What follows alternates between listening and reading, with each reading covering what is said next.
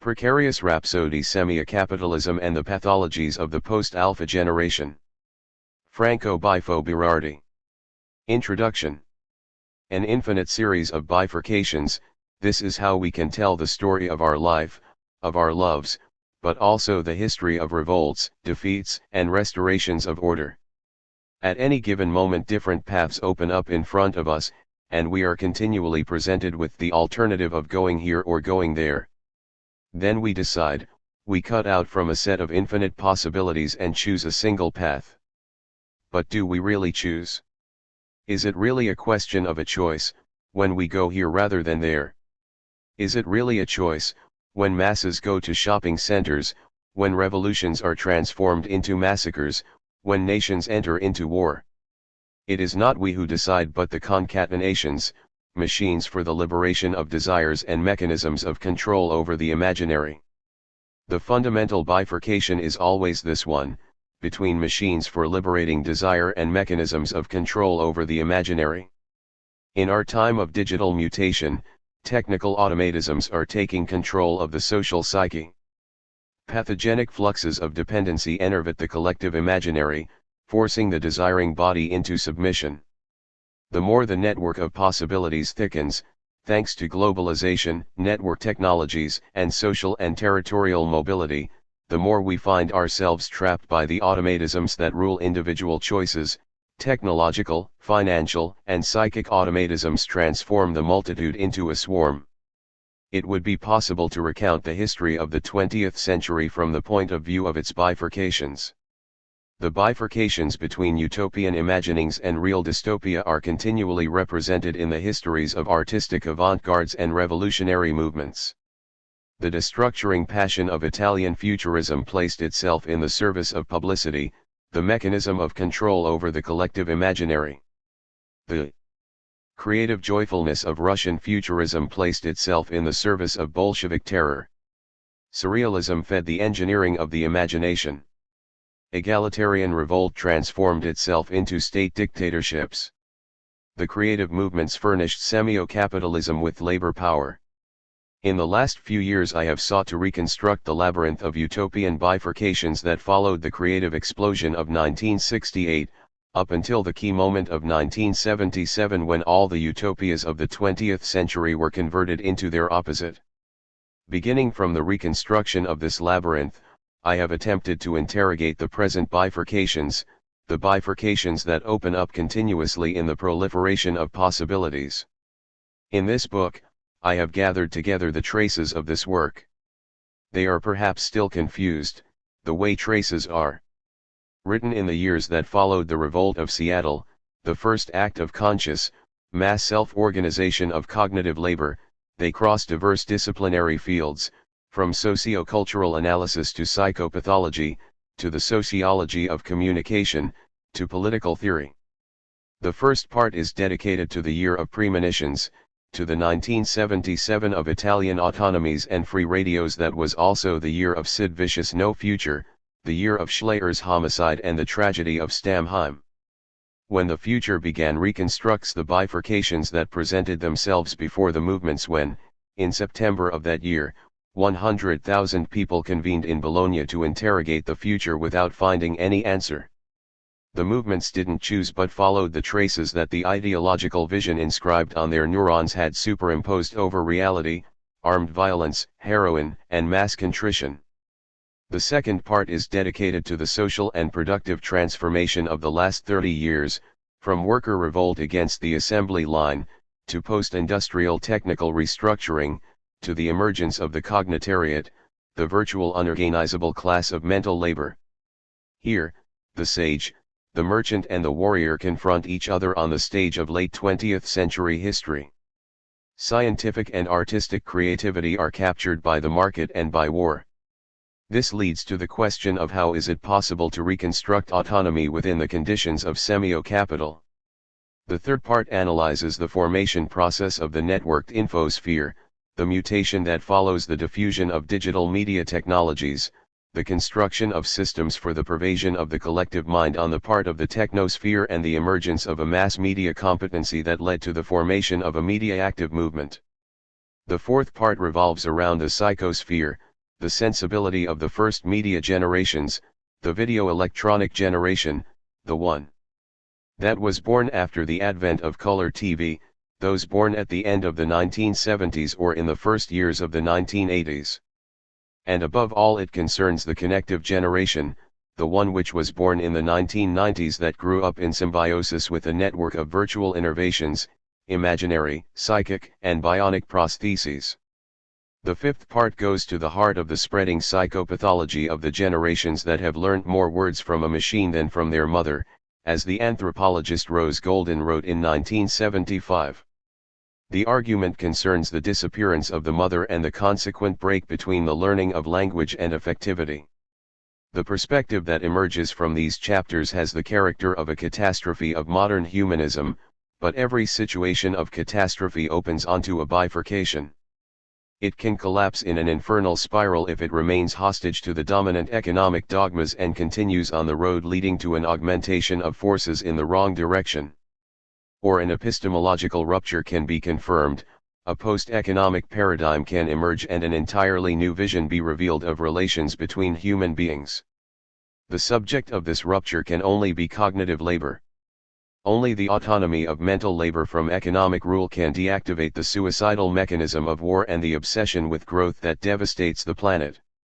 Cognitive, networked, precarious labor is the transversal function capable of recombining the social elements in perennial mutation according to a non-accumulative, non-competitive, and non-aggressive principle.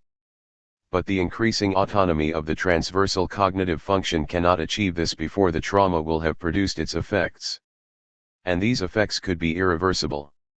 The end of modern politics. The parties of the left which, in the course of the 20th century, have betrayed and dispersed the ideals and expectations of the working class in order to avoid disappearing altogether, are today desperately seeking to pick up the same thread with the new generations.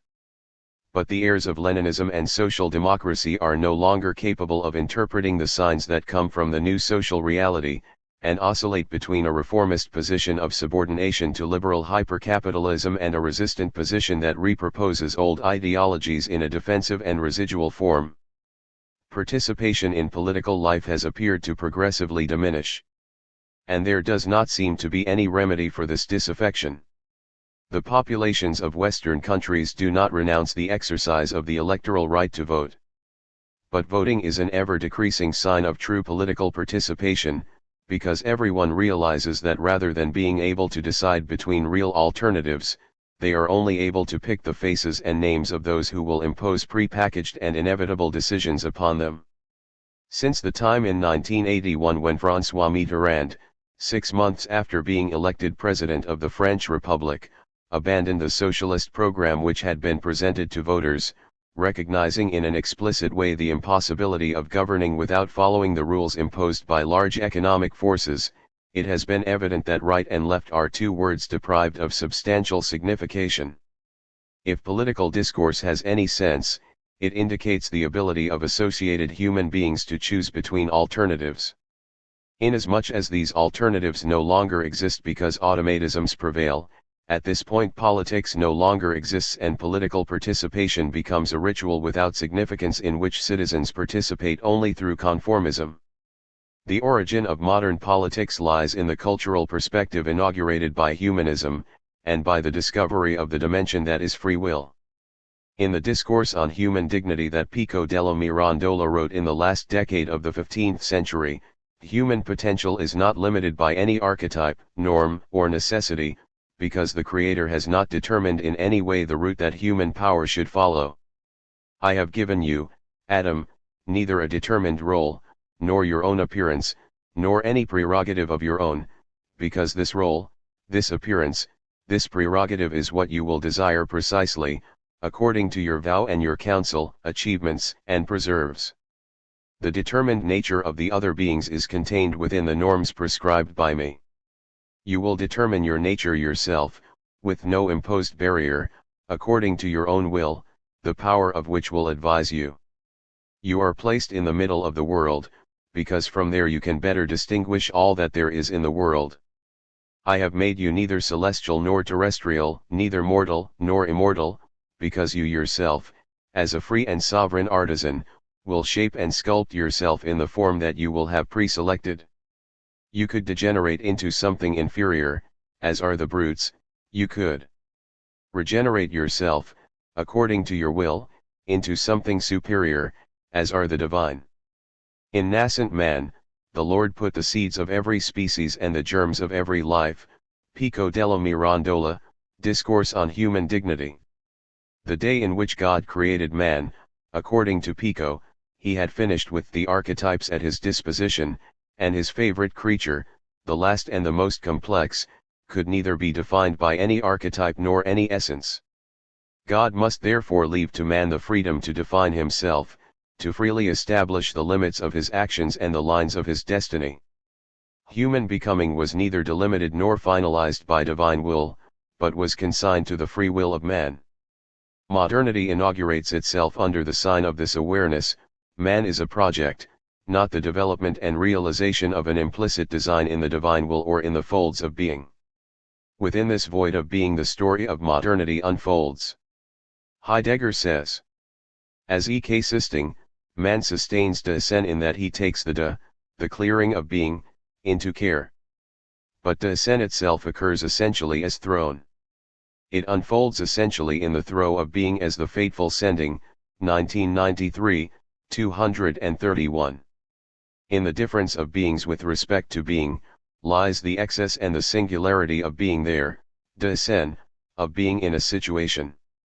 But the technical development of human intelligence prepares the end of human freedom as founded on intermination. Human freedom has constructed, in the course of the modern age, a fate that objectifies itself in technology up until the point it has penetrated language, enfolding it in its automatisms. Thanks to technics, the will to power has produced the instruments for its own end and the end of human freedom, and so of the human itself, inasmuch as the human is that freedom that technology cancels. But there is an even more radical and insurmountable reason for which the political message of modernity cannot be translated into the language of the latest generations, the video-electronic generation, born at the end of the 1970s, and the connective generation born in the first years of the 1990s. Intergenerational transmission has become impossible because of a problem of cognitive formats and not only due to a problem of contents. The mind of the generation which was formed within the technical conditions of video electronics, and then that which is being formed internally to the connective conditions of the net, functions in a manner that is increasingly incompatible with the alphabetic, critical, historical mind, that is to say the mind of modern humanity, the one that believed in the political possibility of choosing between alternatives. I have always found the concept of generation suspect. In the past industrial era, the concept of social class defined processes of identification and conflicts much better. Social classes do not coincide completely with generations, because the formation lines of social class consciousness pass through processes of production and distribution of income, rather than through generational memberships.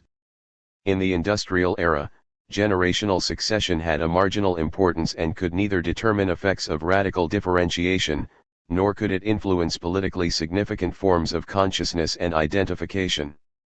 As long as political subjectivity was formed internally to the social division of labor, generational subjectivity was only a socio-biological concept, unsuitable for defining the historical characteristics of subjective consciousness. But the post-industrial transformation has confused the terms of the problem. On an objective level, social and economic stratifications have certainly not been lessened, but this no longer seems in a position to produce decisive effects of identification on the level of consciousness. The fragmentation and increasing precariousness of productive processes has rendered social identity extremely fragile, at the same time as identity is made ever more imaginary and consciousness vectoral.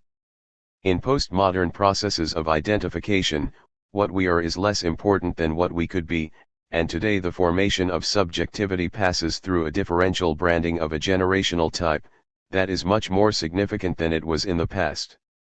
With the concept of generations we are making reference to a human togetherness that shares a temporally defined technological, cognitive, and imaginary formative environment. In the past era of modernity, this formative environment changed slowly over time, while productive and economic relations and the relationships between social classes changed in a much more pronounced way. But once alphabetic technologies gave way to digitalization, this transformation has intervened to radically modify the modalities of learning, memorization and linguistic exchange, and the formative density of generational belonging has become decisive.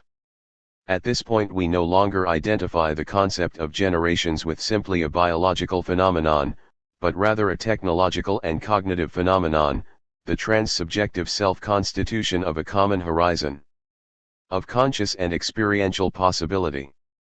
The transformation of the techno-cognitive environment redefines the possibilities and limits of individuation. Because of this, I believe that it is necessary to identify the new forms of social consciousness beginning from generational belonging. And for this reason I will speak of two decisive successive shifts in a mutation that has led to the draining of humanistic categories and of the perspectives on which modern politics was based. These two passages are constituted in the subsumption of the human mind in formation within two successive technological configurations of the media sphere. The first is that which I call video electronic, meaning the technologies of televisual communication. It is a case of the passage that Marshall McLuhan speaks of in his fundamental 1964 study, Understanding Media. McLuhan looks at the transition from the alphabetic sphere to the video electronic one and concludes that when the simultaneous succeeds the sequential, the capacity of mythological elaboration succeeds that of critical elaboration. The critical faculty presupposes a particular structuring of the message, the sequentiality of writing, the slowness of reading, and the possibility of judging in sequence the truth or falsity of statements. It is in these conditions that the critical discrimination that has characterized the cultural forms of modernity becomes possible. But in the sphere of video electronic communication, critique becomes progressively substituted by a form of mythological thinking in which the capacity to distinguish between the truth and falsity of statements becomes not only irrelevant but impossible. This passage took place in the technosphere and media sphere of the 1960s and 1970s, and the generation that was born at the end of the 1970s began to manifest the first signs of impermeability to the values of politics and critique that had been fundamental for the preceding generations of the 20th century. The more radical mutation was the diffusion of digital technologies and the formation of the global internet during the 1990s.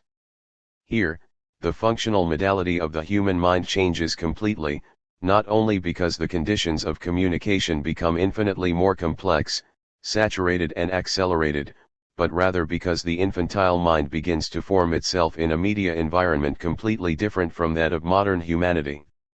The studies that I have collected in the section concerning the psychosphere are dedicated to this connective generation. First bifurcation, 77, the year of premonition. When the future began. What happened in Italy in 1977 is difficult to understand in the framework of modern political concepts. At the time, Italy was in a deeply conflictual period, and a strong movement of students and young proletarians had surfaced, challenging economic and state power. The year 1977 is generally recorded as a year of violence. Indeed, it was the year that the Red Brigade started their crazy, bloody campaigns, and the riots that exploded in the streets of Rome, Bologna and many other towns at the time were not at all peaceful meetings and friendly promenades. But violence was not an issue when the movement broke out. It became an issue when the police reacted violently to the demonstrations, when the government ordered their repression and the police shot dead students in Bologna and in Rome, and elsewhere. There was a rage in the air. This was not only because 15% of the population, especially young people, was unemployed. There was a kind of existential rage, a wave of insubordination that was not confined to Italy. Rather than focus on the violent side of 1977, I prefer to concentrate on the heterogeneous phases of the cultural process which emerged when baby boomers all over the world were hit by the premonition that the modern horizon was drawing to its dissolution. I want to talk about the general landscape of the 1970s, and it is here that I want to situate the Italian uprising. 1977 is not an Italian year, it is the year when Steve Wozniak and Stephen Jobs created the trademark of Apple and what is more, created the tools for spreading information technology, when Alain Mink and Simon Nora wrote L'informatisation de la société, a text which theorizes the coming dissolution of nation-states due to the political effects of emerging telematics. In that year Yuri Andropov, secretary of the KGB, wrote a letter to Leonid Brezhnev, arguing that the Soviet Union was in danger of disappearance if the gap with the USA in the field of informatics was not bridged. It was the year when Jean-François Lyotard wrote the book La Condition Postmoderne. The year when Charlie Chaplin died, the man with the bowler hat and the cane passed away. This was the year of the end of the 20th century, the turning point of modernity. What is special about the Italian situation is not the smoke of the riots and Molotov cocktails. In that experience you can see both faces of the changing times, the happy utopian side of creativity and the despair and hopelessness, and terror. 1977 saw the last revolt of the communist proletarians of the 20th century against capitalist rule and against the bourgeois state. But at the same time it saw the first revolt of the cognitariat, the intellectual workers, and of Technische intelligence. In the culture produced during that year, we can see the premonition of a new cultural process and a new social landscape. In a rhetorical way, I could call it the first rebellion of the new times that we are living now. But I cannot be sure of this. I do not know if the time we are living now will be again a time of insurrection. Maybe yes, maybe not. In a certain sense it could be said that we are witnessing the realization of a bad dream, of the dystopian imagination that was present in the movement that exploded in 1977. For that movement was not only, as the legend goes, a happy event, the free expression of creativity. Contained within was a perception of a deep social deterritorialization, of an economic change bound to destroy the human landscape of the cities, bound to subjugate every fragment of time. In the very chronology of that year we can see the happy phase, which began in 1976 rather than in 1977. But in the months after the violent uprisings in Rome and Bologna, March 1977, one can also see a changing perception, the feeling of terror. In that transition there is something that totally escapes the political framework. In 1977 Ingmar Bergman produced the movie The Serpent's Egg, probably not one of the best movies of Bergman, but a very interesting insight in the construction of the totalitarian mind all the same. When I saw it, right at the end of that year, I felt that in that movie something was directly speaking to me, to us.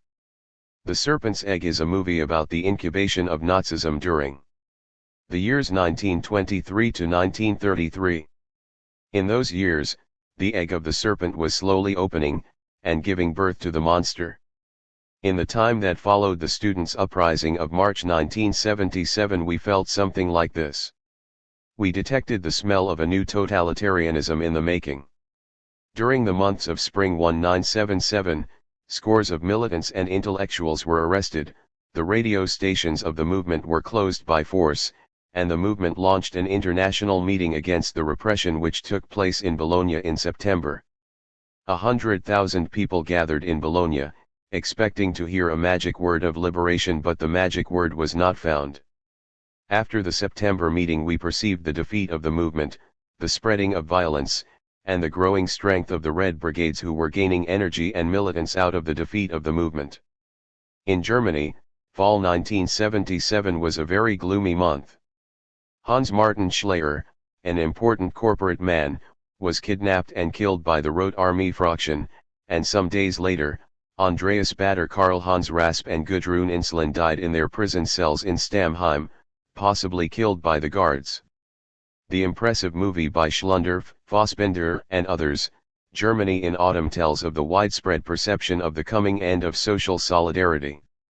In that movie you can perceive the sudden sadness, the fog and the clouds descending over people's lives, and the prison of Stammheim becomes a kind of metaphor for the everyday jail that social life is becoming.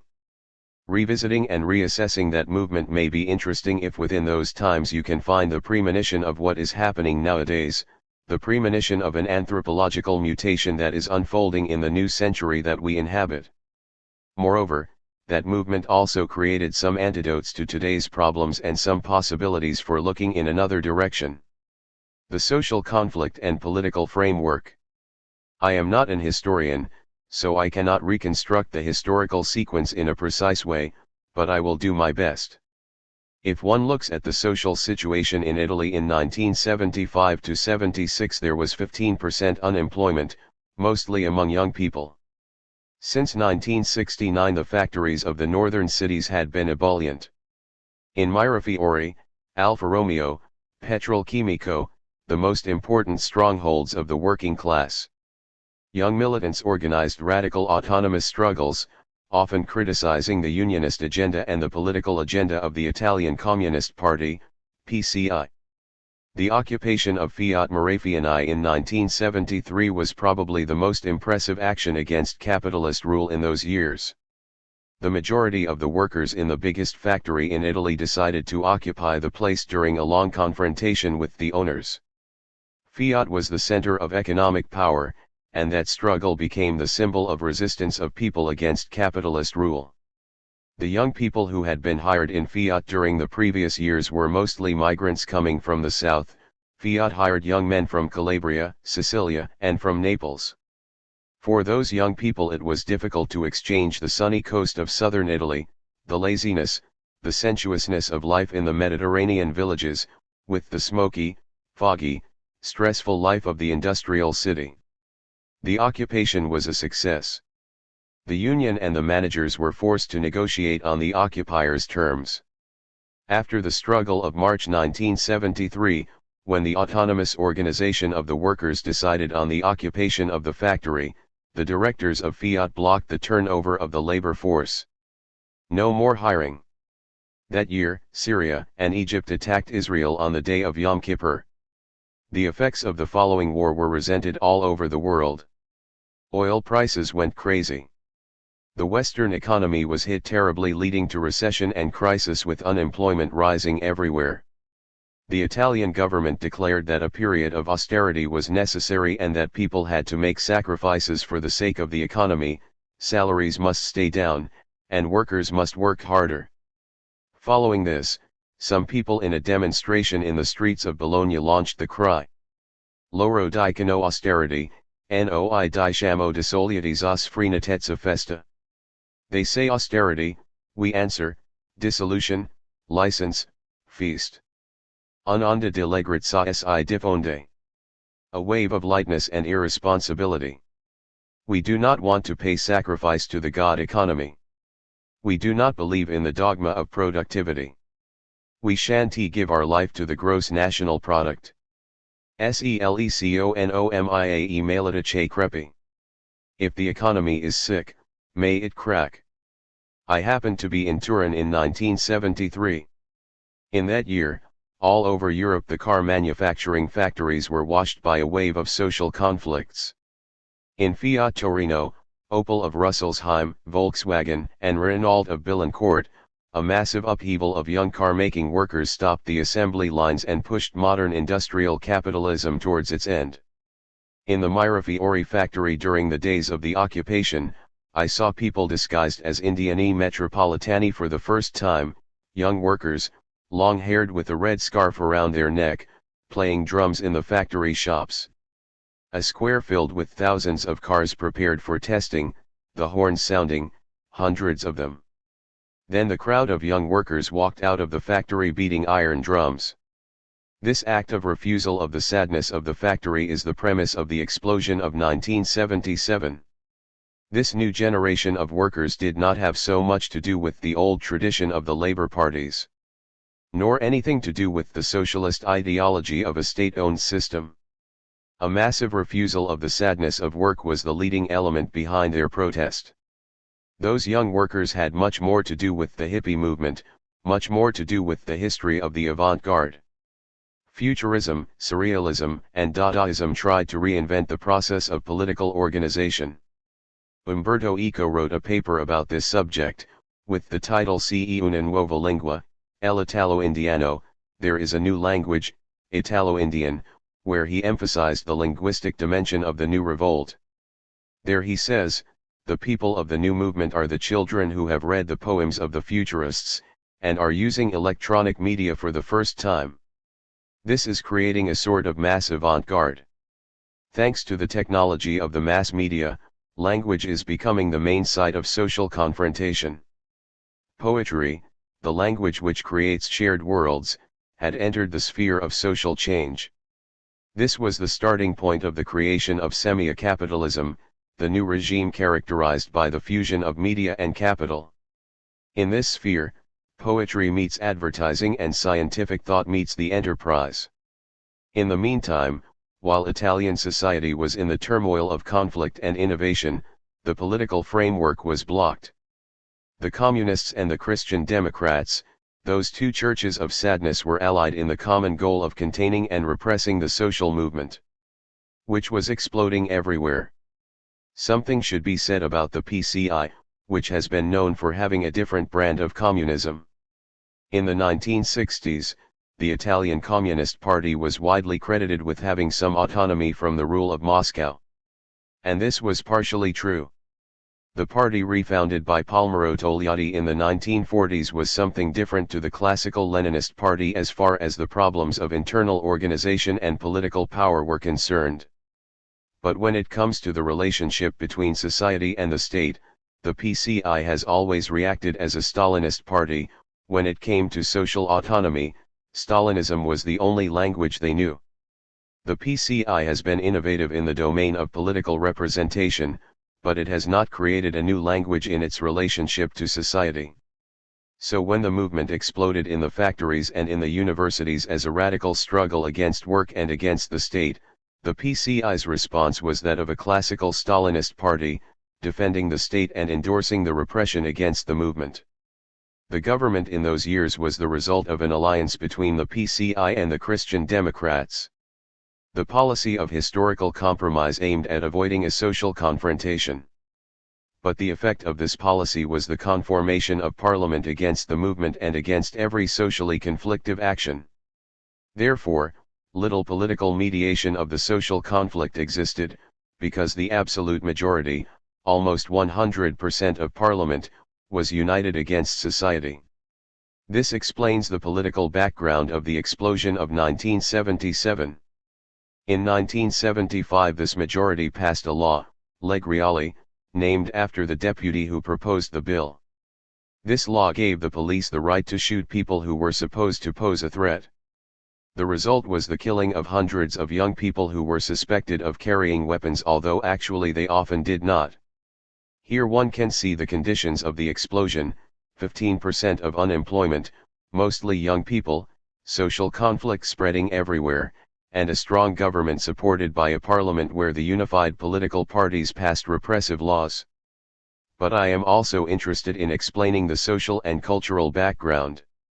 The general framework of the social transformation was the relationship between young workers refusing work in the factories, and students, researchers, and intellectual laborers. Operae studenti uniti nella lotta was not an empty slogan, it was a good picture of the situation. Marked by the emergence of a movement of mass intellectuality as a social actor.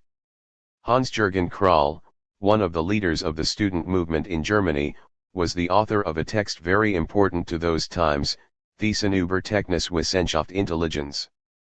In it Krahl said that the problem of political organization was no longer disconnected from the social machinery, like in the Leninist age, but was rooted in the self-organization of intellectual labor. Cognitive labor was shifting towards the center of the social scene. If we are able to connect the refusal of work and techno-scientific intelligence, we may discover that intellectual labor is not labor but freedom. The application of technology to automation creates the conditions for a reduction of working time. The relationship between students and workers is not based upon ideology, but upon the understanding of a common ground in the field of knowledge, technology, and freedom from labor. The last insurrection of the 20th century. In the spring of 1975, we started printing a zine titled A/Traverso. The new offset machine gave us the possibility of composing the page in a much freer way than the old typographic printing machine. We used the Dadaist technique of the collage, taking characters from the newspapers, cutting out pictures, mixing and sticking them to the page and then photographing and printing it all. The people who wrote in the zine were the same people who launched Radio Alice in February 1976, a group of young proletarian poets, autonomes désirants, creativi trasversali, younger brothers of the students with neckties of 1968. Their reading was less tedious than that of their elder brothers. They were not reading so much Marx and Lenin, but William Burroughs and Roland Barthes. In the pages of A/Traverso, one central concept was repeated in 1,000 ways. Collective happiness is subversion, subversion is collective happiness. When Radio Alice started broadcasting in February 1976, a dozen anarcho-operists, post-hippie and proto-punks met in a top-floor flat on the roof of the old city of Bologna, and emitted ambiguous signals. The excitation was growing. The political context, the historical compromise of the communists and of the Catholics, was too narrow for the ebullient society. Conflicts were spreading in the factories, in squats and in scattered events of appropriation all over the country. Il comunismo e libero e felice di 600.000 Radio Alice. Communism is free and happy, 100,000 Radio Alices. Futurism and Dada were the reference points of this new movement, which saw a proliferation of new writing and media such as another magazine, Il Corrispondente Operaio, the Workers' Correspondent. We aimed to write point blank at close range, to aim at the roots, with a soundtrack of Giovanna Marini and Jefferson Airplane. We sought to abolish the separation between art and daily life, or indeed to abolish art and daily life itself. If in the 1920s the avant-garde had been an elite phenomenon, by the 1970s it was becoming a mass experiment in creating a semiotic environment for life. Thanks to the radios, thanks to the autonomous zines spreading all over, a large-scale process of mass irony was launched. Irony meant the suspension of the semantic heaviness of the world. Suspension of the meaning that we give to gestures, to relationships, to the shape of the thing. We saw it as a suspension of the kingdom of necessity and were convinced that power has power as far as those who have no power take power seriously. Indeed, when irony becomes a mass language, power loses ground, authority, and strength. This was time of dissidence, of the ironic from the dogmatic, of Dadaism, dissidence from the fanaticism of politics and the refusal of labor, dissidence from the fanaticism of the economy. What does it mean to be rich? The contradiction between young proletarians and old industrial workers became evident in October 1976 during the struggle at Innocenti, a car-producing factory of Milan. Young people, freshly hired, did not take to being exploited and organized themselves defensively by absenteeism, collective escape from work. Some had been fired and the strikes followed as a response. But the old workers did not take part in the strikes, believing that the young saboteurs had no right to claim their job as they did not like to work. The question of youth was no more a mere socio-cultural problem, it was becoming a factor in the redefinition of the very political framework of the labor movement, and a factor of social recomposition. Young people were suffering because of the effects of the recession that had begun in 1973 following the oil shock caused by the War of Yom Kippur. Unemployment was high amongst the young, and precarious labor began to spread for the first time. The movement did not fight for full employment but for money. Legal and illegal actions of appropriation and the sharing of goods were spreading. Young people shared everything: houses, clothes, objects for daily life. People were working less and taking more time for pleasure. There was absolutely no feeling of sacrifice, the recession notwithstanding, no poverty, no renunciation. To be rich was not seen as possessing many things to consume, but having time to enjoy. To be rich did not mean having a large amount of money, but enough to live without working too much. You see what an enigmatic question was posed: why there are periods when human bodies attract each other, and souls pleasantly lie together, and periods when empathy seems to dissolve and human beings stay alone in despair? Which dynamic results in the heavy architectures of depression and which dynamic governs the light architectures of happily living together? The simultaneous hostility towards the capitalist regime and the PCI led the movement to break all the relationships with the historical left.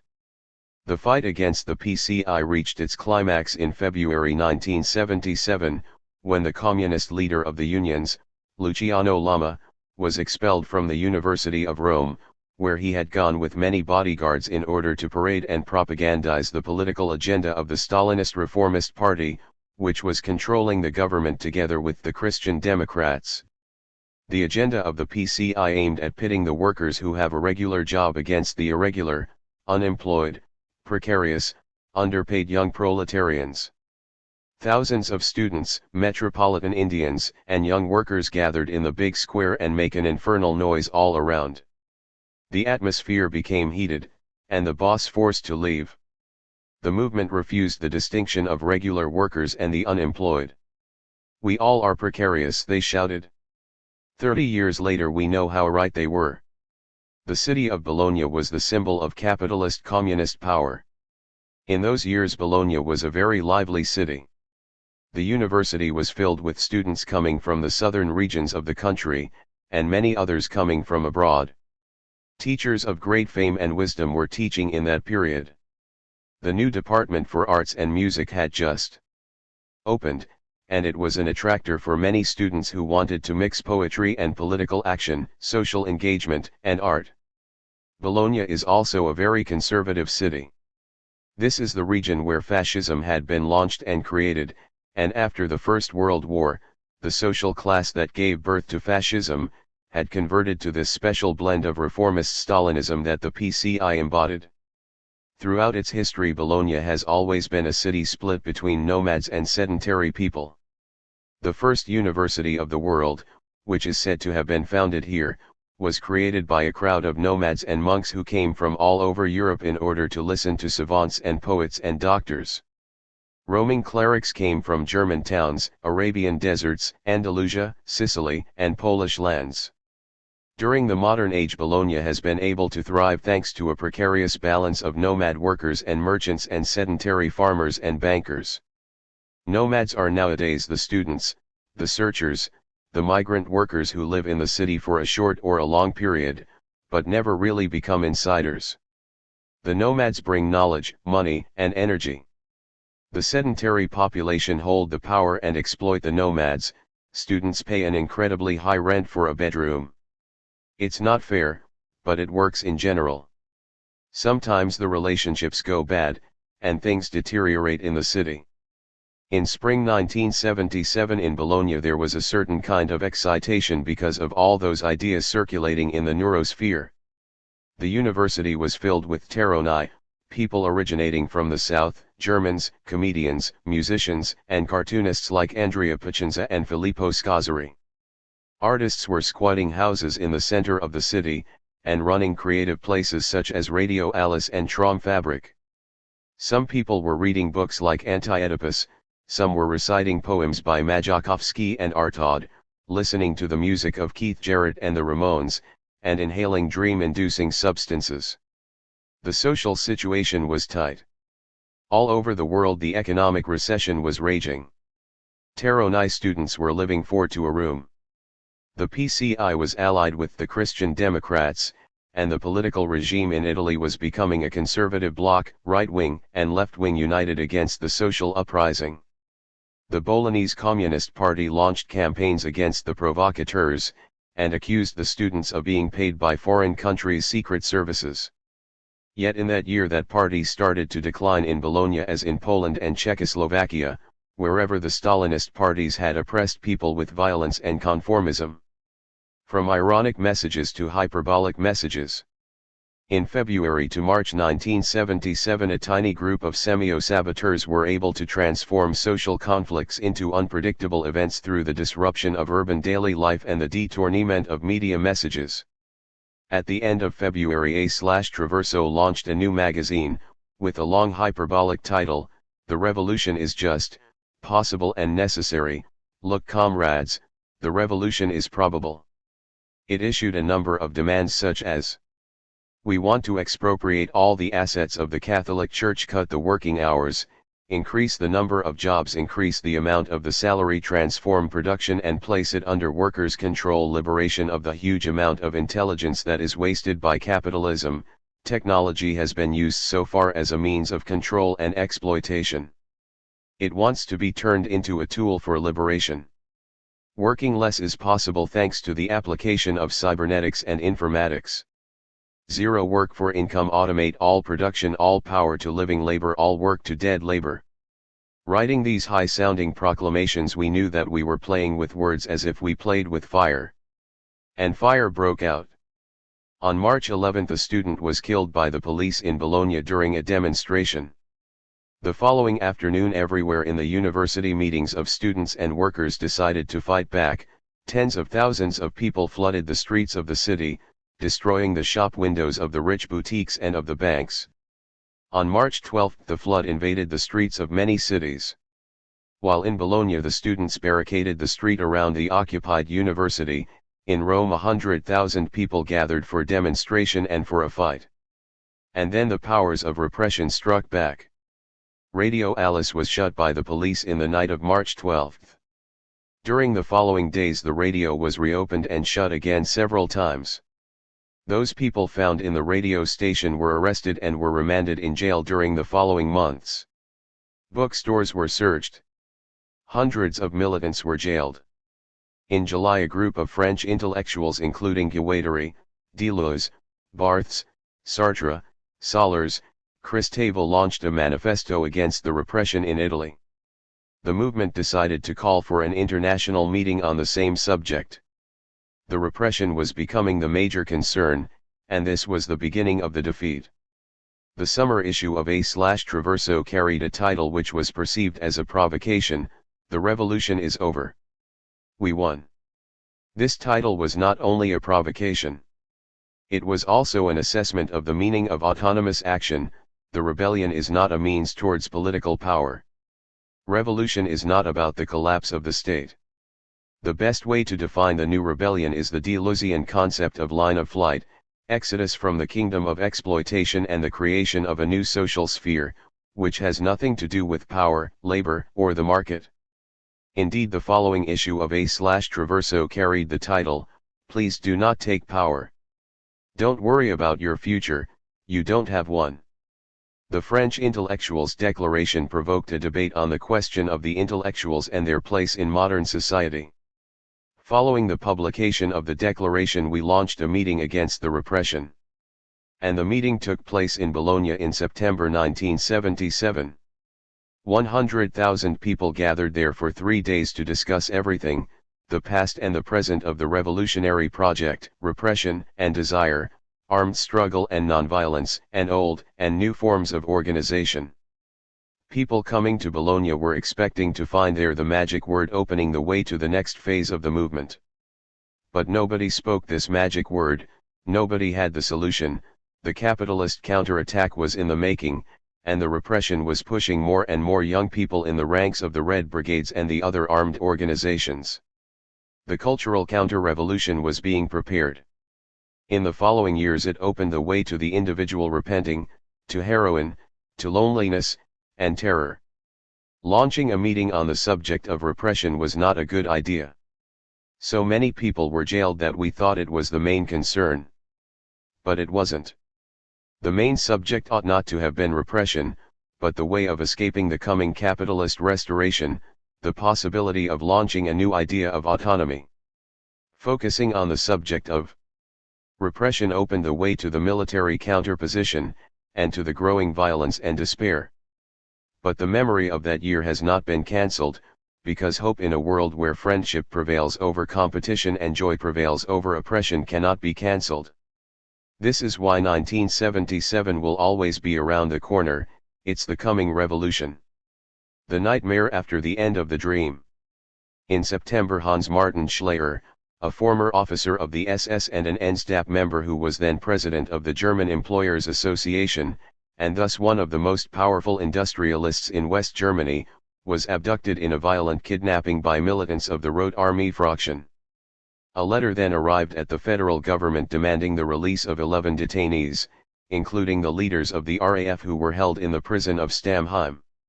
The crisis dragged on for more than a month, while the Bundeskriminalamt carried out its biggest investigation to date. Matters escalated when, on October 13, 1977, Lufthansa Flight 181 from Palma de Mallorca to Frankfurt was hijacked. A group of 4 Arabs took control of the plane named Landshut. The leader introduced himself to the passengers as Captain Mahmoud, who would be later identified as Zohair Youssef Akik. When the plane landed in Rome for refueling, he issued the same demands as the Schleyer kidnappers, plus the release of 2 Palestinians held in Turkey, and payment of $15 million. A high-risk rescue operation was led by Hans-Jürgen Wisniewski, then undersecretary in the Chancellor's office, who had secretly been flown in from Bonn. At 5 minutes past midnight on October 18, the plane was stormed in a 7-minute assault by the GSG-9, an elite unit of the German Federal Police. All 4 hijackers were shot, 3 of them died on the spot. Not one passenger was seriously hurt, and Wisniewski was able to phone Schmidt and tell the Bonn crisis squad that the operation had been a success. Half an hour later, German radio broadcasted the news of the rescue, to which the Stammheim inmates listened on their radios. In the course of the night, Bader was found dead with a gunshot wound in the back of his head and Insulin hanged in her cell. Rasp died in hospital the next day from a gunshot to the head. Irmgard Mahler, who had several stab wounds in the chest, survived and was released from prison in 1994. On October 18, Hans Martin Schleyer was shot dead by his captors en route to Mulhouse, France. The next day, Schleier's kidnappers announced that he had been executed and pinpointed his location. His body was recovered later that day in the trunk of a green Audi 100 on the Rue Charles Pigot. Charlie Chaplin, the man who had recounted the dehumanization of the industrial process, and who had shown the kindness of people who were able to be human although they were poor, died on December 25. There was no more place for kindness in the world. In the final days of 1977, the movie Saturday Night Fever showed a new working class, happy to be exploited all week long in exchange for some fun in the disco. 1977 was the year of mass youth suicide in Japan, the official figure being 784. What caused an outcry was the fast succession, at the end of the summer holidays of that year, of suicides by children, 13, to be exact, all amongst primary school children. What is disconcerting here is not so much the number as the gratuitousness and the incomprehensibility of the gesture. In all these cases, there are no motivations or reasons for the act. There is a striking lack of words, an incapacity on the part of the adults that lived with their child to predict, understand, or explain what happened. In Japan as in Europe and the USA, 1977 is the year of passage beyond modernity. But whereas in Europe, this passage is signaled by the philosophy of authors such as Baudrillard, Virilio, Guattari, Deleuze, and by the political consciousness of mass movements such as the creative Italian Autonomia or London Punk, and whereas in North America it takes the form of a cultural explosion, of a movement of urban transformations which is expressed in the artistic and musical no wave, in Japan, the passage already appears without mediation, as an unexplainable monstrosity which quickly becomes daily normality, the prevalent form of collective existence. Since 1977, the collapse of the Western mind has assumed a sneaking, subterranean, episodic trajectory, but at the threshold of the millennium, it takes on the rhythm of a precipice, of a no longer containable catastrophe. What the consciousness of 1977 had signaled as a danger and a possibility implicit in the acceleration of productive and existential rhythms, becomes daily news. Certain events signaled this passage, becoming viruses, carrying information that reproduces, proliferates, and infects the entire social organism.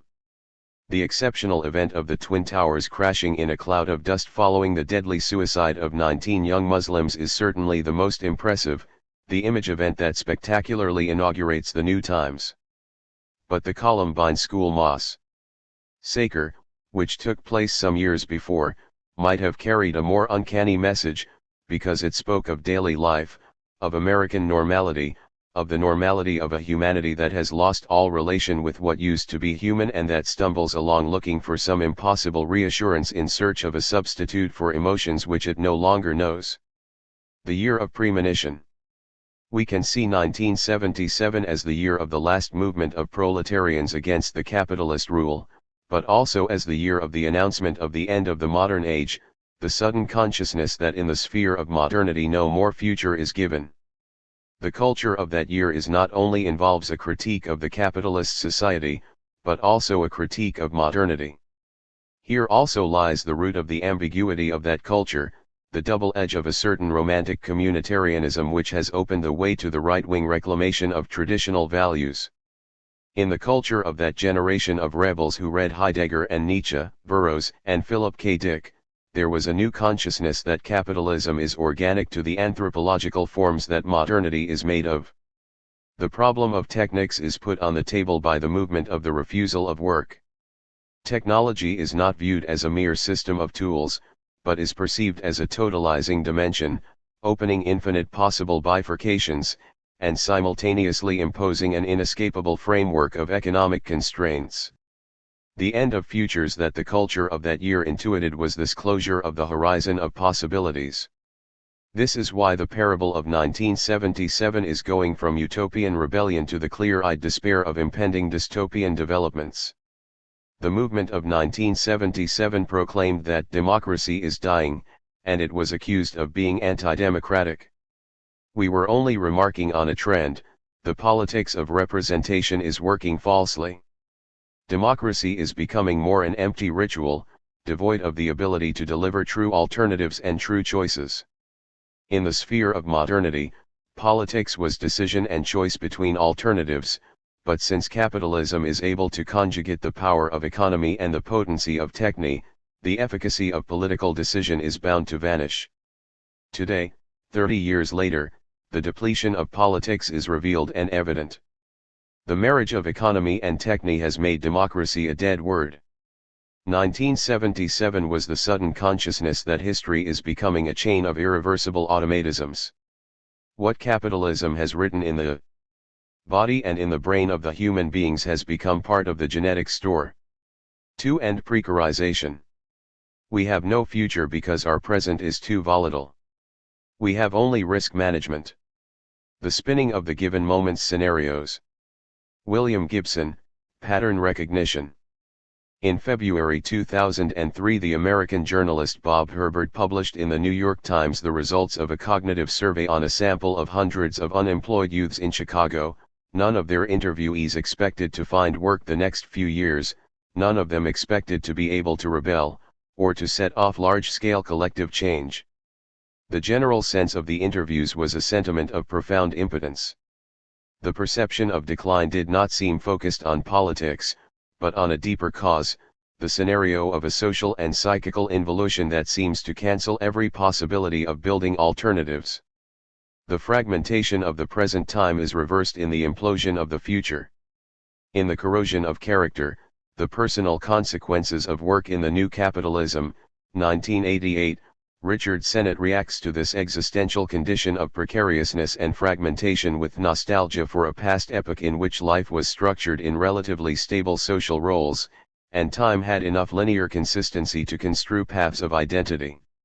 The arrow of time is broken, in an economy under constant restructuring that is based on the short term and hates routine, definite trajectories no longer exist. People miss stable human relations and long-term objectives, 1988. But this nostalgia has no hold on present reality, and the attempts to reactivate the community remain artificial and sterile.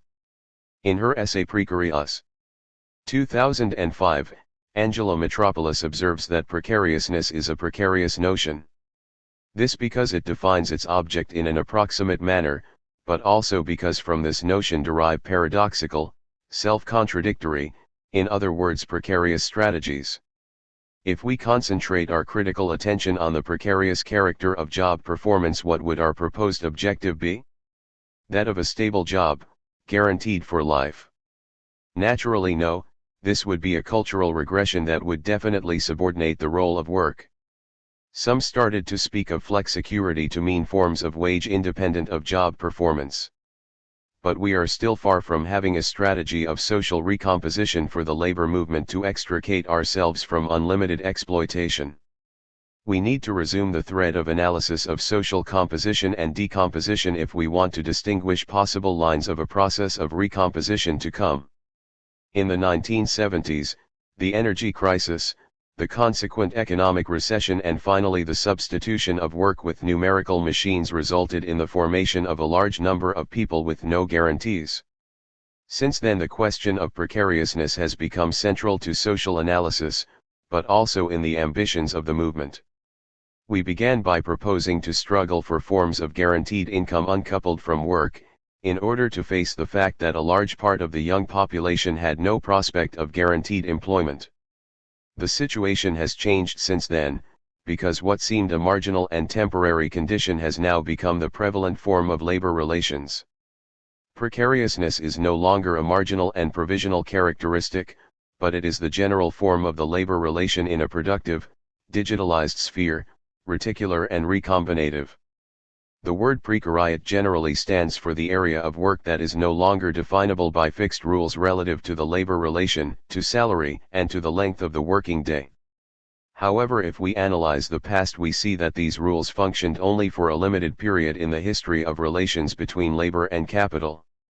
Only for a short period at the heart of the 20th century, under the political pressures of unions and workers, in conditions of, almost, full employment and thanks to a more or less strongly regulatory role of the state in the economy, some limits to the natural violence of capitalist dynamics could be legally established. The legal obligations that in certain periods have protected society from the violence of capital were always founded on the existence of a relation of a force of a political and material kind, workers' violence against the violence of capital. Thanks to political force it became possible to affirm rights, establish laws, and protect them as personal rights. With the decline in the political force of the workers' movement, the natural precariousness of labor relations in capitalism, and its brutality, have re-emerged. The new phenomenon is not the precarious character of the job market, but the technical and cultural conditions in which info-labor is made precarious. The technical conditions are those of digital recombination of info work in networks. The cultural conditions are those of the education of the masses and the expectations of consumption inherited from late 20th century society and continuously fed by the entire apparatus of marketing and media communication. If we analyze the first aspect, i.e. the technical transformations introduced by the digitalization of the productive cycle, we see that the essential point is not the becoming precarious of the labor relation, which, after all, has always been precarious, but the dissolution of the person as active productive agent, as labor power. We have to look at the cyberspace of global production as an immense expanse of depersonalized human time.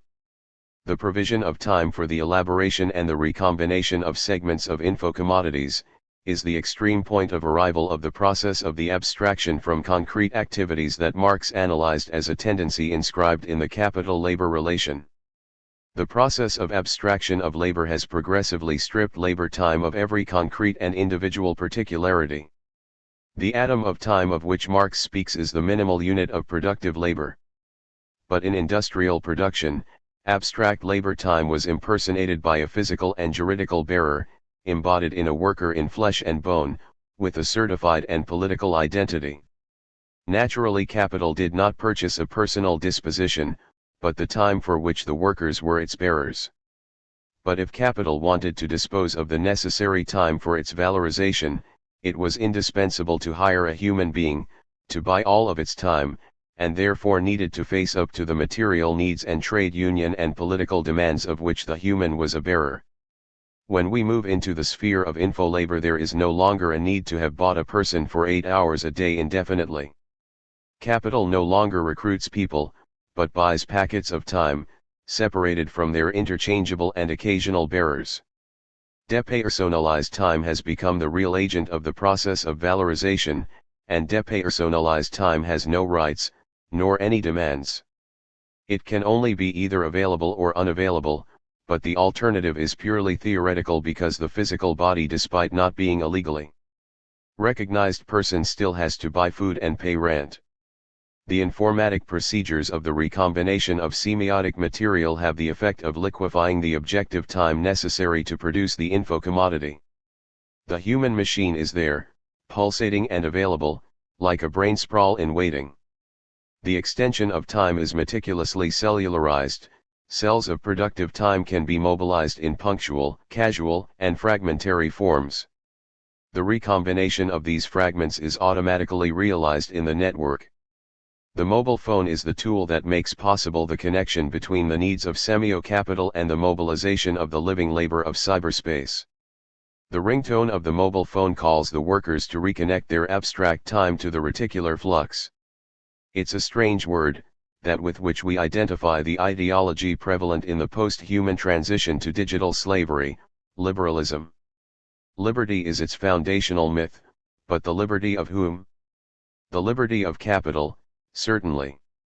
Capital must be absolutely free to expand in every corner of the world to find the fragment of human time available to be exploited for the most miserable wage. But liberalism also predicates the liberty of the person.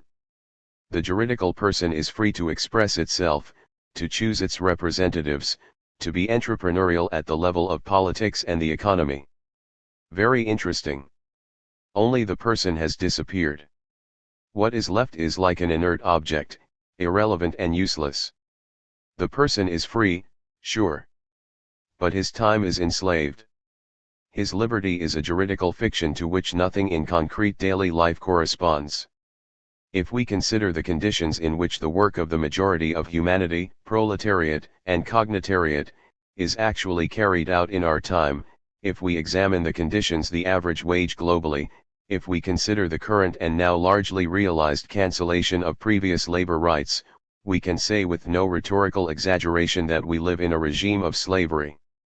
The average salary on the global level is hardly sufficient to buy the indispensable means for the mere survival of a person whose time is at the service of capital. And people do not have any right over the time of which they are formally the proprietors, but effectively expropriated. That time does not really belong to them, because it is separated from the social existence of the people who make it available to the recombinative cyber-productive circuit. The time of work is fractalized, that is, reduced to minimal fragments that can be reassembled, and the fractalization makes it possible for capital to constantly find the conditions of minimum salary. How can we oppose the decimation of the working class and its systemic depersonalization, the slavery that is affirmed as a mode of command of precarious and depersonalized work? This is the question that is posed with insistence by whoever still has a sense of human dignity. Nevertheless, the answer does not come out because the form of resistance and of struggle that were efficacious in the 20th century no longer appear to have the capacity to spread and consolidate themselves, nor consequently can they stop the absolutism of capital. An experience that derives from workers' struggle in recent years is that the struggle of precarious workers does not make a cycle. Fractalized work can also punctually rebel, but this does not set into motion any wave of struggle. The reason is easy to understand. In order for struggles to form a cycle, there must be a spatial proximity of the bodies of labor and an existential temporal continuity. Without this proximity and this continuity, we lack the conditions for the cellularized bodies to become community. No wave can be created, because the workers do not share their existence in time, and behaviors can only become a wave when there is a continuous proximity in time that info-labor no longer allows. Schizoeconomy. The categories of the critique of political economy are now insufficient because processes of subjectivation traverse fields that are much more complex. A new disciplinary field is starting to be delineated in the encounter between the territories of economics, semiotics, and psychochemistry. Semiocapital is capital flux that coagulates in semiotic artifacts without materializing itself. The concepts forged by 2 centuries of economic thought seem dissolved, inoperative and incapable of comprehending a great deal of the phenomena that have emerged in the sphere of social production since it became cognitive. Cognitive activity has always been the basis of all human production, even that of a more mechanical type. There is no process of human labor that does not imply an exercise of intelligence. But today, cognitive capacity is becoming the essential productive resource. In the sphere of industrial labor, the mind was put to work as a repetitive automatism, the physiological support of muscular movement. Today the mind is at work in so many innovations, languages, and communicative relations. The subsumption of the mind in the process of capitalist valorization leads to a true mutation. The conscious and sensitive organism is submitted to a competitive pressure, to an acceleration of stimuli, to a constant attentive stress. As a consequence, the mental atmosphere, the infosphere in which the mind is formed and enters into relations with other minds, becomes a psychopathogenic atmosphere.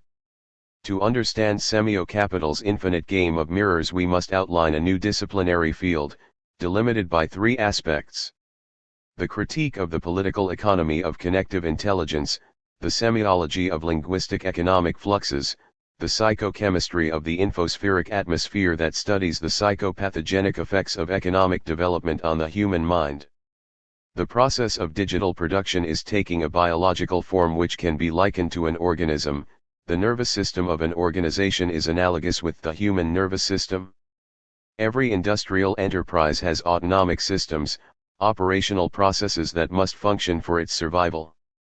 What was lacking from organizations in the past were the links between pieces of information that resemble the interconnected neurons in the brain. The network digital business functions as an excellent artificial nervous system. Information flows within it quickly and naturally, like thought in a human being, and we are able to use technology to govern and coordinate groups of people, with the same rapidity with which we can concentrate on a problem. According to Bill Gates, 1999, the conditions are created for the realization of a new form of economic system, centered on what can be defined as business at the speed of thought. In the connected world, the retroactive loops of general systems theory are fused with the dynamic logic of biogenetics in a post-human vision of digital production. Human minds and flesh are integrated with digital circuits thanks to interfaces of acceleration and simplification. A model of bioinfo production is emerging that produces semiotic artifacts with the capacity for the auto-replication of living systems. Once fully operative, the digital nervous system can be rapidly installed in every form of organization. This means that only apparently Microsoft concerns itself with software, products, and services. In reality, the hidden finality of software production is the wiring of the human mind in a network continuum of the cybernetic type destined to structure the fluxes of digital information by means of the nervous system of all the key institutions of contemporary life. Microsoft will therefore be considered as a global virtual memory, exchangeable and ready to install. A cyberpanopticon. Inserted in the fleshy circuits of human subjectivity. Cybernetics finally becomes life, or, as Bill Gates likes to say, information is our vital fluid. The psychic collapse of the economy. The digital nervous system incorporates itself progressively in the organic nervous system, in the circuit of human communication, and recodifies it according to its operational lines and according to its own speed. But in order to fulfill this transformation, the body-mind must pass through an infernal mutation, that we see developing in the history of the world.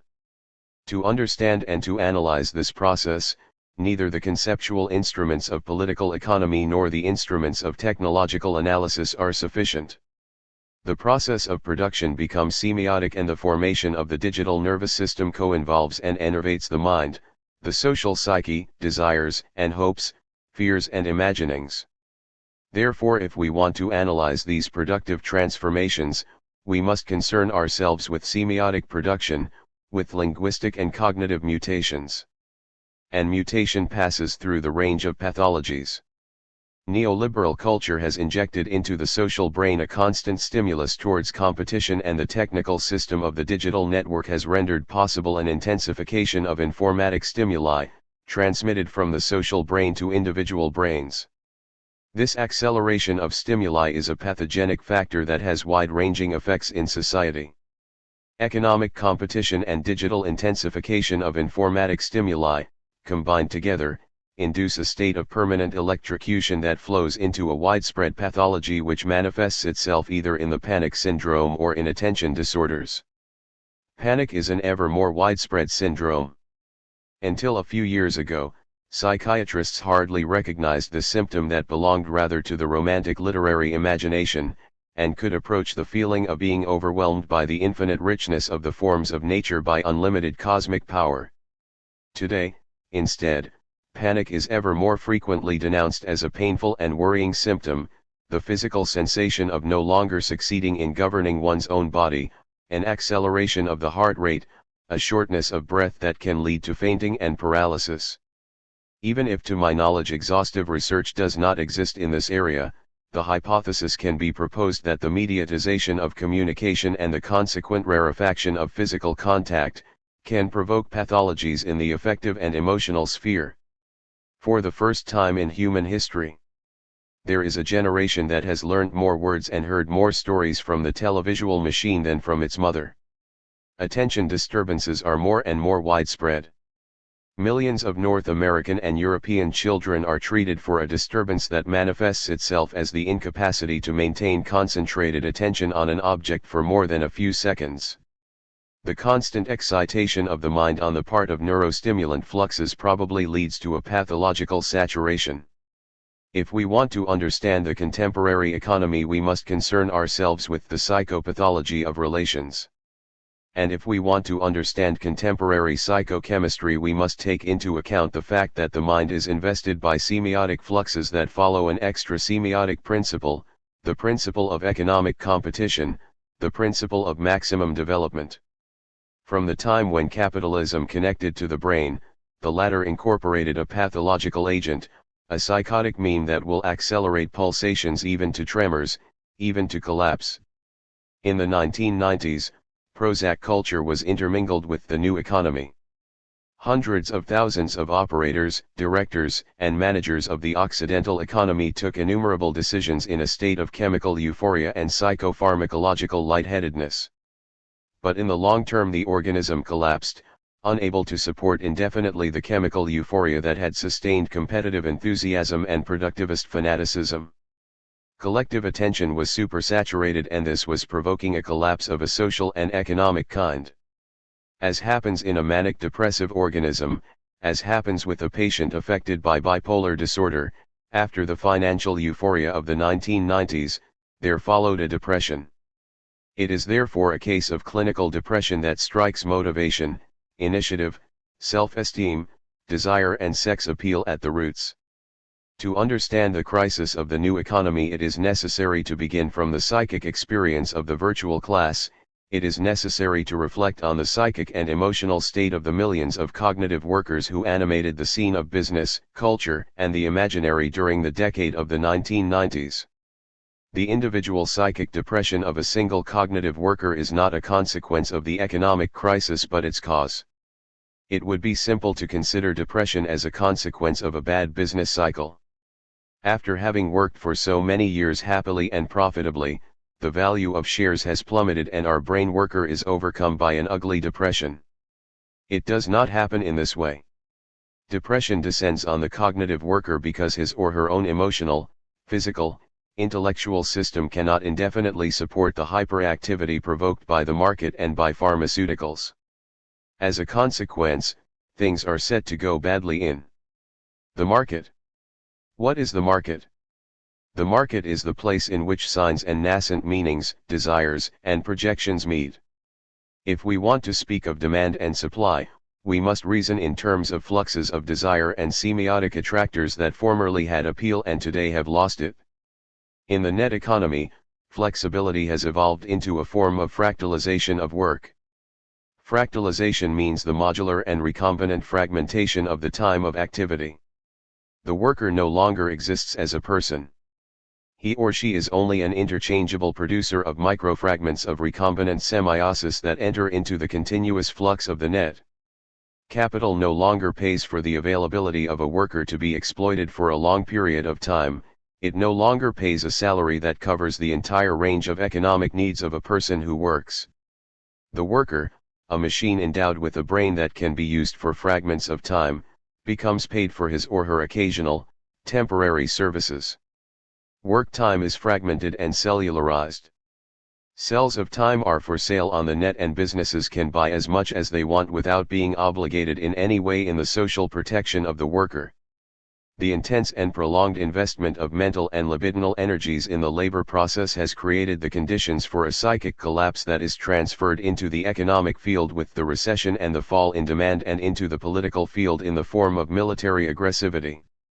The use of the word collapse is not as a metaphor but as a clinical description of what is happening in the Occidental mind. The word collapse expresses a real and exact pathological phenomenon that invests the psychosocial organism. That which we have seen in the period following the first signs of economic decline, in the first months of the new century, is a psychopathic phenomenon of overexcitation, trembling, panic, and finally of a depressive fall. The phenomena of economic depression have always contained elements of the crisis of the psychosocial equilibrium, but when at last the process of production has involved the brain in a massive way, psychopathology has become the crucial aspect of economic cycles. The available attention time for the workers involved in the informatic cycle is constantly being reduced. They are involved in a growing number of mental tasks that occupy every fragment of their attention time. For them there is no longer the time to dedicate to love, to tenderness, to affection. They take Viagra because they don't have time for sexual preliminaries. They take cocaine to be continuously alert and reactive. They take Prozac to cancel out the awareness of the senselessness that unexpectedly empties their life of any interest. Cellularization has brought about a type of permanent occupation of living time. The effect is a mutation of social relations in a psychopathic direction. The signs are evident: millions of packets of psychopharmaceuticals sold, an epidemic of attention disturbances spreading among children and adolescents, the becoming normal of the diffusion of drugs like Ritalin in schools, and what seems to be the spreading of an epidemic of panic in the fabric of everyday life. The infosphere and the social mind. The mediascape is the universe of transmitters that send to our brain signals according to the most varied formats. The infosphere is the interface between the media system and the mind that receives the signals, the mental ecosphere, that immaterial sphere in which semiotic fluxes interact with the reception antennae of the minds scattered on the planet. The mind is the universe of receivers that are not naturally limited to receiving but process, create, and in their turn put in motion new processes of transmission and provoke the continuous evolution of the mediascape. The evolution of the infosphere's activation of always more complex networks of information distribution has produced a leap in the power, speed, and the very format of the infosphere. There is no corresponding leap in the power and format of reception. The universe of receivers, human brains of real people made of flesh, fragile and sensual organs, is not formatted according to the same standard as the system of digital transmitters.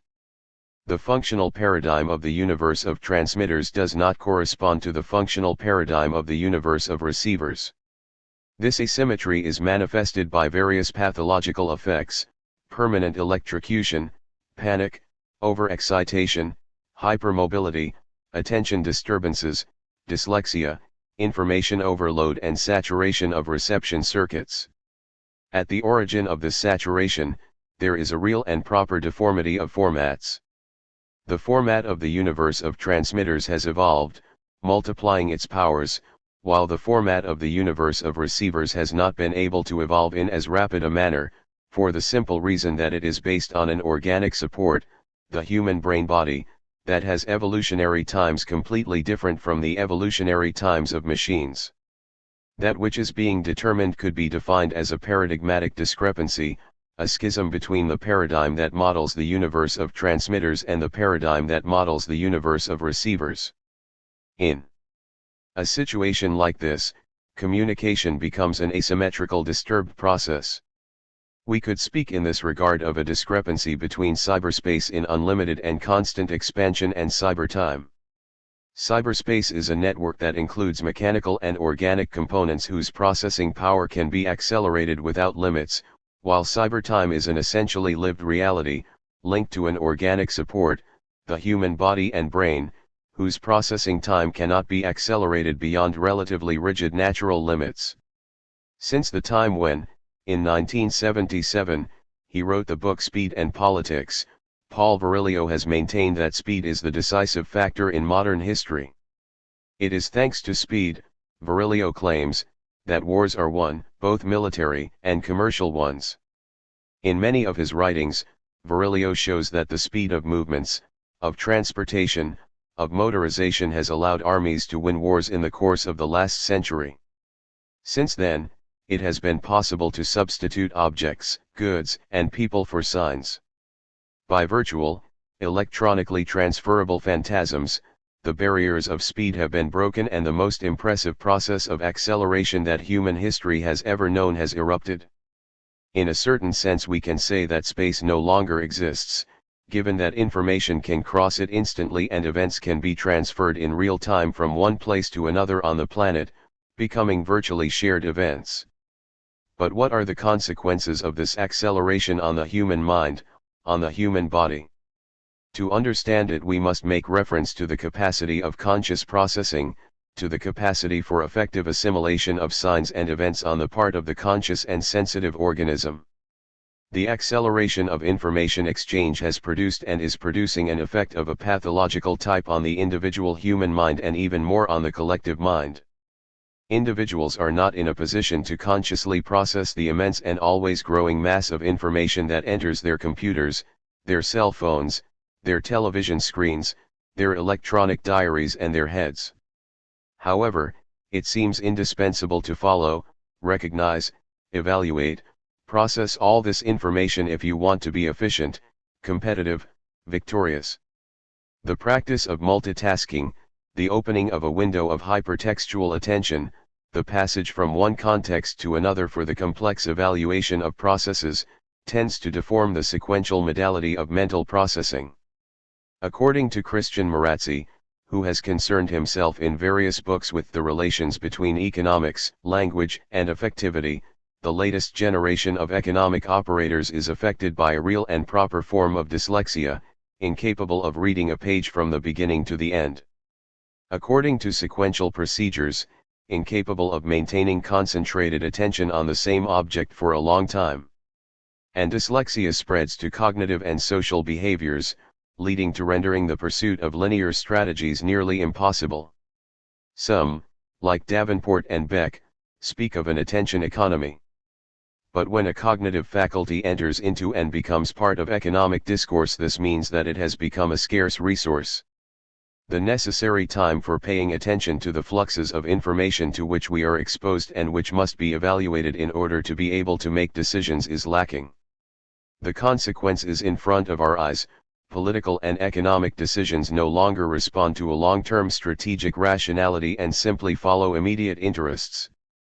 On the other hand, we are always less available for giving our attention to others gratuitously. We no longer have the attention time for love, tenderness, nature, pleasure, and compassion. Our attention is ever more besieged and therefore we assign it only to our careers, to competition, and to economic decisions. And in any case our temporality cannot follow the insane speed of the hyper-complex digital machine. Human beings tend to become the ruthless executors of decisions taken without attention.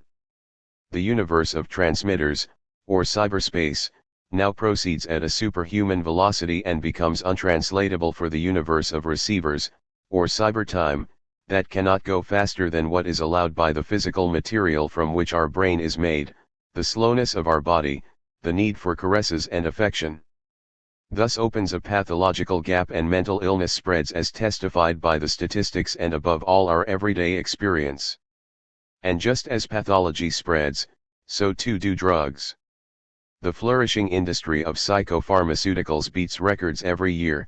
The number of packets of Ritalin, Prozac, Zoloft and other psychotropics sold in the pharmacies continually increases, while dissociation, suffering, desperation, terror, the desire not to exist, to not have to fight continuously, to disappear grows alongside the will to kill and to kill oneself.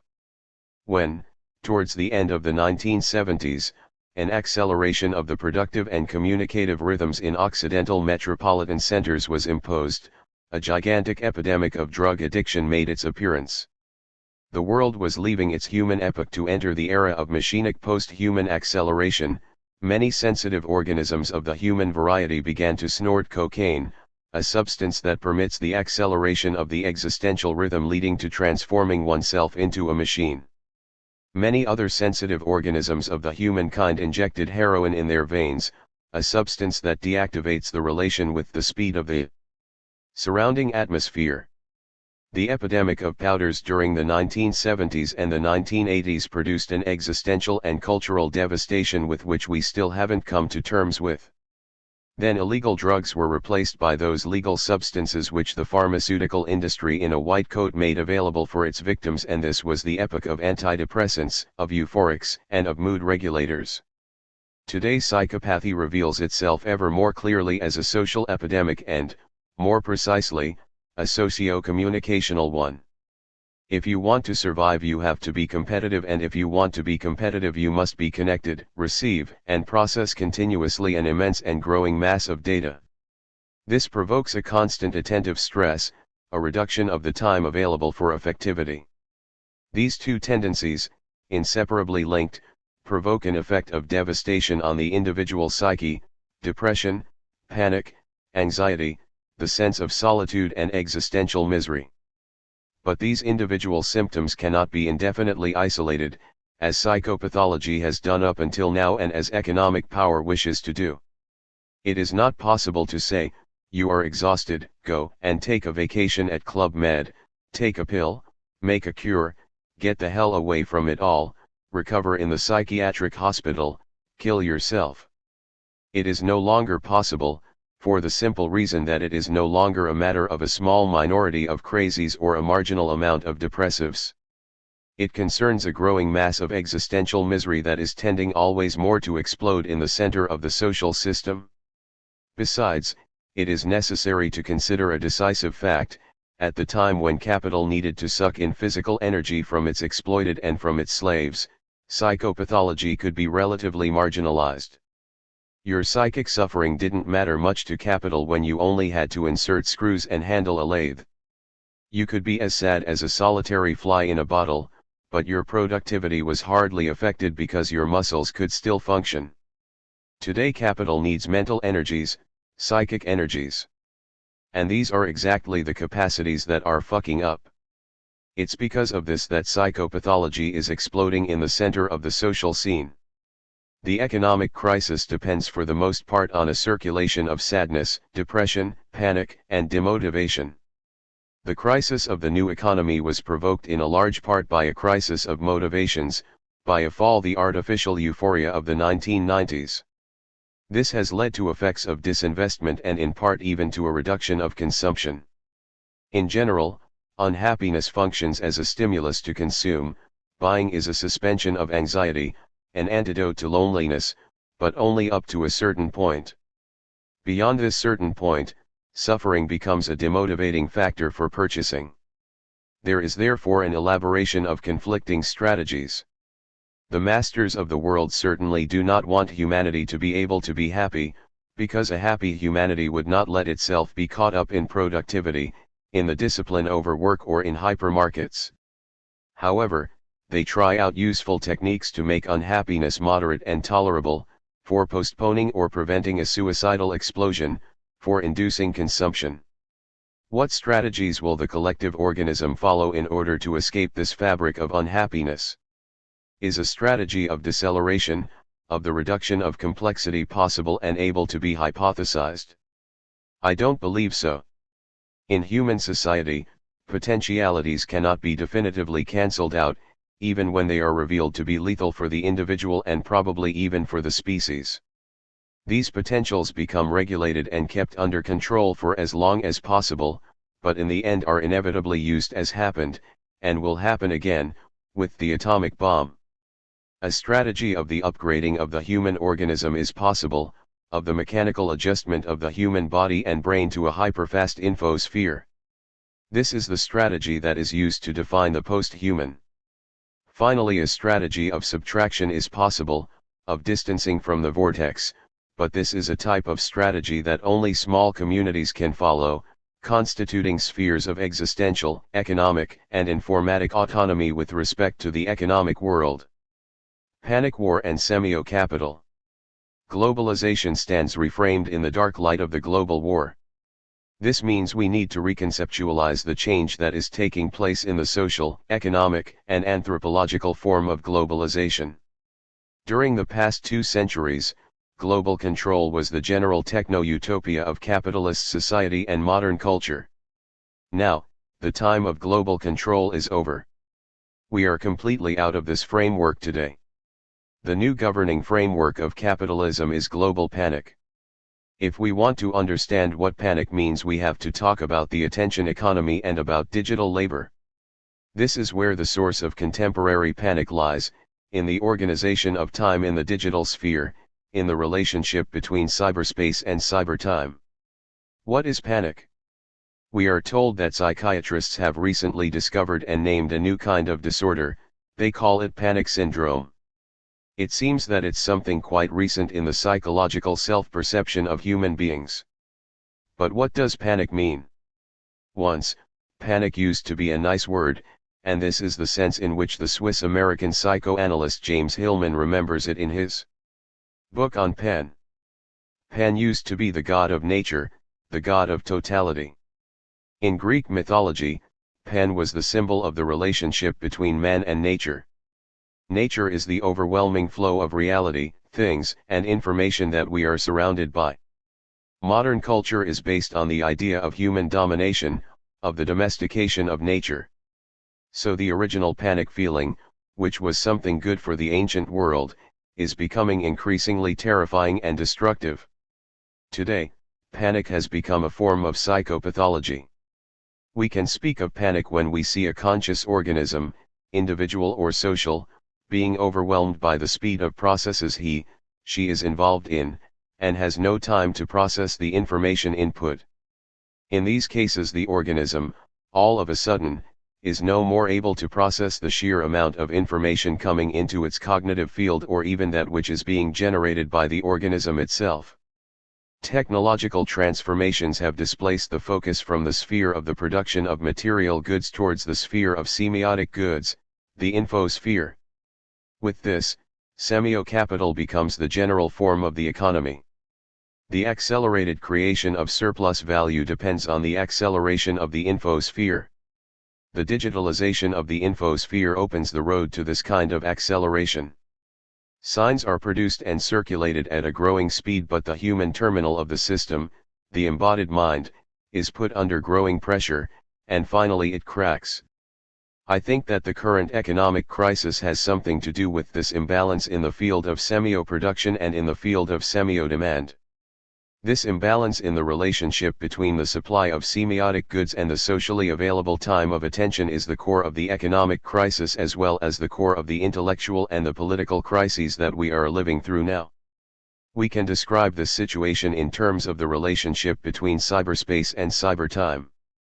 Cyberspace is the infinite productivity of collective intelligence in a network dimension. The potency of the general intellect is enormously enhanced when a huge number of points enter into connections with each other thanks to the telematic network. Consequently, infoproduction is able to create an infinite supply of mental and intellectual goods. But while cyberspace is conceptually infinite, cybertime is not infinite at all. I call cybertime the ability of the conscious organism to actually process, cyberspatial, information. This ability cannot be indefinitely expanded, because it has limits that are physical, emotional, affective. The contradiction between infinite expansion of cyberspace and limited capability of processing of cybertime is the origin of contemporary chaos. Deleuze and Guattari talk about chaos in What is Philosophy? They say that chaos occurs when the world goes too fast for your brain. This is chaos. We could recall that Karl Marx had once expressed the concept of an overproduction crisis. You have an overproduction crisis when machinery and the labor of workers produce an amount of goods that the market cannot absorb. During the history of the industrial system, the overproduction crisis was recurrent, and capitalism was pushed to destroy goods, destroy productive capacity, and also destroy human lives, in order to overcome this kind of economic crises. What is going to happen now? Should we see a relationship between this big imbalance and the war that is raging and obscuring the horizon of the world? Let's go back to the concept of panic. Semiocapital is in a crisis of overproduction, but the form of this crisis is not only economic, but also psychopathic. Semiocapital, in fact, is not about the production of material goods, but about the production of psychic stimulation. The mental environment is saturated by signs that create a sort of continuous excitation, a permanent electrocution, which leads the individual mind as well as the collective mind to a state of collapse. The problem of panic is generally connected with the management of time. But we can also see a spatial side to panic. During the past centuries, the building of the modern urban environment used to be dependent on the rationalist plan of the political city. The economic dictatorship of the last few decades has accelerated urban expansion. The interaction between cyberspatial sprawl and urban physical environment has destroyed the rationalist organization of space. In the intersection of information and urban space we see the proliferation of a chaotic sprawl following no rule, no plan, dictated by the sole logic of economic interest. Urban panic is caused by the perception of this sprawl and this proliferation of metropolitan experience, the proliferation of spatial lines of flight. The metropolis is a surface of complexity in the territorial domain. The social organism is unable to process the overwhelmingly complex experience of metropolitan chaos. The proliferation of lines of communication has created a new kind of chaotic perception.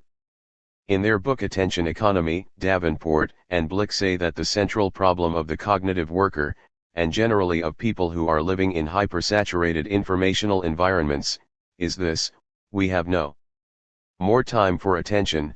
We are no more able to understand and process information input because our time is saturated by a flow of hyper-information. We don't have time for attention in the workplace. We are forced to process far too large amounts of information and our body-mind is completely taken by this. And further, we have no time for affection, for communication, for erotic relationships.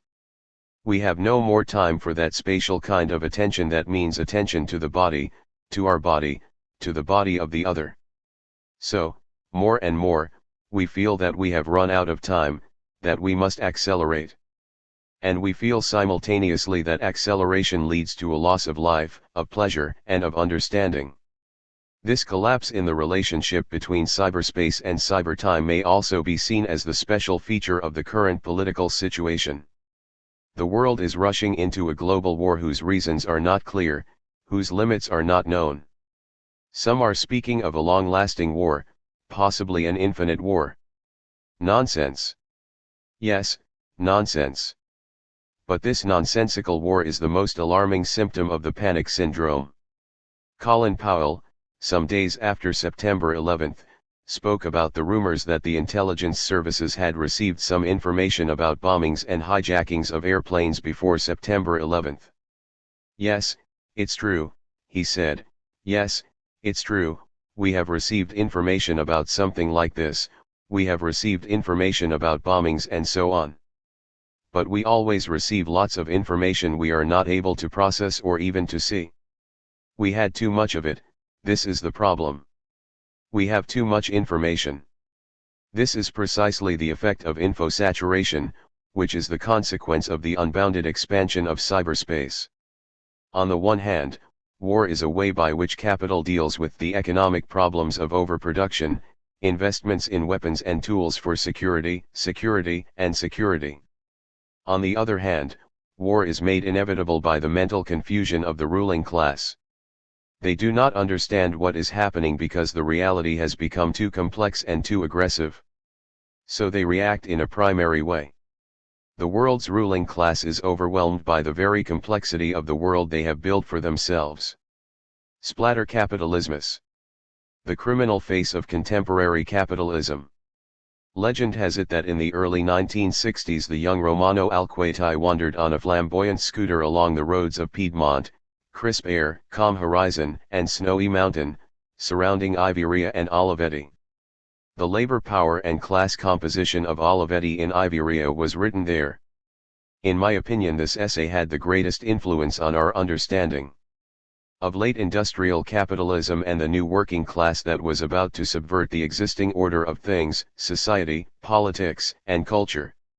On the gloomy horizon of a decaying countryside, amidst the poisonous stench of the dumping grounds, driving a scooter is Roberto Saviano, with the intense and pain-ridden glare that I stared at on the back cover of his first book Gamara, 2006.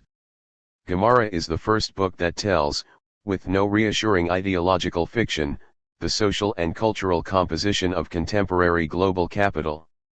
Saviano's scooter drives along the artificial hills of the dumping grounds and through the narrow streets of Secondigliano, from whence he saw large crowds of slaves breaking their backs over the countless clandestine laboratories of production of the omnipresent commodity that is suffocating the planet.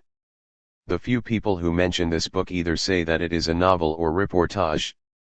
In my view, it is both, and more. It tries to present a systematic analysis of contemporary capitalism, of its real nature, and of its global, deterritorialized, and reticular operations. It is an attempt at systematically analyzing a phenomenon that is all but systematic, an analysis of a system that no longer follows rules, and grounds its efficiency and productivity on this perfect deregulation. A work like this should be done on many other similar fields. The region of Campania must be seen as the hologram of a planet that capitalist deregulation has handed over to the control of criminal organizations, as in Mexico, where the drugs mafia employs techniques that resemble Al-Qaeda's, or Colombia, Pakistan, the Gulf of Bengali, the Balkans, or Russia, where the PCUS, without changing its hierarchical structures, has turned into a mafia network that signs contracts worth billions with the obsequious heads of European nations, and where KGB killers eliminate marauders like Yodorkovsky to share the extorted loot with the well-educated managers of ENI and Enel. Forget Provenzano, forget Riina, Putin and Berlusconi Prodi don't need to strangle people with their hands. Someone can do it for them before the presidents jointly sign the contract. Saviano describes the paradigmatic functioning of post-bourgeois capitalism and uses this model of analysis to inquire into a particular situation that is linked by thousands of threads to thousands of similar situations. The worst way to read this book is seeing it as the latest Neapolitan sketch, the description of a backward and marginal land, as an example of residual criminality. Italian politicians usually speak of the South as an excrescence, but this is a lie. An excrescence is something that comes out of a healthy body. Here there is no healthy body. The SYS tem described by Saviano is the body, as shown by the Tronchetti Proveras affair, the last of a species of brave captains whom the center-left government gifted with the public company Telecom so that other brave captains could fleece it and then sell it to the best buyer as if it was theirs, whilst it is ours. Our thing, that is, their thing. This is post-bourgeois deregulated capitalism, where murderers are not just an excrescence but the whole body. Saviano shows us that in Campania the advanced form of the cycle of production of global capitalism manifests itself as a tendency towards which the whole process of production is evolving. The institutional bonzes of the Italian state promise to take action against criminality through the economic development of the South, but criminality is economic development because economic development is no longer anything but criminality. The enterprise. Efficiency is the decisive trait of all entrepreneurial operations, be it commodity distribution by means of hundreds of lined-up HGVs or the melting a couple of cadavers in acid. We instructed the purchase of 100 liters of muriatic acid.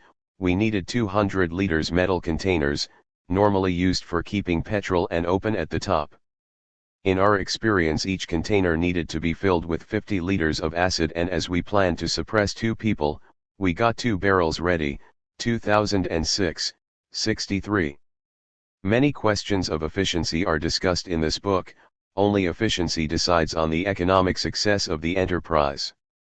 The watchword is laissez-faire, laissez-passer.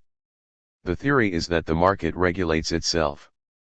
So in a short time anyone willing to set up a small trade with friends, anyone who wants to buy for 15 and sell for 100 to afford a holiday, a master's program or mortgage repayments, is attracted to Secondigliano. The absolute liberalization of the commerce of drugs lead to a huge price fall, 2006, 78. Despite its semblance of chaotic wandering through mazes of narrow streets and villages, warehouses, and desolate beaches, the book reconstructs some of the commodity cycles on which the system is founded.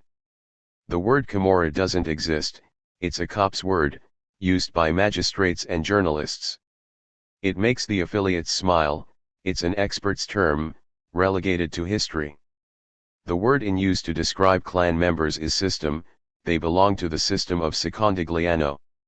It is an eloquent term, referring to a mechanism rather than a structure. Organized criminality directly coincides with the economy, the dialectics of commerce is the bone structure of the clan, 2006, 48. A mechanism rather than a structure, a device, a machinic concatenation capable of generating profits. The components of the device can change without changing its functioning. The abstract character of capitalism, of labor, and of the enterprise, is a lesson learned by criminals and now lies at the core of the entrepreneurial system. Purged of any personalistic or family concreteness, it uses people and families to serve a higher purpose, accumulation, growth, and development. Commodity cycles. In the first part of the book, in the tale of the swarming world of clandestine workers connecting the projectual labor of tailors and the legacy of their local popular tradition with the executive labor of thousands of workers scattered around the world, the author reconstructs the commodity cycle of the textile industry, fashion, and creation. The cycle is one of true falsity, or rather of false truth, linked to a trade network analogous to that of any other chain, although it was built on the physical removal of competitors. No one will ever ask you how many people you've strangled if you are the manager of a shopping center that generates profits. And if by an unfortunate chance a magistrate asks you to account for a dozen of cadavers, no problem, the enterprise won't come to a halt because of it. The boss might go to jail, but what matters is that his function continues to function. Saviano describes the cycle of drugs, the forms of organization of the drugs trade on the ground and the economic dimensions of the dye, none of which has anything to do with the marginal dynamics of a ghetto. A region capable of generating 300 million euros a year from the industry of just one family cannot be a ghetto. A region where tens of clans are operative and profit margins reach those of high finance could not be a ghetto, 2006, 81.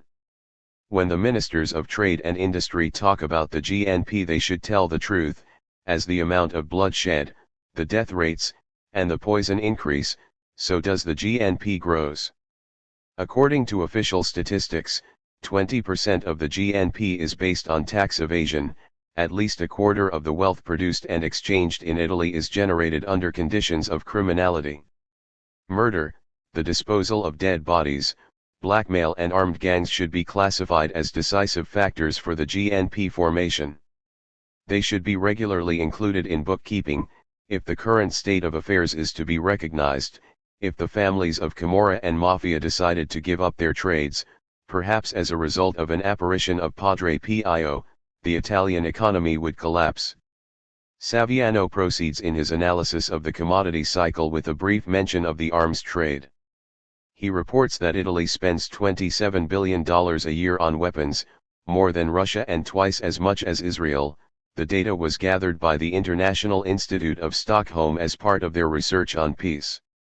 Do the people who were put in government by the vote of pacifists know about this? The cycle of arms is tightly linked to the cycle of extermination that the liberal Camorrist economy is naturally an integral part of. Saviano counts 3,600 casualties over the years, in the Camorra region only. This is the heart of Europe, here the majority of the national economy is forged. The strategies of its extraction are not important. What matters is that the cannon fodder is kept stuck in the peripheries, kicked in the twines of cement and garbage, in illegal factories and cocaine warehouses. And nobody must point to it, it all has to look like a gang war, A War Amongst the Ragged and Dispossessed, 2006, 135. It is not a gang war, it is normal market competition. It is not the war of the poor, it is the pulsating heart of the national economy. Entrepreneurs, that is the self-definition of the Camorrists of Caserta, nothing but entrepreneurs, 2006, 210. What else should they call themselves? Their enterprise is no different from any other, formal details aside. Regulations are declared to be laces and strings worldwide. For the past 30 years nation-states have been preoccupied with just one thing, to lift all the regulations that prevent the free expression of competition or slow down the free flow of labor, the interminable reduction of labor costs. Compete. The concept of competition has replaced that of competence. Competence is the intellectual skill that enabled the bourgeoisie to carry out its planning, administrative, and organizational function, and justified its right to property. Ever since the technologies of intelligence made it possible to standardize the processes of planning, coordination, and administration that once coalesced with the role of ownership, intellectual functions have turned into the functions of subordinate labor. The competent bourgeoisie was replaced by a class that turned competition into the only rule and competence. However, when speaking of competition, is it not obvious that the most competitive is the one who can eliminate the adversaries? And when it comes to eliminating adversaries, things get serious. As property came to coincide with a dusty cloud of fractions of investment rather than with the person, competition replaced competence. Many competences are still necessary to production, but they are now detached from the role of the enterprise. Any intellectual competence that is not related to speculation is made precarious, devalued and low-waged. Only those who developed a high skill in the managerial function are able to become wealthy through their labor. What does a managerial function detached from the specificity of concrete intellectual competence consist of? Fabrication, trickery, lies and fraudulent accounting, tax evasion, and, if necessary, the physical removal of competitors, torture, and genocide. In this respect, Halliburton is more efficient and heinous than the Casale or Corleone clans. Ignorance rises up to power and economic decisions are made purely on the basis of the gain of the maximum and most immediate profit. All that matters is the reduction of labor costs, because this is what competition is about, nothing to do with the production of quality.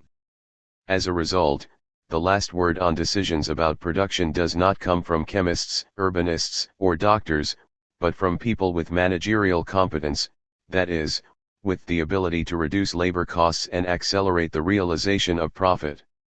The dynamics of neoliberalism have destroyed the bourgeoisie and replaced it with two distinct and opposing classes, the cognitariat on the one hand, i.e. the precarious and cellularized labor of intelligence, and the managerial class on the other, whose only competence is in competitiveness. Taken to its extreme, as evident in increasingly larger regions of global capitalist production, competition becomes the armed removal of competitors, the armed imposition of one supplier, the systematic devastation of everything that does not submit to the profit of the strongest.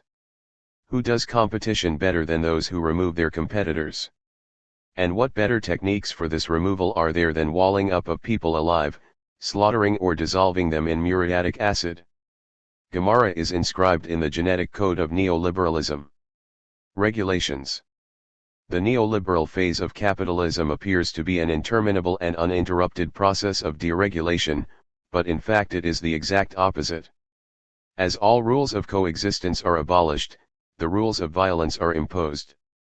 As the regulations that set limits to the invasiveness of the principles of competition are removed, hard and fast automatisms are introduced in material relations between people, who become more enslaved as the enterprise becomes freer.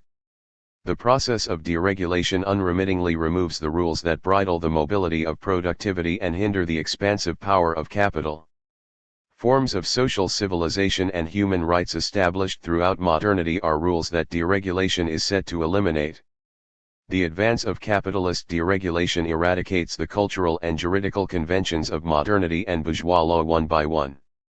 This is why capitalism has turned into a criminal system and keeps working towards the expansion of the realm of pure violence, where its advancement can proceed unhindered. Slatter-capitalismus, the end of bourgeois hegemony and of the enlightened universality of the law. Crime is no longer a marginal function of the capitalist system, but the decisive winning factor for deregulated competition. Torture, homicide, child exploitation, the drive to prostitution, and the production of instruments of mass destruction have become irreplaceable techniques of economic competition. Crime is best suited to the principle of competition. Garbage. In conclusion, the last cycle of splatter-capitalismus, as described by Saviano, is the cycle of waste. Waste is first and foremost the men and women that the process of criminal valorization leaves behind, deformed, burned, thrown in a ditch, made to explode with a hand grenade, or simply humiliated, emptied out, jailed. Unlike the bourgeoisie, who ascribed a sacred value to human rights and effectively respected them, at least for their self-protection, splatter-capitalismus grants no sacred value even to the lives of those in power. For the system, the boss is none other than a provisional functionary. The dictatorship of a man in the clan is always short-termed. If the power of one boss was to last too long, prices would rise and market monopolies arise, markets would become rigid and investment remain in the same markets rather than explore new ones. 2006, 222. Marx's description of the overall process of valorization started from the social cooperation where infinite atoms of abstract labor time combine. At the end of his investigation on the splatter commodity, Saviano seeks a theoretical metaphor to describe this process with equal effectiveness, but it is a desperate attempt. The most complicated thing is imagining an economy in all of its parts. The financial flows, profit margins, debt negotiations, investments. There are no physiognomies that can be visualized, no precise elements to arise in the mind.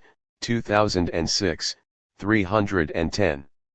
Then, in a genial logical leap he finally finds the most essential place of contemporary hyper-capitalism.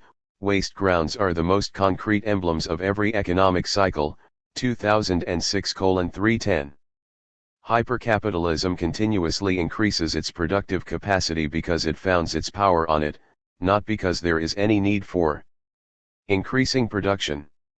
There already is enough to feed 6 billion human beings on the planet. Every year millions of tons of food are destroyed to avoid crises of overproduction. The clothes we use largely exceed our needs, and every other commodity is available in the countless warehouses that modern industry has furnished us with. So why are we accelerating so much? Why are faster rhythms of labor implemented? Why do we run more and more frenetically? Because hypercapitalism is intimately splatter. Capitalism can only be described with the metaphor of cancer, which is not even a metaphor, but a clinically exact analysis. In the dumping grounds of Campania, cancer is badly disguised under a cliff, a light layer of rotten grass. Young Bocconi graduates provide the companies of Lombardy, Emilia, and Germany with the lands in Campania where millions of cubic meters of cancerous substances can be damped. The region is engulfed in rubbish and finding solutions seems impossible. 2006, 325. Lands are ridden with dioxin. 15-year-old kids sent by the Camorra of the dumping ground to breathe the air filled with death complete the operations of waste disposal. The more these young drivers heard people say that their activity was dangerous, the more they felt worthy of such important missions. None of them could think of themselves doing chemotherapy 10 years later, or vomiting bile with rotten stomachs, livers and intestines. 2006, 329. The final pages of Gemara describe scenery of fields poisoned by garbage, residues, and rubbish. With a handkerchief around his mouth, trying to breathe as little as possible, Saviano asks us what to do. Maybe we can only forget, or not see, and listen to the official version of events. I asked myself whether anything could make life happy, but maybe all I wanted was to stop dreaming about emancipation and anarchic freedoms, and throw myself into the arena, Stick a semi-automatic in my pants and start talking business, real business, 2006, 330. Hope. Is there still an answer to the question what is to be done? Is there an answer, beyond the obvious advice to stop proliferating, to stop throwing innocent flesh onto the expanding burning stake? For the moment, there is no other answer. But a new army raises from the four corners of the world, without flags, with no future, its only hope being suicide. The main discomfort of the participants to the recent Congress of the Chinese Communist Party was caused by the tens of thousands of peasants who kill themselves because economic growth drives them to leave the countryside and reduces them to conditions of hunger. The same occurs in India with the advancement of industrial modernization. Since September 11, 2001, suicide is the decisive political act of our times. When human life is worthless, humiliation grows until it becomes intolerable and explosive. Perhaps hope can only come from suicides. 3. The merchant, the warrior, and the sage. On February 15, 2003, when millions of people all over the world took to the streets to stop the war, many felt that military global power was about to lose all consensus and that this could signal the beginning of its crisis.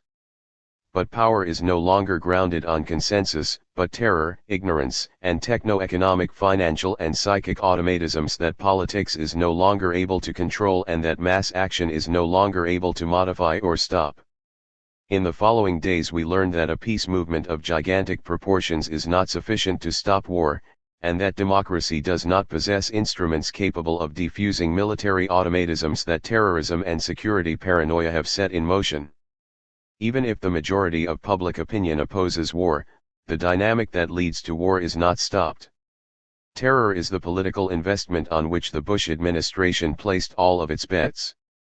There is no need to create consensus through discursive, propagandistic, and ideological instruments. It is sufficient to use psychic automatisms founded on terror. Terror is born before the terrorist attacks. Terror is born out of the cruel and continuous competitiveness that the principal mors tua vita mea has inculcated into the mind of every individual. The history of the 20th century is the history of the conflict and alliances of three figures. The sage is the heir of human labor, the bearer of the intelligence accumulated by the infinite succession of acts of labor and the infinite series of acts of the refusal of labor. The refusal of labor induces the evolutive motion of intelligence. Intelligence is the refusal of work, actualized into a socially useful form. Because of intelligence it becomes possible to substitute human labor with machines. Because of the refusal of work, science is pushed forward, developed, put into practice. From the outset, modern science has been aware of its function in this respect. Knowledge multiplies the human capacity to produce useful things and the spaces of freedom for all human beings, by reducing the necessary labor time to produce whatever society needs. This means that to know is to have power. The merchant and the warrior want to turn knowledge into an instrument of power. And to this end they have to subdue the sage. But this does not occur easily, because knowledge does not tolerate domination. Thus, the warrior and the merchant resort to traps and deceit, to submit the power of thinking to the power of money and violence. The common interest of humanity. In a 1958 book entitled Brighter Than a Thousand Suns, Robert Junke tells of how in the Second World War the warrior captured the sage, through the history of the Manhattan Project that led to the creation of the nuclear bomb. A group of scientists was faced with blackmail. Hitler might be preparing a nuclear bomb. We need to hurry, to anticipate him. According to Junke, in the summer of 1939 12 men, the physicists who were working on the Manhattan Project, could have agreed to stop the construction of atomic bombs. But they missed their opportunity and were unable to decisively make their thoughts and actions adequate to the future consequences of scientific discoveries. Neither did they have, in such critical situation, enough faith in the traditions of their profession.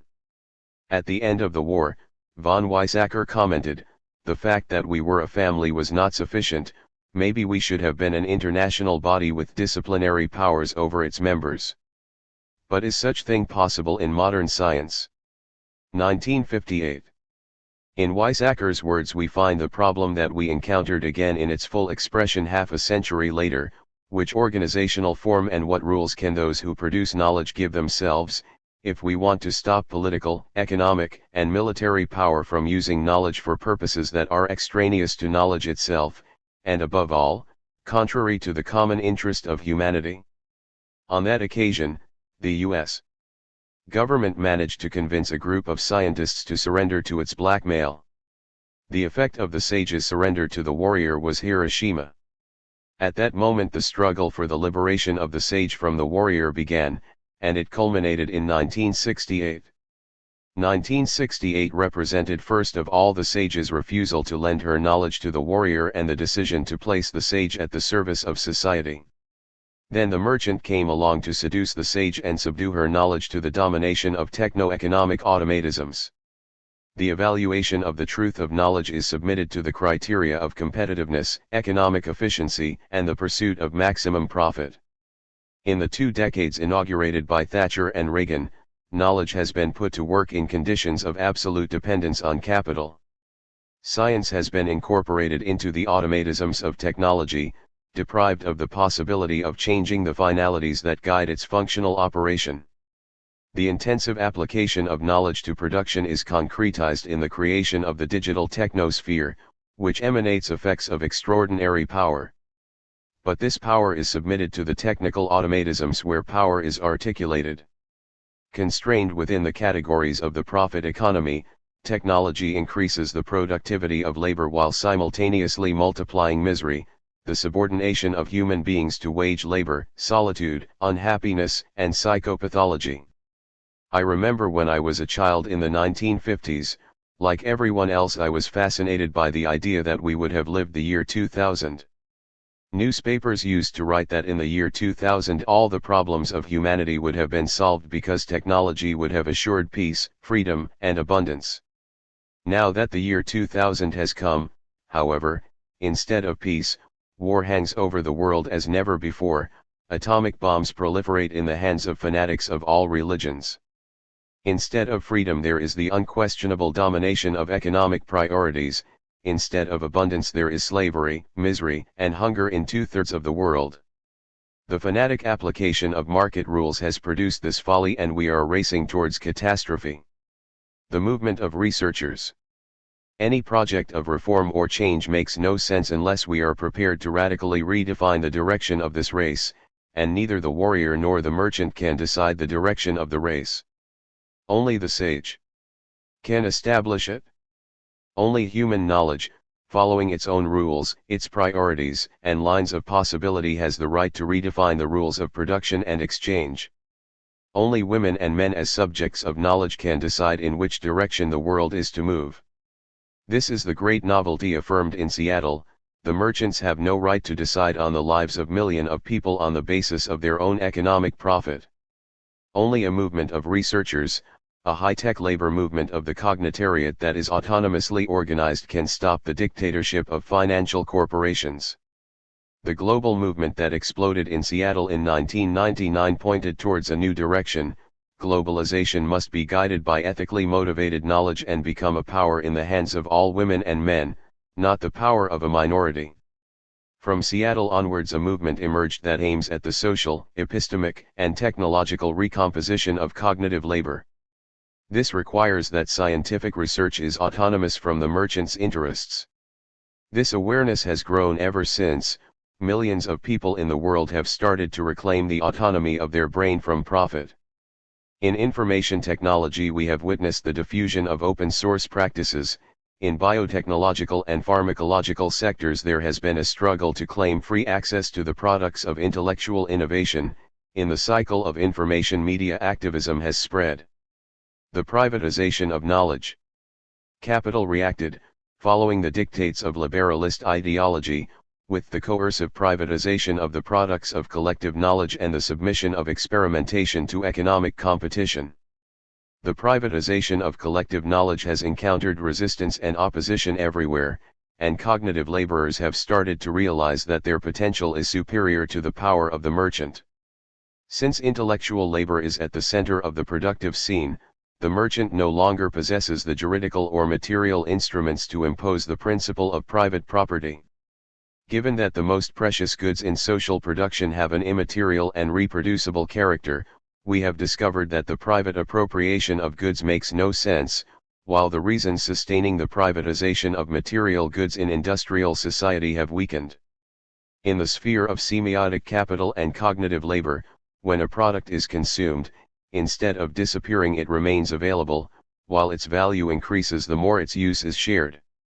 This is how the network economy works, and this contradicts the very principle of private property on which capitalism was founded until now. Since this perspective has started to spread, the warrior has come back on the scene, with the old economy of petrol magnates and arms producers. The amount of sadness, fear, and anxiety accumulated in the folds of social labor during the 1990s has now been turned into fanaticism, aggressiveness and obsession with identity. The merchant has resorted to the warrior to submit the sage again. Bill Gates allied himself with George Bush. The merchant who robbed collective intelligence allied himself with the idiot warrior, and together they try to suffocate any inch of wisdom, to subsume once and for all knowledge to profit and power. Thanks to the opening of the stock market to the masses carried out in the 1990s, a mass participation with the profit of capital was possible, and this resulted in the dot-com economy. This also opened the possibility for a vast process of self-organization of cognitive laborers. Cognitive laborers invested their competence, knowledge, and creativity and found the means to create an enterprise in the stock market. For several years the form of enterprise was the point of encounter for financial capital and cognitive labor at a high productivity rate. A new form of self-enterprise glorified at once the autonomy of labor and the dependency on the market. After a decade of uninterrupted growth and social alliance between cognitive labor and recombining capital, this alliance was broken. The fall of the stock market that began in April 2000 was the beginning of a political crisis of the relation of capital and cognitive labor. Many different factors provoked this rupture. First of all, the collapse of the psychic and social energies of cognitive labor, overexploitation, the acceleration of life rhythms, the 24-hour-long working day of mobile phone workers, depression, the excessive use of stimulant drugs to sustain the pace of hyper-labor have led the cognitive laborer into a depressive phase. The collapse came from inside.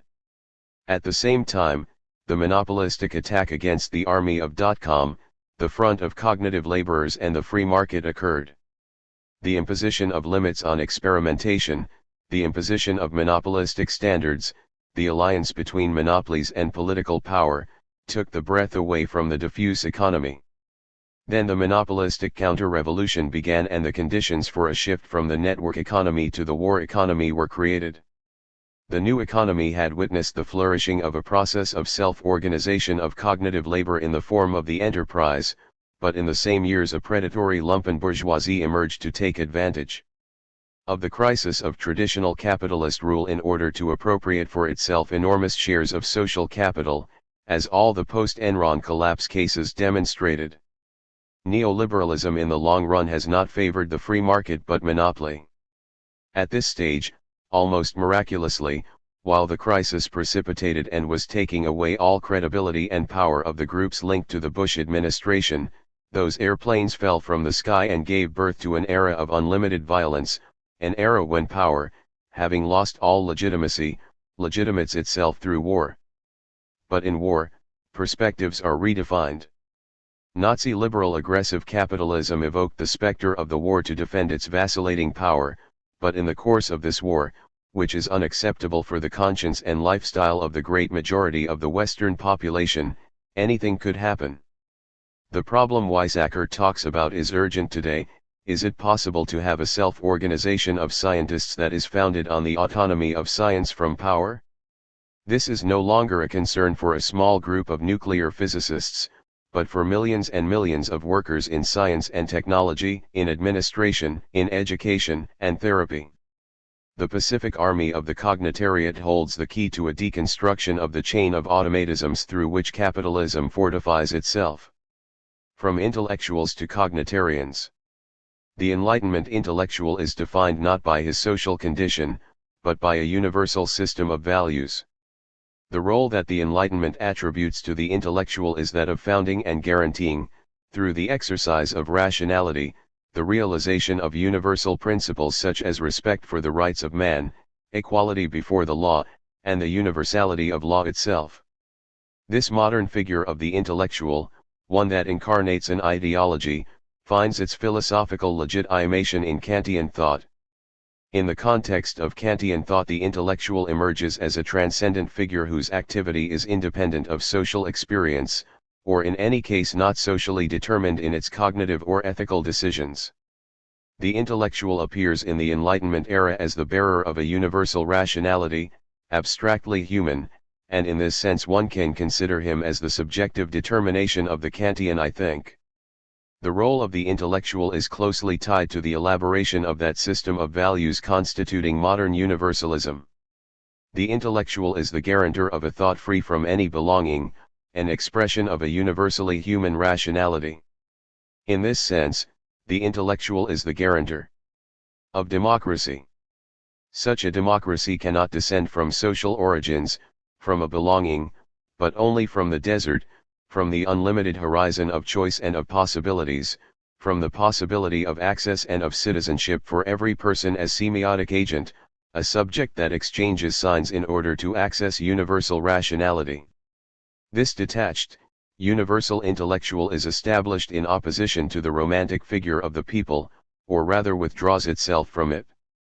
Universal thought, from which the modern adventure of democracy is born, evades the territoriality of culture. Democracy cannot carry the imprint of a culture, of a people, of a tradition. It must be a game without foundation, invention, and convention, not the affirmation of a belonging. Significantly different is the point of view of the revolutionary intellectual that is linked to and affirms itself by way of historical dialectical thought. In the 11th thesis on Feuerbach, Marx refers to the role that knowledge must play in the historical process. Philosophers have hitherto only interpreted the world in various ways, the point is to change it. The Marxist intellectual is an instrument of the historical process of achieving a classless society. With Marx, thought becomes historically effective only when it recognizes in the working class the horizon of action. The communist project gives theory a material potency and makes knowledge an instrument for changing the world. Only inasmuch as he participates in the struggle for the abolition of class and of waged labor, does the intellectual become the bearer of a universal mission. In this vision, the intellectual has nothing to do with the people, Volk, because the people is the territorialized figure of belonging, the predominance of Kultur with respect to reason, the preeminence of the root with respect to finality. On the contrary, the working class does not belong to any territory, culture, or lineage, and its mental horizon is that of a universally exploited class, striving towards a universal task of liberation from exploitation. From the organic intellectual to the general intellect. The role of intellectuals is central in the political philosophy of the 20th century, and particularly in communist revolutionary thought. In What Is to Be Done, Lenin asks himself how it is possible to organize collective action, and how the activity of intellectuals can become effective. For Lenin, intellectuals are not a social class, they have no specific social interests to uphold. They are generally an expression of parasitic profit and can make purely intellectual choices, turning themselves into intermediaries and organizers of a revolutionary consciousness descending from philosophical thought. In this sense, intellectuals are very similar to the pure becoming of the spirit, to the Hegelian unfolding of self-consciousness. On the other hand, the workers, still bearers of social interests, can only pass from a purely economic phase, the Hegelian in itself of the social being, to a politically conscious phase, the for itself of self-consciousness, through the political form of the party, which incarnates and transmits a philosophical legacy. Marx speaks of the proletariat as heir to German classical philosophy. Thanks to workers' struggles, a historical realization of the dialectical horizon becomes possible, the arrival of the endpoint of German philosophical development from Kantian Enlightenment to Romantic idealism. In Gramsci, the reflection on intellectuals connotes social analysis, and approaches a materialist formulation of the organic relationship between intellectuals and the working class. Nonetheless, the collective dimension of intellectual activity remains within the party, defined as the collective intellectual. The intellectual of the Gramscian tradition, the one that has yet to be put to work by the digital network, therefore cannot access the collective and political dimension except through the party. But in the second part of the 20th century, following mass education and the techno-scientific transformation of production which came about through the direct integration of different knowledges, the role of intellectuals was redefined. No longer are intellectuals a class independent of production, or free individualities that take upon themselves the task of a purely ethical and freely cognitive choice. Instead, the intellectual becomes a mass social subject that tends to become an integral part of the general productive process. Paulo Verno uses the term mass intellectuality to denote the formation of social subjectivity tied to the mass standardization of intellectual capacity in advanced industrial society. The birth of the student movement in the 1960s was the sign of the mutation of the social scenario out of which emerges this new figure of mass intellectuality. The student movement became a decisive actor of modern history when, in 1968, the social effects of mass schooling came into their maturity. For the first time in history, the intellectual function recognized itself as a mass political subject. The student movement possessed only a partial consciousness of the social mutation it was signaling. In Europe, at least a hefty part of the student movement tried to interpret its own role according to the categories of Marxist-Leninism, conceiving of itself as a political vanguard, an army of intellectuals at the service of the people. But in the very same movement of intellectual labor in formation there emerged the prospect of the social organization of mass intellectuality. Hans-Jürgen Krahl, a leader of the German student movement, shortly before his untimely death in a car accident, wrote the theses on techno-scientific intelligence which were published in the journal Sozialistische Korrespondenz, Info 25 in 1969, and then in the book Constitution und Klassenkampf, 1969.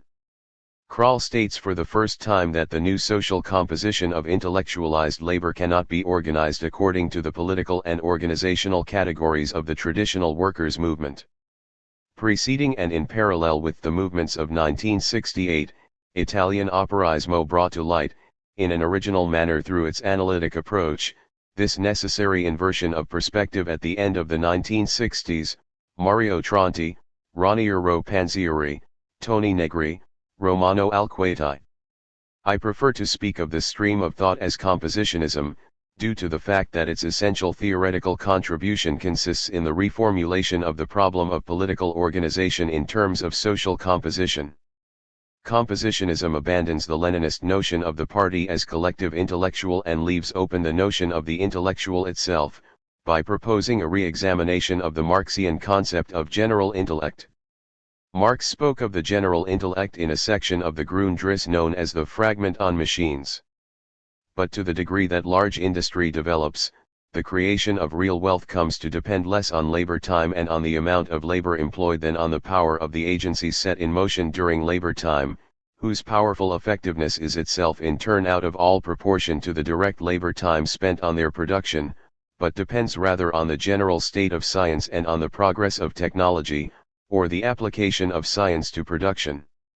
Real wealth manifests itself, rather, and large industry reveals this, in the monstrous disproportion between labor time applied, and its product, as well as in the qualitative imbalance between labor, reduced to a pure abstraction, and the power of the production process it superintends. Nature builds no machines, no locomotives, railways, electric telegraphs, self-acting mules, etc. These are products of human industry, natural material transformed into the organs of the human will over nature, or of human participation in nature. They are organs of the human brain, created by the human hand, the power of knowledge, objectified. The development of fixed capital indicates to what degree social knowledge has become a direct force of production, and to what degree, hence, the conditions of the process of social life itself have come under the control of the general intellect and been transformed in accordance with it. To what degree powers of social production have been produced, not only in the form of knowledge, but also as immediate organs of social practice, of the real-life process, 1973, 704-706. During the century of communist revolutions, the Marxist-Leninist tradition disregarded and relegated to the background the notion of the general intellect, even though in the post-industrial productive transformation it emerged as a central productive force. At the end of the century, thanks to digital technologies and the creation of the global telematic network, the general social process is redefined by the general intellect, and the Leninist conception of the party definitively abandons the stage. Even the Gramscian notion of the organic intellectual loses coherence, since it is based on the adherence of intellectuals to an ideology, while what counts now is the formation of a new social concatenation, which we can call the cognitariat, representing the social subjectivity of the general intellect. The cognitariat and recombination. If we want to define the what is to be done of our times, we need to concentrate our attention on the social function of cognitive labor.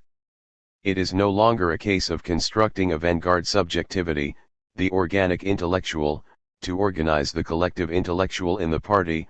Rather, it is a matter of creating movements capable of organizing cognitive laborers as a factor of transformation for the entire cycle of social labor. The problem of our time is the creation of a recombinant function, a function of subjectivity capable of spanning the various domains of social production, and recombining them within a paradigmatic frame that is not dependent on profit but upon social utility. No longer a social function separated from general labor, intellectual labor becomes a function transversal to the entire social process. It is in fact the creation of techno-linguistic interfaces that allows the fluidity of the process and its recombinant power potera. Recombining does not mean to subvert or to overthrow, nor to bring to the surface a hidden social authenticity, but rather means assembling elements of knowledge according to criteria other than those of profit and the accumulation of value. It is no longer a case of constructing forms of political representation but of giving form to processes of knowledge, and of technical and productive concatenation based on epistemological models that are autonomous of profit and instead motivated by their social utility. Intellectuals no longer find the realm of political action to be outside of their daily practices, it now lies in the transversal connections between knowledge and social practices. The programmer must be a programmer, the doctor must be a doctor, the bioengineer must be a bioengineer, and the architect must be an architect. Under the Leninist vision, though, each of them must be a revolutionary by vocation, because this means bringing revolutionary consciousness to workers from the exterior. Yet in today's context, in the first place, the programmer, the engineer, the doctor, and the architect must reorient their cognitive action, modifying the structure and function of their specific field of knowledge and of their field of productive action. The analytic separation between the economic sphere and consciousness enjoyed an actual foundation when productive labor was structurally separate from intellectual labor, yet the meaning of such a division is lost the moment intellectual labor is subsumed by the broader process of production. Production is not to be considered as a purely economic process, governed exclusively by laws of exchange. Extra-economic factors enter into that process and reveal themselves to be all the more decisive when the labor cycle is intellectualized.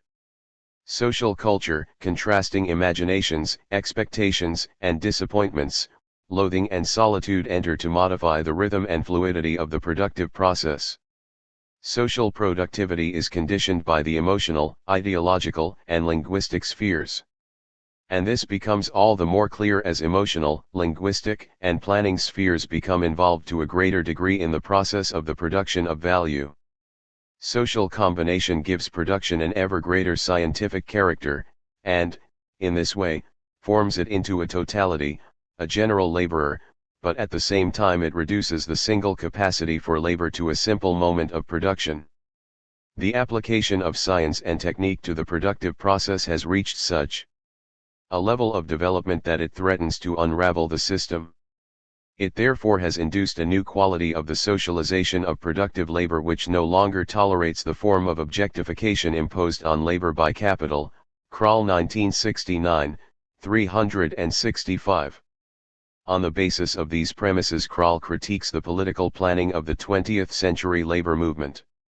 The absence of reflection on the professional constitution, Verfassung, of class consciousness as a non-empirical category has introduced into the socialist movement a tacit reduction of class consciousness in a Leninist sense that is inadequate to the metropolis, 1969, 367.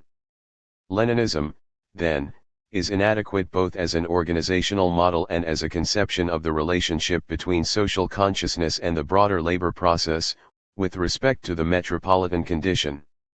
We might add that Leninism is completely inadequate when the social composition of labor assumes the form of a network. The Leninist view was founded on a separation between the labor process and cognitive activity of a superior kind, let's call it consciousness. This separation has a basis in the proto-industrial form of labor, in which the worker possesses knowledge of his or her trade but does not possess any knowledge of the system of knowledge that structures society.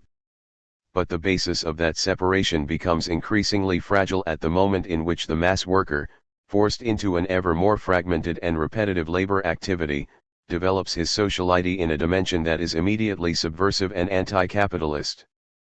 And finally, that separation no longer has any basis when we deal with mental labor, when single intellectualized workers become the bearers of a specific consciousness and of an awareness, although tormented, uneven, and fragmentary, of the social system of knowledge that spans the entirety of its productive cycles. All of this was made abundantly clear during dot-com mania in the 1990s, which made possible a vast process of self-organization of cognitive producers. They were able to invest their competencies, knowledge, and creativity, finding in the stock market the means to finance their desire for achievement. But dot-com mania was dominated by a somewhat fanatic ideology of liberal optimism that made cognitive laborers subordinate to the domain of finance capital. Yet the real process that unfolded in the dot-com years contained elements of social as well as technological innovation. In the second half of the 1990s, a veritable class struggle took place within the productive circuits of high technology. The becoming of the network was marked by this struggle. The monopolies in software, telecommunications, entertainment, and advertising took advantage of the labor of collective intelligence, and are now attempting to take away its tools of self-organization in order to force it into a condition of flexible, precarious, and cellularized subjection. The dot-coms were a laboratory for the formation of a productive model, and of a market. In the end, the market was captured and suffocated by monopolies which the army of self-entrepreneurs and venture micro-capitalists robbed and dissolved. In this way a new phase began. The monopolistic groups that gained the upper hand within the cycle of the net economy ally themselves with the dominant group from the old economy, the Bush clan, representatives of oil and of the military, and this marks a blockage of a particular project of globalization. Neoliberalism has produced its own negation, monopolistic domination and state military dictatorship. Cognitive laborers, who were enthusiastic supporters of liberal ideology, became its marginalized victims. The promise implicit in the ideology of the new economy was that of high compensation and participation in the economic fortunes of the system. But by 2000, the new economy house of cards collapsed, and a crisis of the virtual class commenced. The psychic energy invested in the economy dissipated. The possibilities of obtaining high compensation, or even meaningful employment, diminished in the innovative sectors, and this insecurity currently risks turning into panic. The mutation of this scenario was to produce a transformation in the recombinant prospects of the cycle of cognitive labor. The virtual class, sure of itself, enclosed in the circuits of an economy that believed itself to be impermeable to the adversities of the material world and sheltered from cyclical crises, is now forced to recognize itself as cognitariat, a proletariat endowed with extraordinary intellectual means, a repository of the knowledge upon which capitalist society rests. The happy yuppie discovers that he is an exploited worker, and it is in this discovery that there lies the condition for a process of self-organization of cognitive labor. The figure of the intellectual emerges completely redefined by the evolutions which verified themselves in production in recent decades. Rosa Luxemburg believed that capitalism is inherently pushed towards a process of continual expansion. Imperialism is the political, economic, and military expression of this need for continual expansion that brings capital to continually extend its domain. But what happens when every space of the planetary territory has been subjected to the power potera of the capitalist economy and every object of daily life has been transformed into a commodity? In late modernity, capitalism seems to have exhausted every possibility for further expansion. For a certain period, the conquest of extraterrestrial space seemed to be a new direction of development for capitalist expansion. Subsequently, we saw that the direction of development is above all the conquest of internal space, the interior world, the space of the mind, of the soul, the space of time. The colonization of time has been a fundamental objective of the development of capitalism during the modern era. The anthropological mutation which capitalism produced in the human mind and in daily life has been above all a transformation in the perception of time. Yet with the spread of digital technologies, which allow absolute acceleration, something new occurs. Time becomes the primary battlefield, as it is the space of the mind time, cyber time. Thus we must introduce a distinction between the concept of cyberspace and the concept of cyber time. This distinction is key to the contemporary techno-subjective arrangement of struggle. The potenza of this new figure of intellectuality of the cognitariat is being reterritorialized by way of the tyrannical operation of capitalist cybertime. Cyberspace is the sphere of connection of innumerable human and machinic sources of enunciation, the sphere of connection between minds and machines in unlimited expansion. This sphere can grow indefinitely, because it is the point of intersection between the organic body and the inorganic body of the electronic machine. But cyberspace is not the only dimension possible for the development of this interconnection. The other side of the process is cybertime. This is the organic side of the process, and its expansion is limited by organic factors. The human brain's capacity to elaborate can be expanded with drugs, with training and attention, thanks to the expansion of intellectual capacity, but it has limits of time, connected to the emotional, sensitive dimension of the conscious organism. Generally we call cyberspace the global universe of the infinite POS. Cybal relations of a rhizomatic system which virtually connects every human terminal with every other human terminal, and which simultaneously connects human and machinic terminals. Cyberspace is a neurodilemmatic rhizome, therefore a non-hierarchical and non-linear network connecting human minds and electronic devices. Cybertime, on the contrary, is not a purely extendable dimension, because it is connected with the intensity of experience that the conscious organism dedicates to the elaboration of information coming from cyberspace. The objective sphere of cyberspace expands at the speed of digital replication, but the subjective nucleus of cybertime evolves at a slower rhythm, the rhythm of corporeality, that of pleasure and suffering. Thus, as the technical composition of the world changes, cognitive appropriation and psychic responsiveness do not follow in a linear manner. The mutation of the technological environment is much more rapid than the changes in cultural habits and cognitive models. As the stratum of the infosphere becomes progressively denser, the informational stimuli invade every atom of human attention. Cyberspace grows in an unlimited fashion, yet mental time is not infinite. The subjective nucleus of cybertime follows the slow rhythm of organic matter. We can increase the time of exposure of the organism to information, but experience cannot be intensified beyond certain limits.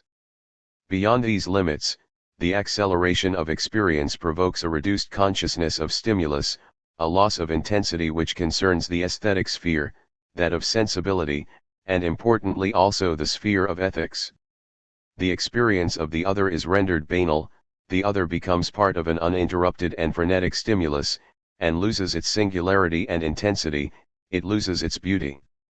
Thus we have less curiosity, less surprise, more stress, aggressiveness, anxiety, and fear.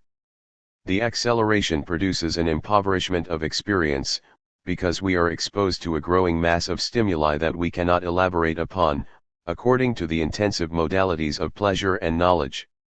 Again, we have more information, less meaning, more information, less pleasure. Sensibility is within time. Sensuality is in slowness, and the space of information is too vast and fast to elaborate upon it intensively, deeply. At the point of intersection between electronic cyberspace and organic cybertime is found the fundamental crux of the present mutation. The great majority of humanity is subjected to the invasion of the video-electronic flux, and suffers the superimposition of digital code over the codes of recognition and of identification of reality that permeate organic cultures. The psychopathic epidemic that appears to be spreading in social behaviors also depends on this gap, on this asymmetry between the format of emission, the techno-communicative system, and the format of reception, the social mind. The acceleration produced by network technologies and the condition of precariousness and dependence of cognitive labor, forced as it is to be subject to the pace of the productive network, has produced a saturation of human attention which has reached pathological levels. In the labor process we no longer have availability of time, attention is supersaturated. First of all, we have no time for attention within work, and secondly we have no time for affect, for that kind of spatial attention that is eroticism, the attention to our body and to that of others. Sensibility tends to become obtuse. But what happens when we no longer have the time for attention? What happens is that we perceive things badly, we are no longer able to make decisions in a rational manner. This is producing an effect that psychiatrists define as panic. Society risks being propelled into a condition of panic, of diffuse psychopathology, of desensitization and disaffection. Annoyance in the face of the other and the aggressive reaction are the roots of the new climate of war into which the West has fallen. To understand the origin of this social psychopathology we must first look at the relationship between cyberspace and cybertime.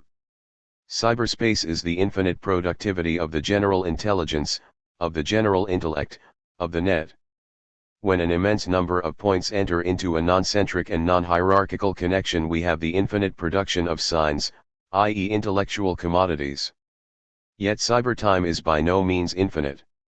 Cybertime is the organic, physical, finite capacity to elaborate information. This ability is found in our mind, and our mind needs slowness in elaboration time, it needs to effectively singularize information. If elaboration time disappears the human mind is forced to follow the rhythm of the machinic network, and this brings about a pathology that manifests itself as panic and as depression on an individual level, and as generalized aggressiveness on a collective scale. One answer to what is to be done, is that the intellectual, and thus radical pedagogy, must learn from this gap between cyberspace and cybertime. It is only by freeing the cognitariat from the subordination to its virtual dimension, it is only by reactivating a dynamic of slow effectivity, of freedom from work, that the collective organism will be able to regain its sensibility and rationality, its ability to live in peace. The cognitariat versus war economy. Only the autonomy of science from power can deconstruct the chain of automatisms in which capitalism fortressed itself. This is no longer a concern for a small group of nuclear physicists, but for millions and millions of workers in science and technology, in administration, in education, and therapy. I do not think that freeware and open source are outside the sphere of capitalism. Similarly, I do not think that the workers' collective strike and self-organization in the old Fordist factory was outside the sphere of capitalism. Nothing is outside the sphere of capitalism, because capitalism is not a dialectical totality suited to being overcome, aufgehoben, by a new totality like communism, or something like that. Capital is a cognitive framework of social activity, a semiotic frame embedded in the social psyche and in the human techne. Refusal of work, temporary autonomous zones, open source and freeware, all this is not the new totality, it is the dynamic recombination allowing people to find their space of autonomy, and push capitalism towards progressive innovation. The danger in the process of the transmission of knowledge is the following: the PowerPoint technicalities creating the novum organum of science.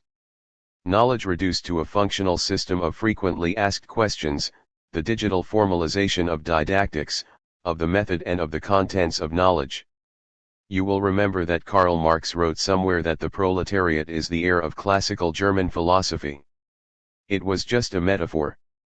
But now we can say in a strictly literal sense that the cognitariat is the heir of modern science and philosophy, and also the heir of modern art and poetry.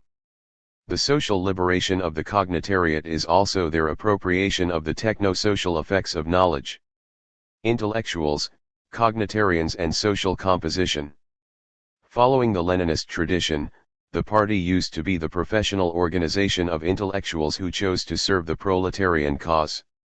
Antonio Gramsci introduced decisive elements of innovation to the Leninist conception, because he introduced the theme of cultural hegemony, of the specificity of ideology to the development of the process of seizing political power. But Gramsci remained fundamentally attached to an idea of the intellectual as an unproductive figure, to an idea of culture as pure consensus with ideological values. The industrialization of culture that developed during the 1900s modified these figures, and critical thought realized this when it migrated from Frankfurt to Hollywood. Benjamin and Marcuse, Adorno and Horkheimer, Brecht and Krakauer registered this passage.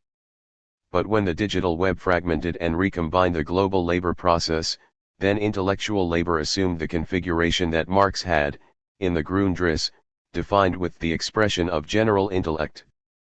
Pierre Levy calls it collective intelligence. Derek de Kerkhove points out that it actually is a connective intelligence. The infinitely fragmented mosaic of cognitive labor becomes a fluid process within a universal telematic network, and thus the shape of labor and capital are redefined. Capital becomes the generalized semiotic flux that runs through the veins of the global economy, while labor becomes the constant activation of the intelligence of countless semiotic agents linked to one another. Retrieving the concept of general intellect in the 1990s, Italian compositionist thought led by Paolo Virno, Christian Marazzi, Carlo Formenti, and Maurizio Lazzarato, has introduced the concept of mass intellectuality, and emphasized the interaction between labor and language. For what is the meaning of autonomy today? I do not intend to give a historical account of the movement called autonomia, but I want to understand its peculiarity through an overview of some concepts like refusal of work, and class composition. Journalists often use the word operaismo to define a political and philosophical movement which surfaced in Italy during the 1960s. I dislike this term absolutely, because it reduces the complexity of social reality to the mere datum of the centrality of the industrial workers in the social dynamics of late modernity. The origin of this philosophical and political movement can be identified in the works of Mario Tronti, Romano Alquati, Raniero Panzieri, and Toni Negri, and its central focus can be seen in the emancipation from the Hegelian concept of subject. In place of the historical subject inherited from the Hegelian legacy, we should speak of the process of becoming subject. Subjectivation takes the conceptual place of subject.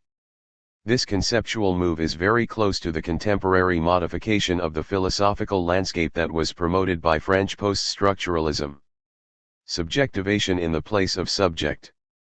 That means that we should not focus on identity, but on the process of becoming. This also means that the concept of social class is not to be seen as an ontological concept, but rather as a vectorial concept. In the framework of autonomous thought, the concept of social class is redefined as an investment of social desire, and that means culture, sexuality, refusal of work. In the 1960s and 1970s, the thinkers who wrote in magazines like Class Operaia and Potera Operaio did not speak of social investments of desire, they spoke in a much more Leninist way. But their philosophical gesture produced an important change in the philosophical landscape, from the centrality of the worker identity to the decentralization of the process of subjectivation. Felix Guattari has always emphasized the idea that we should not talk of subject, but of processes de subjectivation. From this perspective we can understand what the expression refusal of work means. Refusal of work does not mean so much the obvious fact that workers do not like to be exploited, but something more. It means that capitalist restructuring, technological change, and the general transformation of social institutions are produced by the daily action of withdrawal from exploitation, of the rejection of the obligation to produce surplus value and to increase the value of capital by reducing the value of life. I do not like the term operaismo, because of the implicit reduction to a narrow social reference, the workers, operai in Italian, and I would prefer to use the word compositionism. The concept of social composition, or class composition, widely used by the group of thinkers we are talking about, has much more to do with chemistry than with the history of society. I like this idea that the place where social phenomena occur is not the solid, rocky historical territory of Hegelian descent, but a chemical environment where culture, sexuality, disease, and desire fight and meet and mix and continuously change the landscape. If we use the concept of composition, we can better understand what happened in Italy in the 1970s, and we can better understand what autonomy means, not the constitution of a subject, not the strong identification of human beings with a social destiny, but the continuous change of social relationships, sexual identification and identification, and the refusal of work. Refusal of work is actually generated by the complexity of social investments of desire. In this view, autonomy means that social life does not depend only on the disciplinary regulation imposed by economic power, but also depends on the internal displacement, shifts, settlings and dissolutions that are the process of the self-composition of living society, struggle, withdrawal, alienation, sabotage, and lines of flight from the capitalist system of domination. Autonomy is the independence of social time from the temporality of capitalism. This is the meaning of the expression refusal of work. It means quite simply, I don't want to go to work because I prefer to sleep. But this laziness is the source of intelligence, of technology, of progress. Autonomy is the self-regulation of the social body in its independence and in its interaction with the disciplinary norm. There is another side of autonomy, which has been scarcely recognized so far. The process of the becoming autonomous of workers away from their disciplinary role has provoked a social earthquake which triggered capitalist deregulation. The deregulation that entered the world scene in the Thatcher-Reagan era, can be seen as the capitalist response to the autonomization from the disciplinary order of labor. Workers demanded freedom from capitalist regulation, then capital did the same thing, but in a reverse way. Freedom from state regulation has become economic despotism over the social fabric. Workers demanded freedom from the lifetime prison of the industrial factory. Deregulation responded with the flexibilization and the fractalization of labor.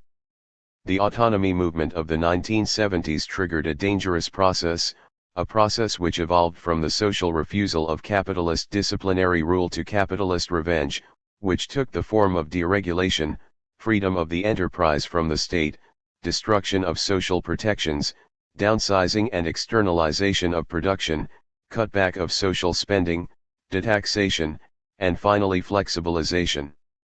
The movement of autonomization did, in fact, trigger the destabilization of the social framework resulting from a century of pressure on the part of the unions and of state regulation.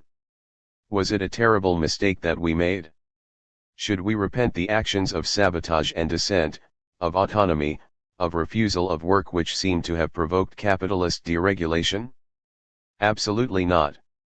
The movement of autonomy actually forestalled the capitalist move, but the process of deregulation was inscribed in the coming capitalist post-industrial development and was naturally implied in the technological restructuring and in the globalization of production. There is a close relationship between refusal of work, informatization of the factories, downsizing, outsourcing of jobs, and the flexibilization of labor. But this relationship is much more complex than a cause and effect chain.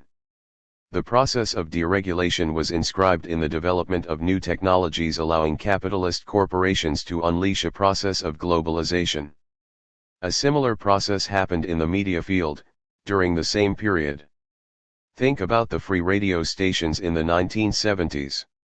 In Italy at that time there was a state-owned monopoly, and free broadcasting was forbidden. In 1975–76 a group of media activists began to create small free radio stations like Radio Alice in Bologna.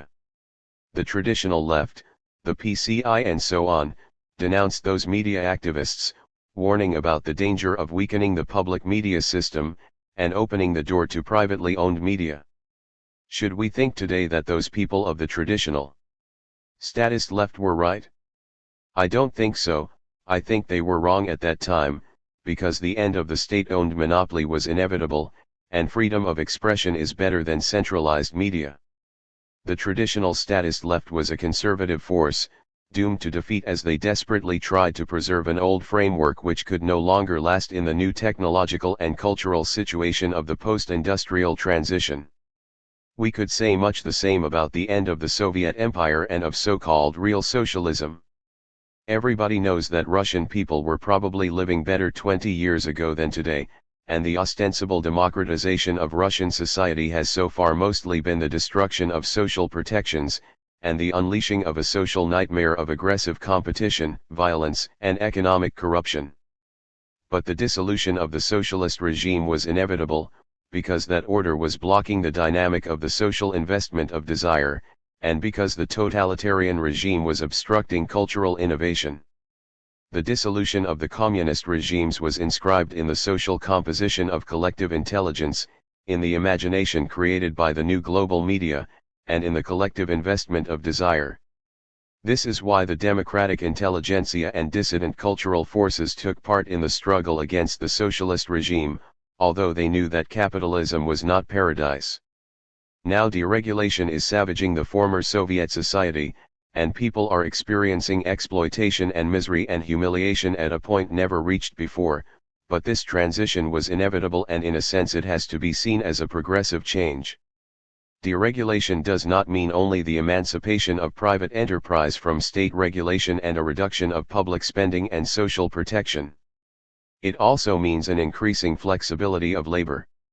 The reality of labor flexibility is the other side of this kind of emancipation from capitalist regulation. We should not underestimate the connection between refusal of work and the flexibilization which ensued. I remember that one of the strong ideas of the movement of autonomous proletarians during the 1970s was the idea of precariousness is good. Job precariousness is a form of autonomy from steady regular work, lasting an entire life. In the 1970s many people used to work for a few months, then to go away for a journey, then back to work for a while. This was possible in times of almost full employment and in times of egalitarian culture.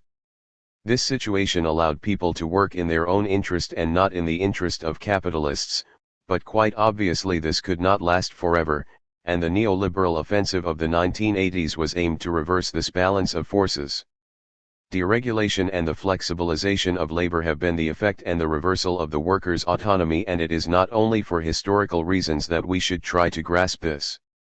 If we want to understand what has to be done today, in the age of fully flexibilized labor, we have to understand how the capitalist takeover of social desire could happen. Cognitive labor and recombinant capital. During the last decades, the informatization of machinery has played a crucial role in making labor flexible, fostering the immateriality of production. The introduction of the new electronic technologies into the production cycle opened the way for the creation of a global network of info-production, deterritorialized, delocalized, depersonalized. The subject of work can be increasingly identified with the global network of info-production. The industrial workers had been refusing their role in the factory and gaining freedom from capitalist domination. However, this situation drove the capitalists to invest in labor-saving technologies and also to change the technical composition of the work process, in order to expel the well-organized industrial workers and to create a new organization of labor which could be more flexible. The increasing intellectual and immaterial nature of labor is one side of the social change in production forms. Planetary globalization is the other face. Immateriality and globalization are subsidiary and complementary. Globalization does indeed have a material side, because industrial labor does not disappear in the post-industrial age, but migrates towards the geographic zones where it is possible to pay low wages and regulations are poorly implemented. In the last issue of the magazine Class Operaia in 1967, Mario Tronti wrote, the most important phenomenon of the next decades will be the development of the working class on a global planetary scale. This intuition was not based on an analysis of the capitalist process of production, but rather on an understanding of the transformation in the social composition of labor.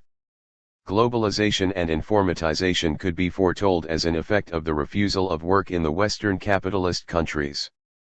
During the last 2 decades of the 20th century we have witnessed a sort of alliance between recombinant capital and cognitive work.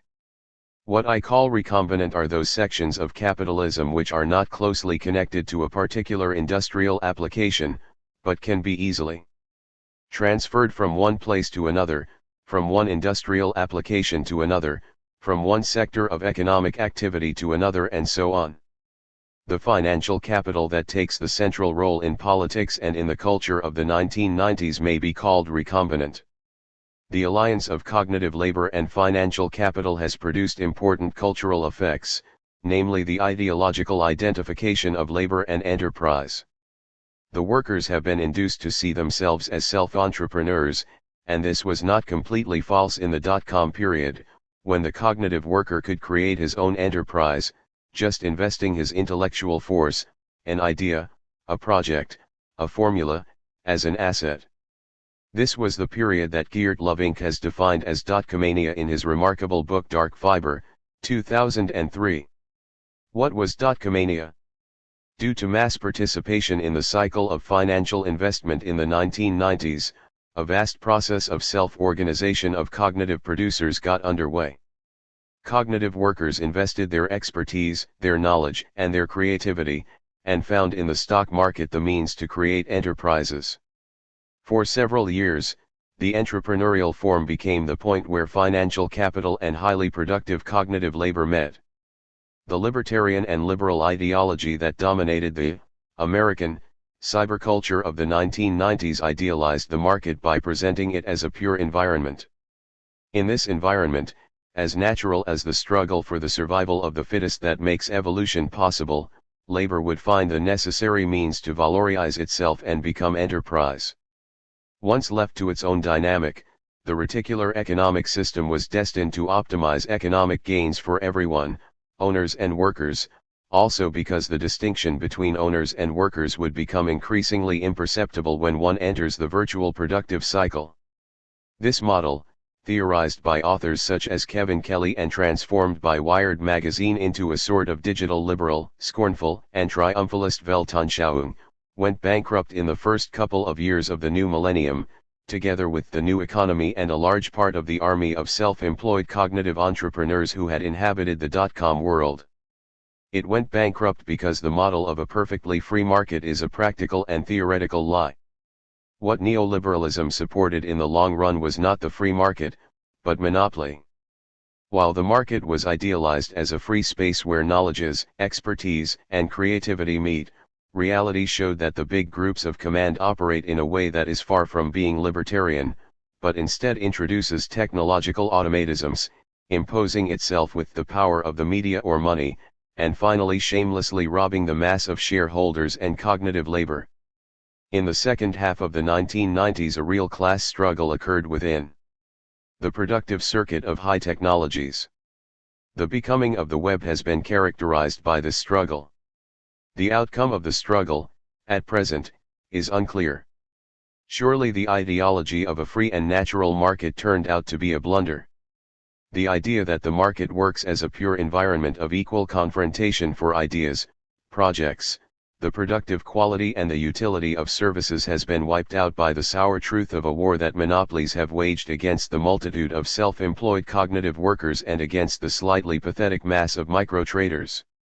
The struggle for survival was not won by the best and most successful, but by the one who drew his gun, the gun of violence, robbery, systematic theft, of the violation of all legal and ethical norms.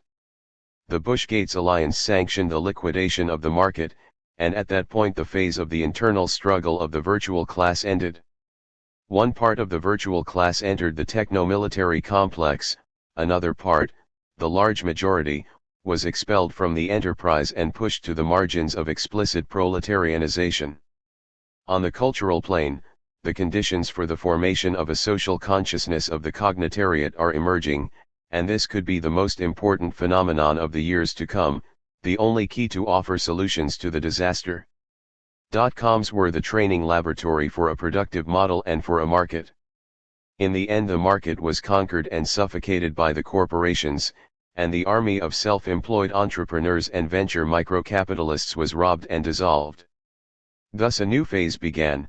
The groups that became predominant in the cycle of the net economy forge an alliance with the dominant group of the old economy, the Bush clan, representative of the oil and military industry, and this phase signals a blocking of the project of globalization.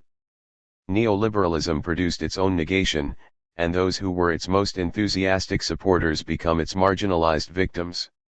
With the dot-com crash, cognitive labor has separated itself from capital. Digital artisans, who felt like entrepreneurs of their own labor during the 1990s, are slowly realizing that they have been deceived, expropriated, and this will create the conditions for a new consciousness of cognitive workers. The latter will realize that despite having all the productive power, they have been expropriated of its fruits by a minority of ignorant speculators who are only good at handling the legal and financial aspects of the productive process.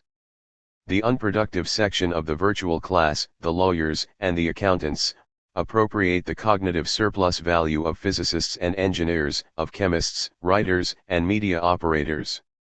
But they can detach themselves from the juridical and financial castle of semocapitalism, and build a direct relation with society, with the users. Maybe then the process of the autonomous self-organization of cognitive labor will begin.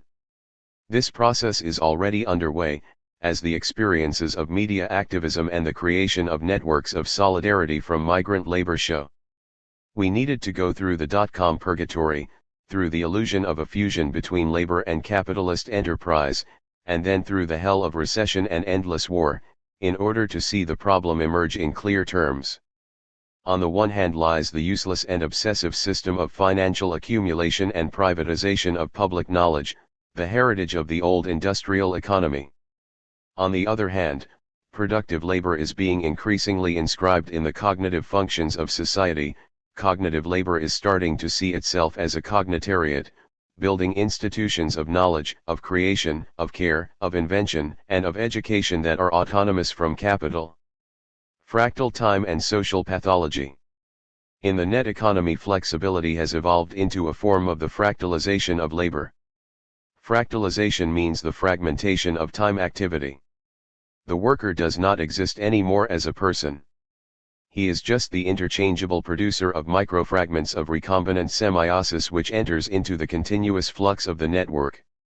Capital is no longer paying for the availability of the worker to be exploited for a long period of time, no longer paying a salary covering the entire range of economic needs of a working person. The worker, a mere machine possessing a brain that can be used for a fragment of time, is paid for his punctual performance. The working time is made fractal and cellular. Cells of time are on sale on the net, and the corporation can buy as many as it needs. The cellular phone is the tool that best defines the relationship between the fractal worker and recombinant capital. Cognitive labor is an ocean of microscopic fragments of time that can be fragmented and recombined. The cellular phone can be seen as the assembly line of cognitive labor. What used to be the autonomy and the political power of the workforce has become the total dependence of cognitive labor on the capitalist organization of the global network, because time has been fragmented and made flexible in a fractal recombinant way. Where there used to be a refusal of work, we find today a total dependence of emotions and thought on the flow of information. And the effect of this is a sort of nervous breakdown that strikes the global mind and provoked what we have called the dot-com crash. The dot-com crash and the crisis of financial mass capitalism can be viewed as an effect of the collapse of the economic investment of social desire. I use the word collapse in a sense that is not metaphorical, but rather a clinical description of what is going on in the Western mind. I use the word collapse in order to express a real pathological crash of the psychosocial organism. What we have seen in the period following the first signs of economic crash, in the first months of the new century, is a psychopathological phenomenon, the collapse of the global mind. I see the present economic depression as the side effect of a psychic depression. The intense and prolonged investment of desire and of mental and libidinal energies in labor has created the psychic environment for the collapse, which is now manifesting itself in the field of economic recession, in the field of military aggression, and of a suicidal tendency. The attention economy has become an important subject during the first years of the new century. Virtual workers have less and less time for attention, they are involved in a growing number of intellectual tasks, and they have no more time to devote to their own life, to love, tenderness, and affection. They take Viagra because they have no time for sexual preliminaries. Cellular communication has made possible a total occupation of the lifetime of workers. Its effect is the nervous pathology of the social relationship. The symptoms of it are quite evident: millions of boxes of Prozac sold every month, the epidemic of attention deficit disorders among youngsters, the diffusion of drugs like Ritalin to school children, and the spreading epidemic of panic. The scenario of the first years of the new millennium seems to be dominated by a veritable wave of psychopathic behavior. The suicidal phenomenon is spreading well beyond the borders of Islamic fanatic martyrdom. Since the World Trade Center bombings, suicide has become the crucial political act on the global political scene. Aggressive suicide should not be seen as a mere phenomenon of despair and aggression, but has to be seen as the declaration of the end. The suicidal wave seems to suggest that humankind has run out of time, and despair has become the prevalent way of thinking about the future. So what? I have no answer. All we can do is what we are actually doing already. The self-organization of cognitive work is the only way to go beyond the psychopathic present. I don't believe that the world can be governed by reason. The utopia of enlightenment has failed. But I think that the dissemination of self-organized knowledge can create a social framework containing infinite autonomous and self-reliant worlds. The process of creating the network is so complex that it cannot be governed by human reason. The global mind is too complex to be known and mastered by subsegmental localized minds. We cannot know, we cannot control, we cannot govern the entire force of the global mind. But we can master the singular process of producing a singular world of sociality. This is autonomy today. Michael Moore has dedicated a passionate documentary to the Columbine shooting, Bowling for Columbine, 2002, where he relates what anybody can see, the sale of firearms and the aggressiveness that feeds fear. But in his film Elephant, 2003, Gus Van Sant interrogates the same episode from a deeper, more impalpable, and hence more uncanny point of view. What has happened and what is happening in the mind of that generation coming of age at the turn of the millennium? What does it mean, and where can its psychic fragility take us, endowed as it is with a terrifying technological and destructive power? Technological hyperpower and psychic fragility are the mix which defines the first video electronic generation, especially its North American variant. The disciplines of the natural sciences and psychiatry underestimate the effects of the psychocognitive mutation that traverse the first video electronic generation. Politics ignores them or completely removes them, but if we want to understand something about what is happening in the society of the new millennium, we need to move our point of observation in this direction, towards the psychosphere. It is within the psychosphere that the effects of 20 years of info invasion, nervous overload, mass psychopharmacology, sedatives, stimulants and euphoric substances, of fractalization of working and existential time, of social insecurity which translates into fear, solitude, and terror, manifest themselves. Time-based psychobombs are exploding in the interconnected global mind. The effect is unpredictable. In recent decades, the organism has been exposed to an increasing mass of neuromobilizing stimuli.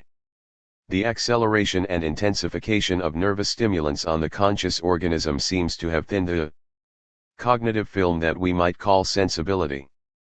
The conscious organism needs to accelerate its cognitive, gestural, kinetic reactivity. The time available for responding to nervous stimuli has been dramatically reduced. This is perhaps why we seem to be seeing a reduction of the capacity for empathy. Symbolic exchange among human beings is elaborated without empathy, because it becomes increasingly difficult to perceive the existence of the body of the other in time. In order to experience the other as a sensorial body, you need time to caress and smell. The time for empathy is lacking, because stimulation has become too intense. How did this happen? What is the cause of these disturbances of empathy whose signals are so evident in daily life, and in the events amplified by the media? Can we hypothesize a direct relationship between the expansion of the infosphere, acceleration of stimuli and nervous solicitation, of the rhythms of cognitive response, and the crumbling of the sensory film that allows human beings to understand that which cannot be verbalized, that which cannot be reduced to codified signs?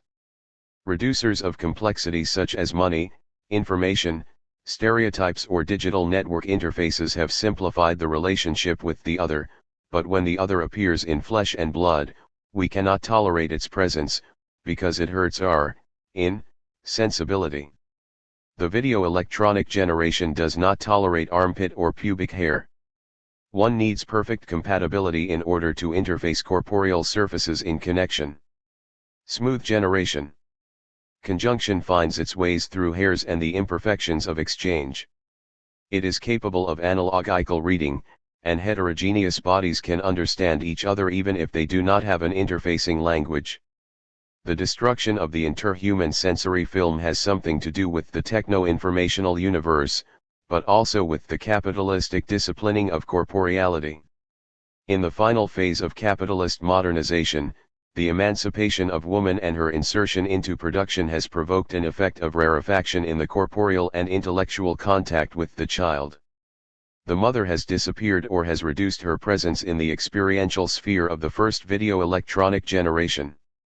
The combined effect of the so-called emancipation of women, which in reality has been the subjection of women to the circuit of capitalist production, and the diffusion of the televisual socializer has something to do with the contemporary psychopolitical catastrophe.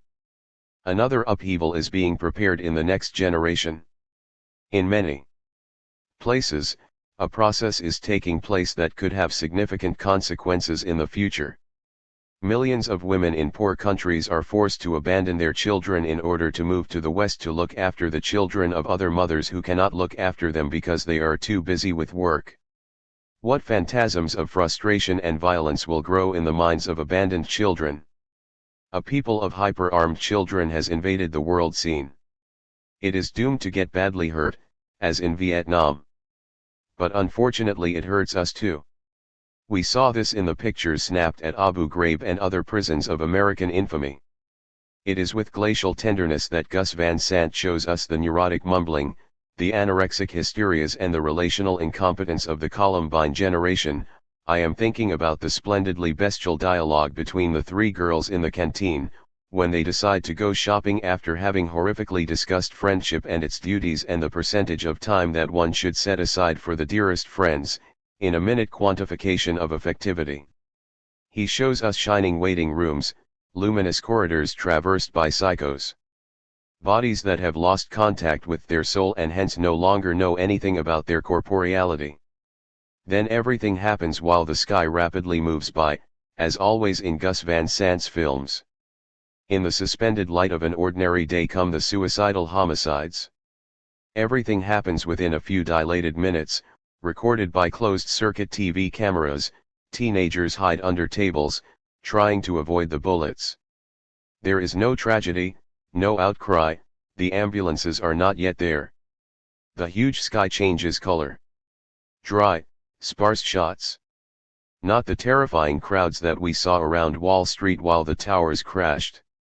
A quiet, peripheral massacre, reproducible, replaceable, contagious. Elephant speaks of a generation that is emotionally disturbed and incapable of connecting thought and action. It speaks of a cognitive mutation that is unfolding in the context of a communicative transformation, the passage from conjunction to connection. The forms of conjunction are infinite, and connection is one of these. But within the concept of connecting there is an implicit specification. Connection implies the functionality of the materials being connected, a functional modeling that predisposes them to interfacing. While conjunction is a becoming other, in connection every element remains distinct, even though functionally interactive. Conjunction is the encounter and fusion of rounded irregular forms that infiltrate in an imprecise, unrepeatable, imperfect, continuous way. Connection is the punctual and repeatable interaction of algorithmic functions, of straight lines and points that can be perfectly superimposed onto each other, inserting and detaching themselves according to discrete modalities of interaction. Modalities that establish a compatibility between diverse parts according to predetermined standards. The digitalization of communicative processes produces a sort of desensitization to the curve, to continuous processes of slow becoming, and a corresponding sensitization to code, sudden changes of state and the succession of discrete signs. The first video electronic generation is experiencing a mutation, and the social, political, and technical future depends on the effects of this mutation. But in the tradition of the cognitive sciences, the notion of mutation is not acceptable, because the epistemological foundations of these sciences remain anchored to a premise of a structuralist nature. In effect, cognitivism considers the human mind as a device that functions according to innate and unchangeable rules. Cognitivism cannot see how the environment acts on the concrete and particular modes of functioning of the mind. For this reason, the notion of a dynamic interaction between mental activity and the environment in which minds enter into communication is inadmissible. For the cognitive sciences, the technical complexity of communication is incapable of modifying the modalities of cognition, even if certain cognitivists depart from this founding principle. In Cognition and Reality, for example, Ulrich Neisser speaks of a cognitive ecology and recognizes the possibility of a dynamic interaction between the environment in which the mind develops and its modes of functioning, 1976. Acceleration, language, identity. The acceleration of the circulation of information, the mass of information that we receive, decode, digest, and must respond to in order to maintain the rhythm of economic, affective, and existential exchanges, brings with it a crisis of the faculty of verbalization that manifests itself in various forms, autism and the dizzying escalation of dyslexia in the youngest generations, particularly in the social and professional classes most involved in the new technologies of communication. Digitalization seems to open up a double movement of reformatting. Verbal language is being replaced by forms of communication that are more rapid, more synthetic, and more agile in carrying out different tasks simultaneously, according to the multitask method. But the acceleration of impulses provokes stress in the physical organism and demands a psychotropic reformatting of perception and cognitive interaction, through the use of psychopharmacological drugs or the pure and simple deactivation of empathy, which slows down cognitive rhythm, and the attenuation of certain sensory levels such as smell and touching, already reshaped by the acceleration of writing. In general, we can say that the expansion of a specific cognitive function redefines the whole of cognition. The exposure of the conscious organism to video electronics amplifies competencies of a configurational type such as the ability to decode complex visual ensembles or to develop multiple processes of interaction simultaneously. But at the same time it reshapes other competencies, such as the ability to react emotionally to stimuli that are drawn out in time or the capacity to perceive temporal depth. The modalities of memorization depend on the mind's capacity to store information that has left a deep impression, was active over a long period of time or in repetitive fashion.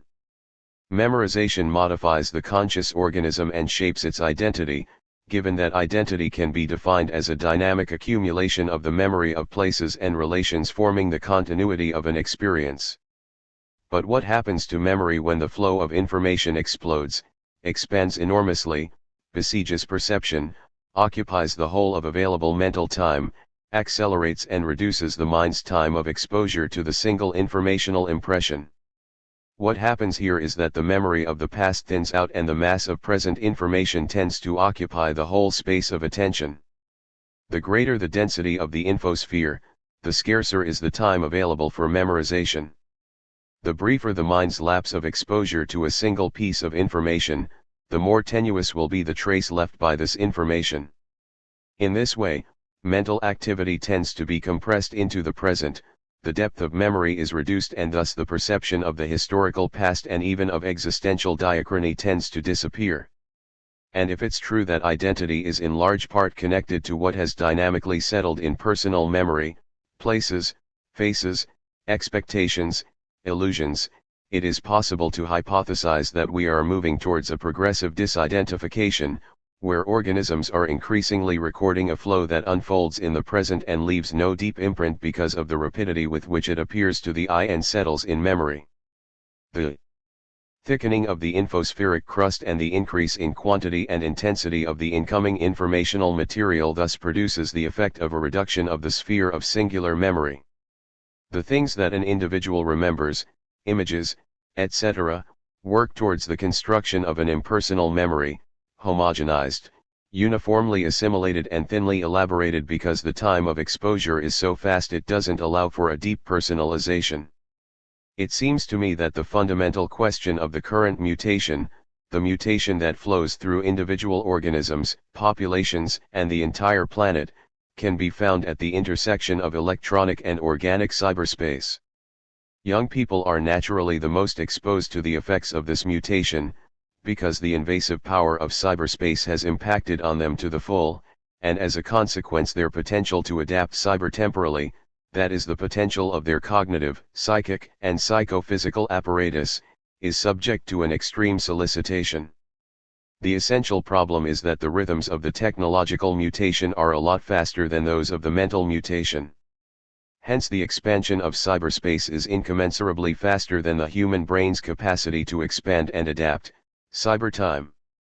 We can increase the length of time an organism is exposed to information, but experience can't be intensified beyond a certain limit.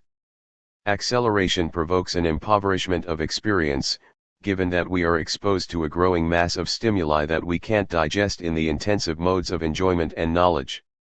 Spheres of relationality and behavior that require an extended period of attention, such as those of affectivity, eroticism, and deep comprehension, are disturbed, subject to a contraction. In these conditions of acceleration and information overload, automatism tends to become the prevalent form of reaction to stimuli, in the sense that automatic reactions are those that don't demand reflection or a conscious and emotional reaction. They are standard reactions, implicit in the preformatted chain of actions and reactions of the homogenized infosphere. The digitalization of the communicative environment and even of the perceptive environment without a doubt acts on the sensibility of human organisms. But how do we address this problematic? What instruments of analysis, what criteria of evaluation allow us to speak of sensibility, of taste, of enjoyment and suffering, eroticism and sensuality? We have no other instrument but ourselves, our antennae, our bodies, our psychic and erotic reactivity. Moreover, the filter of the observer can have a distorting effect. And yet the feeling of rarefaction of contact, coldness, and contraction are at the core of our contemporary pathologies, particularly evident in the younger generation. The sphere of eroticism is particularly prone to them. After the end of the avant-gardes and their infiltration into the circuit of social communication, aesthetic stimulation in the form of advertising, television, design, packaging, web design etc., is increasingly widespread, pervasive, insistent, indissociable from the informational stimulation to which it has become complementary. The conscious feeling organism is enveloped in a flux of signs that are not simply the bearers of information, but also factors of perceptive stimulation and excitation. In the past, artistic experience was founded on the sensorial centrality of catharsis.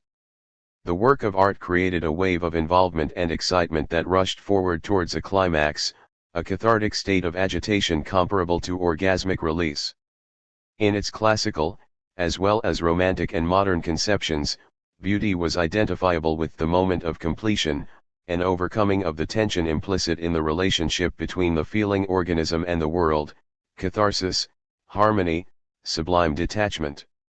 Reaching harmony is an event that can be compared to orgasmic release following the excitement of contact between bodies. Muscle tension relaxes in the fullness of pleasure. In the happy perception of one's own body and the surrounding environment, what is at play is an essential question of rhythm, time, and lived temporalities. But if, into the circle of excitement, we introduce an inorganic element such as electronics and impose an acceleration of stimuli and a contraction of psychophysical reaction times, something ends up changing in the organism and its forms of erotic reaction. Orgasm is replaced by a series of excitations without release. Orgasm is no longer the prelude to any accomplishment. Inconclusive excitation takes the place of orgasmic release.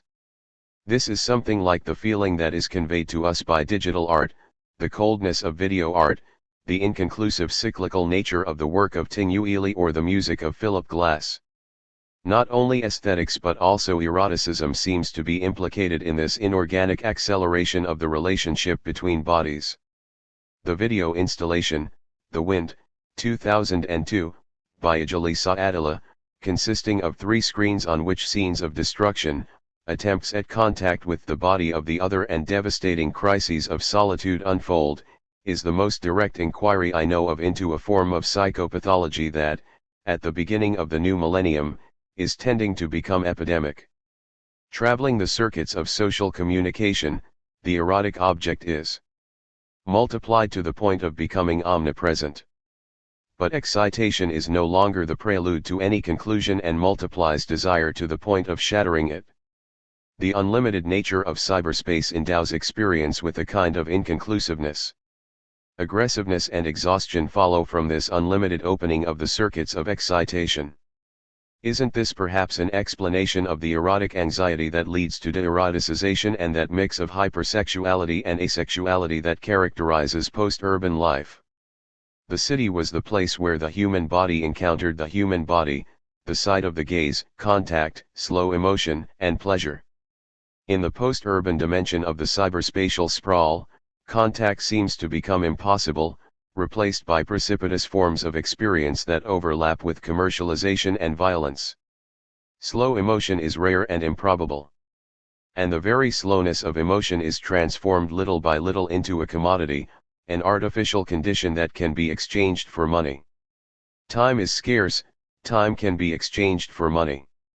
Time, an indispensable dimension of pleasure, is cut into fragments that can no longer be enjoyed. Excitation without release replaces pleasure. In the cultural phenomenology of late modernity, the mutation we are speaking of can be connected to the transition period that takes places from the 1960s and 1970s to the 1980s and 1990s. The years of hippie culture were centered around a project of eroticization of the social, of universal contact between bodies.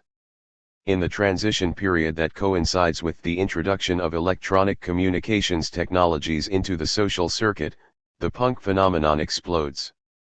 Punk cries out desperately against the rarefaction of contact, against the post-urban desert, and reacts with a kind of hysterical self-destructiveness.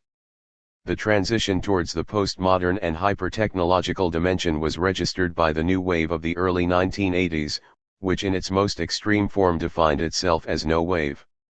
No wave doesn't mean immobility or constant flow without undulation, on the contrary, it means infinite fragmentation of the wave, it means nanowave, infinitesimal agitation of the musculature, subliminal, uncontrollable micro-excitation, nervous breakdown. Between the 1970s and 1980s, the eruption of heroin into the existential experience of the post-urban transition was a part of this process of adaptation to a condition of excitation without release. Heroin allows for a switching off, a disconnection from the circuit of uninterrupted overexcitement, a kind of attenuation of tension. The collective organism of Western society looked for a slowing down in the massive consumption of heroin, or else, in a complementary fashion, looked to cocaine as a way of keeping up with the pace. What was taking place? Here was the shift in infospheric speed that made it possible to subjugate human time to the regime of absolute and uninterrupted exploitation of the neurotelematic network, the flexibilization of work. The obsession with identity. The crisis of the internationalist perspective after 1989 marks the outbreak of a civil war over the question of identity on a planetary scale. This is the prospect that has unfolded over the course of the 1990s. Metropolitan cosmopolitanism remains limited to the virtual class, to the globalized stratum of the planetary network. The great majority of humanity remains excluded from the cabled circuit of hypermodern cosmopolitanism, and is gripped by its obsessions with identity. Residual localisms acquire a desperate energy, but this signals the beginning of the crisis of modern universalism. What does universalism mean? We can talk of universalism when confronted with a perspective of ethical, political, and existential value that possesses a universal normative force beyond cultural differences. Materialist dialectics opposed bourgeois universalism with proletarian particularism, the negative force of a partisan interest that contained within itself the nucleus of a higher, more fully human form of social relation. But this particularism still possessed, dialectically, a universalist horizon.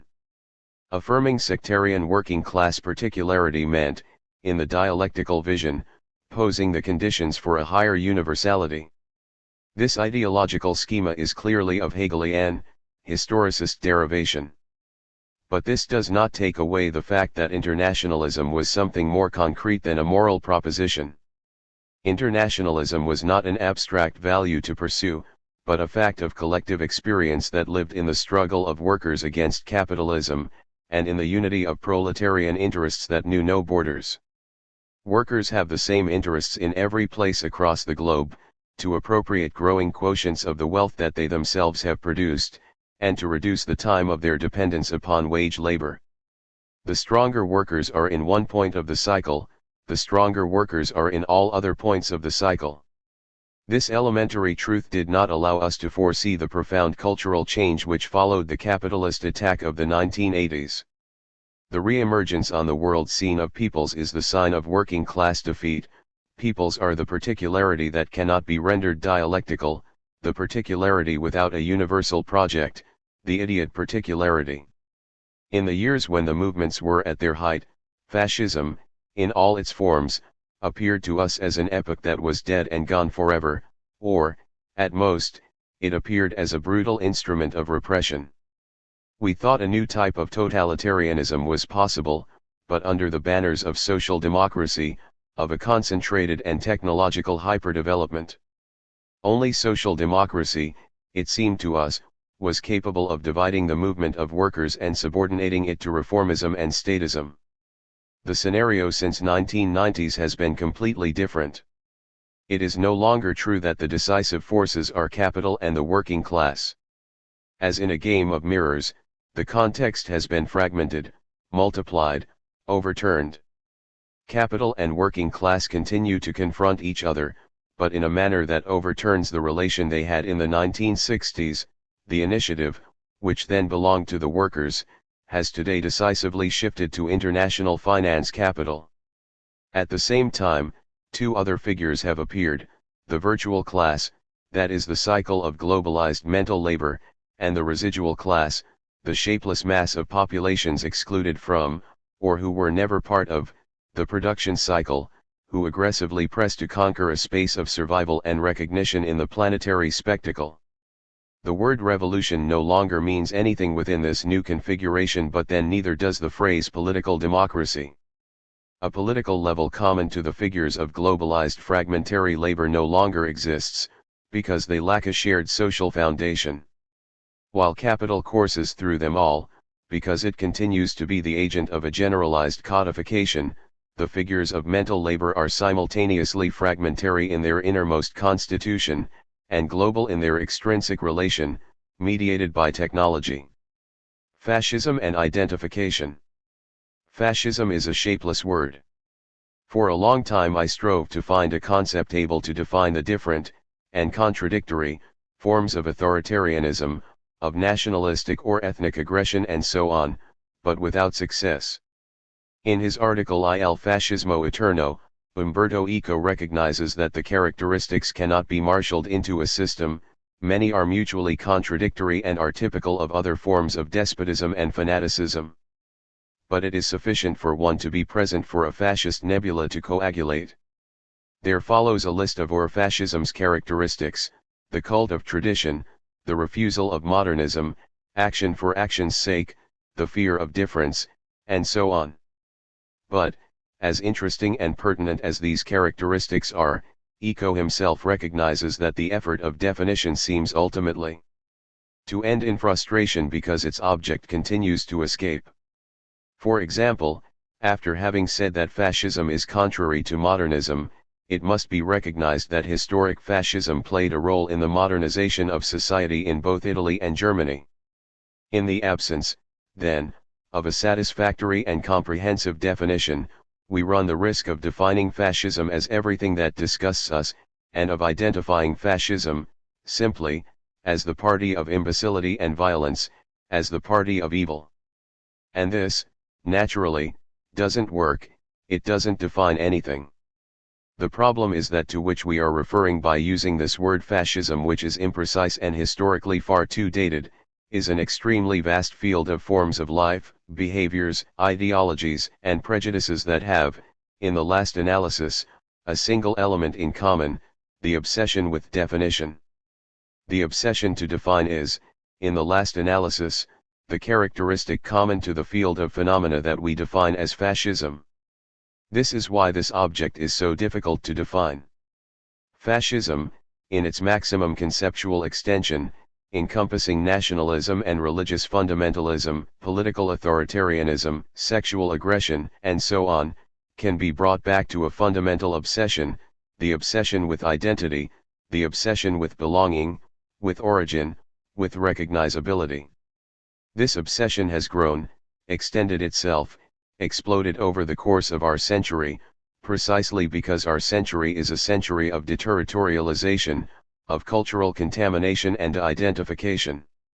The pressure that seems to fundamentally guide those behaviors which fall within the ambit of fascism is the pressure to recognize ourselves as identical, identifiable, and therefore belonging to a community, of language, faith, race, based upon origin.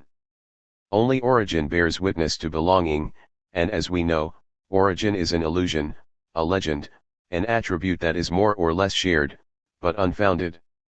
Ethnic identity does not exist any more than linguistic identity. While each of us comes from a history of crossbreeding and contaminations that can neither be attested nor authenticated, there are illusions of ethnic belonging. While each of us speaks our own dialect that can never be fundamentally translatable by another speaker, there are illusions of linguistic comprehension. Living together is premised on these. The more the field of ethnic identifiability, of comprehensibility, of origin, are perturbed, the more acute becomes the need to identify, to the point of obsession / totalitarian code. In the end, the inhuman appears as the dominant form of human relations. Reaction devolved to a development of capital that, even as it proceeds triumphantly, excludes and crystallizes growing sections of the planetary nervous system, and secretes inhumanity. After having subordinated the working class variable, capital readies itself for its new, titanic enterprise, subordinating the entire cycle of human cognitive activity into an automated system that is cabled on a number of levels, the economic, technological, psychochemical, and perhaps in the future, also the biogenetic. But the residues that this enterprise leaves along its course are immense, corresponding to the majority of the human population. After having incorporated working class autonomy in technique, and after having eliminated every alternative perspective, capital imposes itself as the accumulation of automatic processes that are no longer governable or opposable. Techno-social interfaces progressively connect towards the transformation of the global economy into a hive mind that functions according to prescribed goals and is cabled in the techno-linguistic garb of its human terminals. At this point, the biocomputer superorganism reads the human and discards it as noise. This process leads to the creation of a super-identity completely indifferent to identities of origin, of sex, race, faith, nationality. But in the process of this super-identity's formation, an enormous quantity of human material is discarded, the majority of humanity, which remains outside the cabled circuit of the globalized techno-economy. This material residue identifies itself through aggressive cults, founded on the illusion of an originary authenticity in need of restoration. Only the affirmation of an identity makes survival possible in a world increasingly dense with conflicting territorial projects, in a world dominated by the paradox of growing wealth that produces an expanding misery. In the horizon of evolution, the problem of collective happiness and liberation comes to be posed in terms that are completely asymmetrical to those we have known in the past. How will the human singularity reproduce itself in the sphere of the post-human? Harmony, happiness, awareness, how can these be singularized in the sphere of the cabled global mind? The universality to which dialectical thought aspired was the result of the very process of particularity's capacity to constitute themselves as a conscious subject, and therefore to surpass the particular. Instead, we are now dealing with a different idea of universality, the abstract universality of code that semiotizes every fragment of the existing without respecting any pulsation of living human particularity. The century is ending under the sign of an inhuman universality, the universality of code, of abstraction that manifests in money, in the circulation of information and finances. Therefore, an abstract and disincarnated totalitarianism takes the place of the machine of universal semiotization. Facing it is the massive return of the residual human, of the body, of blood and soil, of tradition and identity, the rancorous and aggressive reaffirmation of particularity against every other particularity, in the name of no universality. Ethics, sensitivity, sensibility. An old American officer, in charge of training Marines going to wage war somewhere, recounted in Newsweek something interesting about his own experience. I used to do this job in the 70s, during the war in Vietnam. In those years it took 6 months to train a young person to be prepared to kill a human being. Now I am doing the same job in Iraq, but things have changed. The young men come here already trained. They come here ready to kill. What has befallen the first post-alphabetic generation, those whom have learned more words from a machine than from their mothers, those whom some call the post-human generation? Should it be treated as an ethical question? In my view, ethics come out of sensibility. I don't see an alternative efficacious ethical discourse that does not found itself on self-love. And self-love cannot but be love of the other. Self-contempt and cynicism go together. And at the heart of the ethical question is the problem of sensibility, or maybe of sensitivity. In Italian, sensibilità and sensitività have a different meaning to sensibility and sensitivity in English.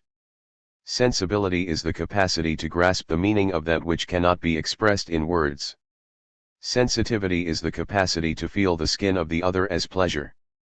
But when, between the two faculties, one determines a deviation, the disturbance of the epidermic perception of the other becomes the incapacity to understand the meaning of signs that emanate from the other. The tendential fall of the knowledge of pleasure. On June 19, 2007, Le Monde reported that Durex, the prophylactic giant, the grand corporate producers of condoms, had commissioned an investigation by the Harris Interactive Institute. 20 countries of different cultures were selected. In each country, 961,000 people were asked a simple question: how satisfied they were with sex. Only 44% of the interviewees responded that they were happy with their sex lives. Maybe it can be said that postmodern BIPs experience sophisticated pleasures in labor and war, who knows? But certainly love doesn't enjoy great success with the public, so much so that it is hard to believe that 44% told their intimate truth, the one that reflects their deepest feelings, whereas we can be certain that the remainder are really unhappy.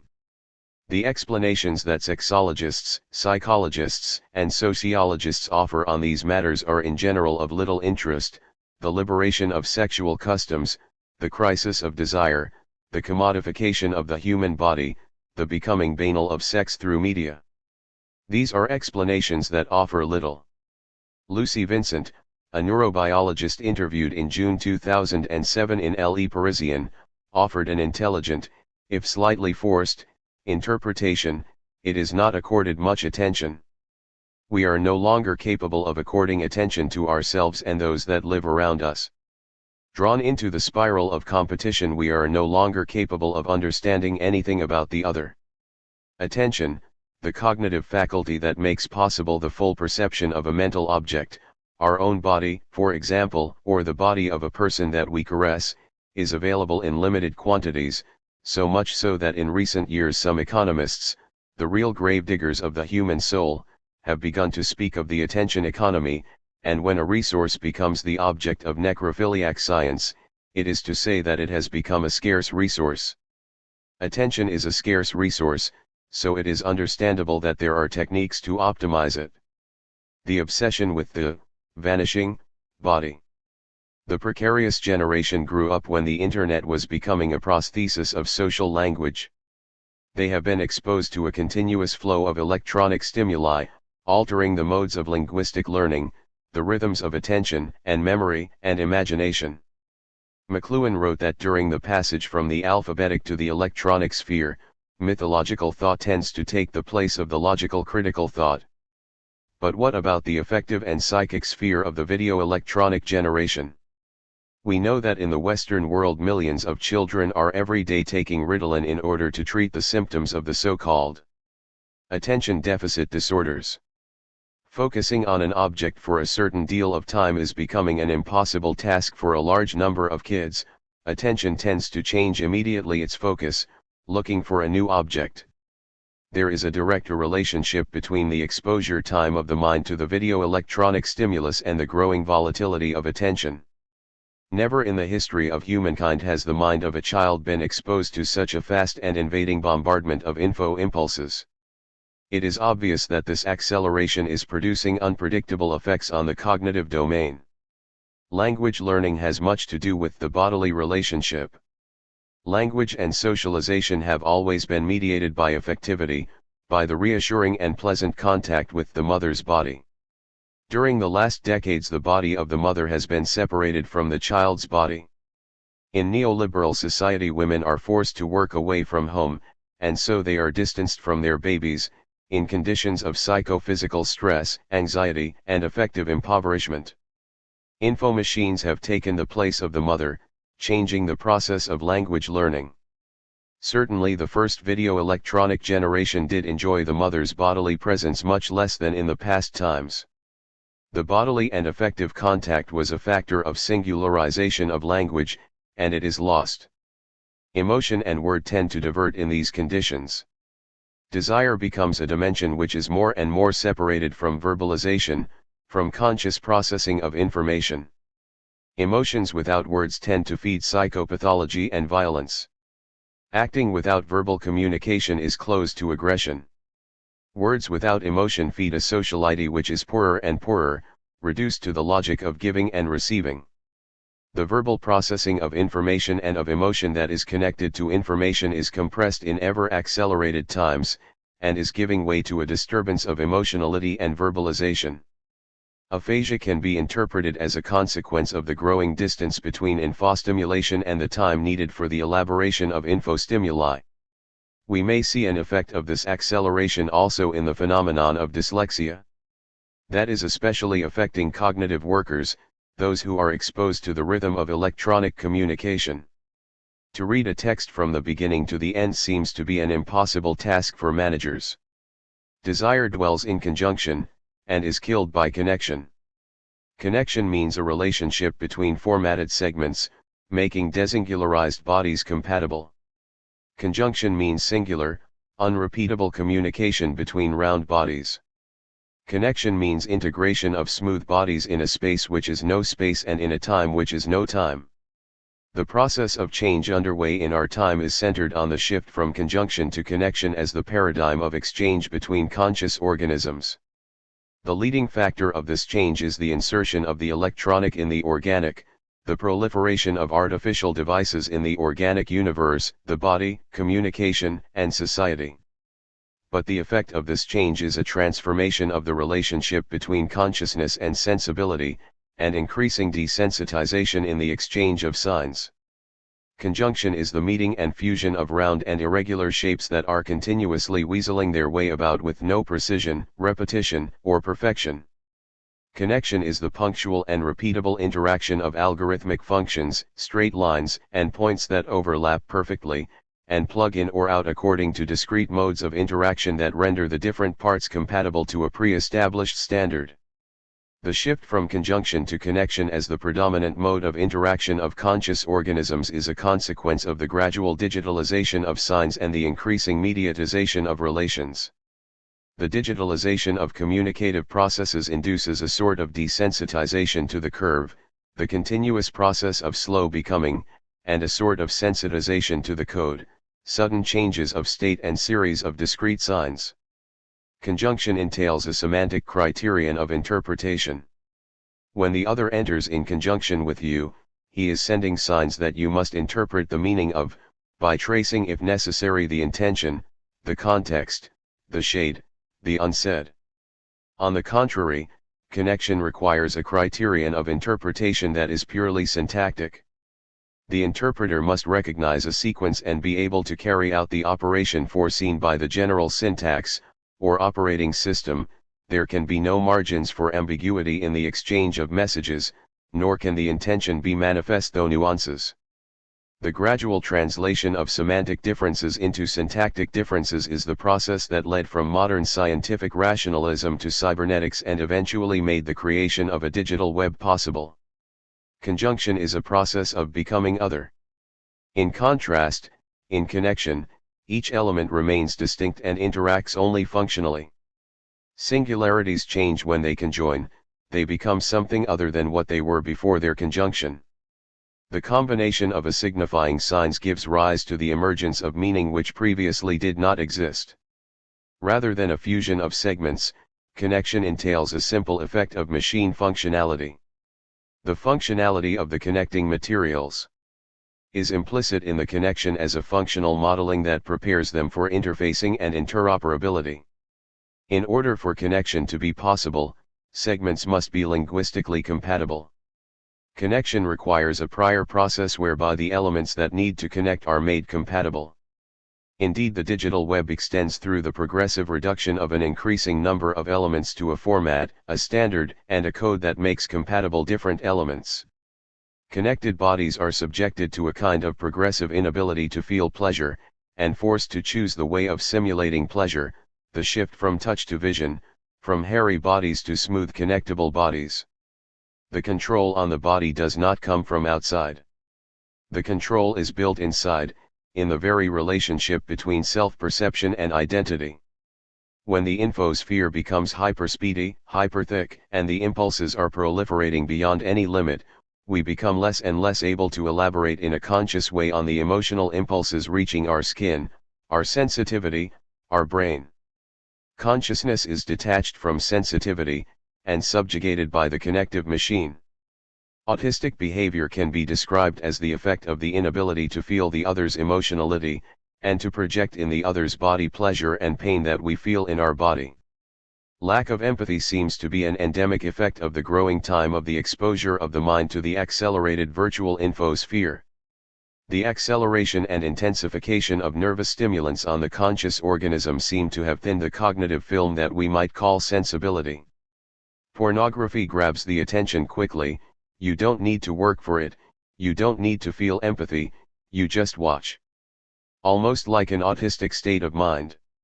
It's not necessary to try and understand the feelings of the other person, it's not about them, they are objects or tools in the need for satisfaction. The bodies are deprived of everything that makes them human by the lurker. In this condition of autistic excitation without fulfillment, social behavior tends to become something similar to obsessive rituals. In the year 1907, Freud wrote an essay on the symptomatology of obsession and the religious rituals. The ritual, he says, has something to do with the obsession, because it has the same character of irrealization and of compulsive repetition. Irrealization and compulsive repetition are peculiar in religious behavior as in pornographic sex. Religious behavior, like pornographic sexuality, performs a ritual which, in its nature, has the stigma of the obsessive neurosis, repetition of acts that are devoid of semantic meaning and devoid of special efficiency. Obsession, compulsive repetition of a ritual which does not fulfill its aim. The real scope of the ritual is the conjuration which holds the right makers own world together. Porn in general has something to do with the ritual. It seems that in the experience of the first connective generation the bodily relationship is becoming growingly difficult, embarrassing. So the ritual is taking the place of pleasure, and porn becomes the repetition of an act of seeing which does not attain its emotional end. I'm not reclaiming any authenticity for the erotic self, I'm not fantasizing about the golden age of sexual happiness. I'm just interested in finding the signs of a pathology in the current proliferation of pornography, namely a pathology of emotionality. This pathology, which is latent in every kind of pornographic product, is highlighted by the mediatization, and especially by the net proliferation of porn. Since image and emotion are separated, the pornographic act, of vision, does not produce the emotional effect we are expecting. So we repeat the act, of vision. The net is the place of endless replication, therefore it is the ideal place of pornographic ritual. Stimulus hypertrophy is the general frame which generates current obsession in the saturated infosphere. During their long evolution, human beings have slowly learned to elaborate the stimulus of sexual excitation. The entire history of culture can be viewed as a way to elaboration of the sexual desire. Through imagination and language human beings manage to balance the stimulus coming from the environment, and the psychic and sexual response to it. We're now living in the age of info-proliferation. The saturation of the infosphere provokes a stimulus overload, and this has an obvious cognitive effect: time for attention decreases. But effective attention takes time, and cannot be shortened or fastened. This leads to a disorder in the emotional elaboration of meaning. Effective attention suffers a kind of contraction, and it is forced to find ways of adaptation. The organism adopts tools for simplification, and it tends to smooth out the living psychic response, to repackage effective behavior in a frozen and fastened framework. The focal point is the shortening of time for emotional elaboration. Pornography is in turn one of the causes of this saturation, and one of the effects, or, better, one of the symptoms of it. Pornography concurs to the saturation of the infosphere, and it is simultaneously an escape from the disturbed psychosphere. What is the meaning of the word emotion? Emotion is the meeting point between body and cognition. It is a bodily elaboration of information that is reaching our mind. The time of emotionality can be fast, very fast, and can be slow. But sexual emotion needs slow time for elaboration. The time of caresses cannot be shortened by automatic engines, although pharmacology can fasten the sexual reactions, and speed up erection. The use of sexual stimulants like Viagra has not so much to do with impotence, but with haste, and emotional disturbances. The electronic excitation conveyed through the entire mediascape puts the sensitive organism in a state of permanent electrocution. Time for linguistic elaboration of a single input is reduced as the number of inputs increase, and the speed of the input gets higher. Sex is not speaking anymore. It is rather babbling and faltering, and it is also suffering of it.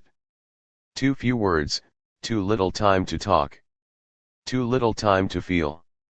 Porn is an exercise in emotional automation and uniformity of the emotional time of response. Don't miss the implication between permanent electrocution, the shortening of linguistic attentive elaboration, and atrophy of emotional response. Pornography is just the visible surface of this neuro-short-circuit.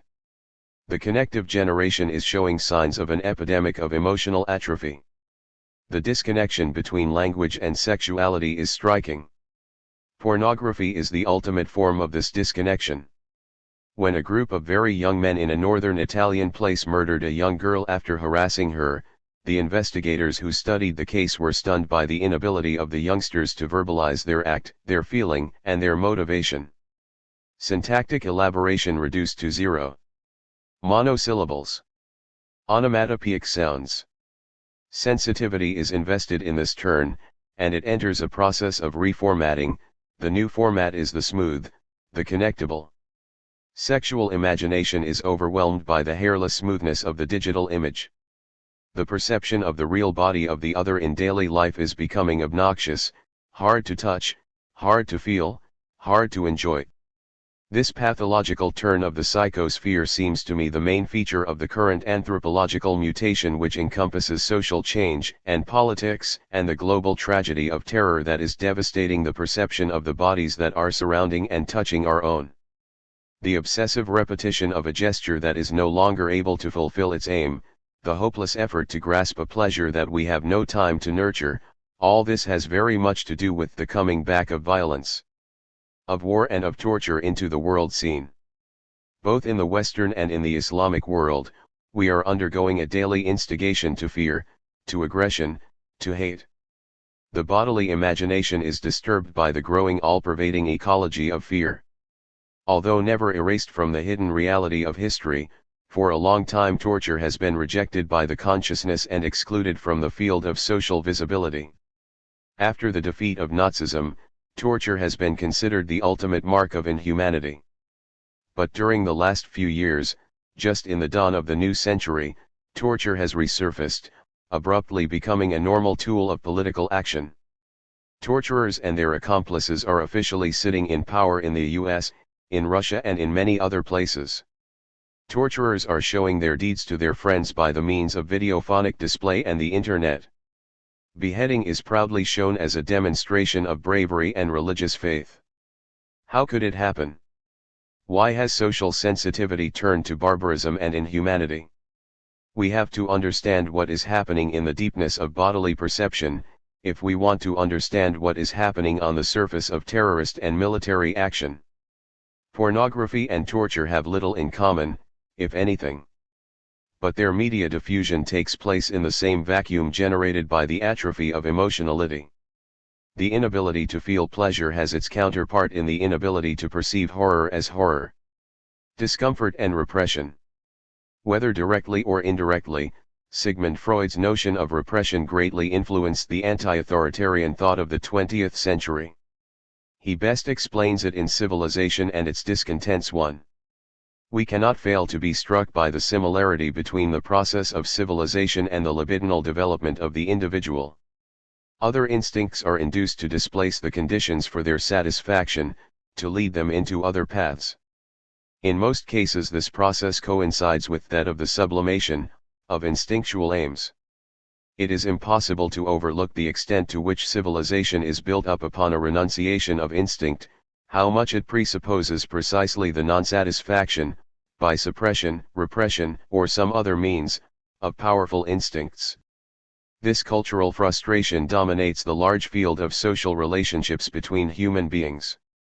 As we already know, it is the cause of the hostility against which all civilizations have to struggle. 1929, 34. Freud regards repression as an unwavering and constitutive trait of social relations. During the 20th century, between the 1930s and 1960s, European critical theory interrogated the relationship between the anthropological aspect of alienation and the historical character of liberation. On the one hand, in the Critique of Dialectical Reason, 1964, Jean-Paul Sartre recognized the anthropologically constitutive, and hence insuperable, character of alienation. On the other hand, the historicist and dialectical variant of Marxist theory regarded alienation as a historically determined phenomenon that could be overcome through the abolition of capitalist social relations. In his 1929 essay, whilst criticizing the naivete of dialectical thinking, Freud anticipated the main issues of the debate. The communists believe that they have found the path to deliverance from our evils. According to them, man is wholly good and well disposed to his neighbor, but the institution of private property has corrupted his nature. If private property were abolished, all wealth held in common, and everyone allowed to share in the enjoyment of it, ill will and hostility would disappear among men. I have no concern with any economic criticism of the communist system.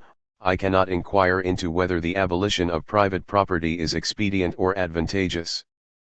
But I am able to recognize that the psychological premises on which the system is based are an untenable illusion. 1929, 50.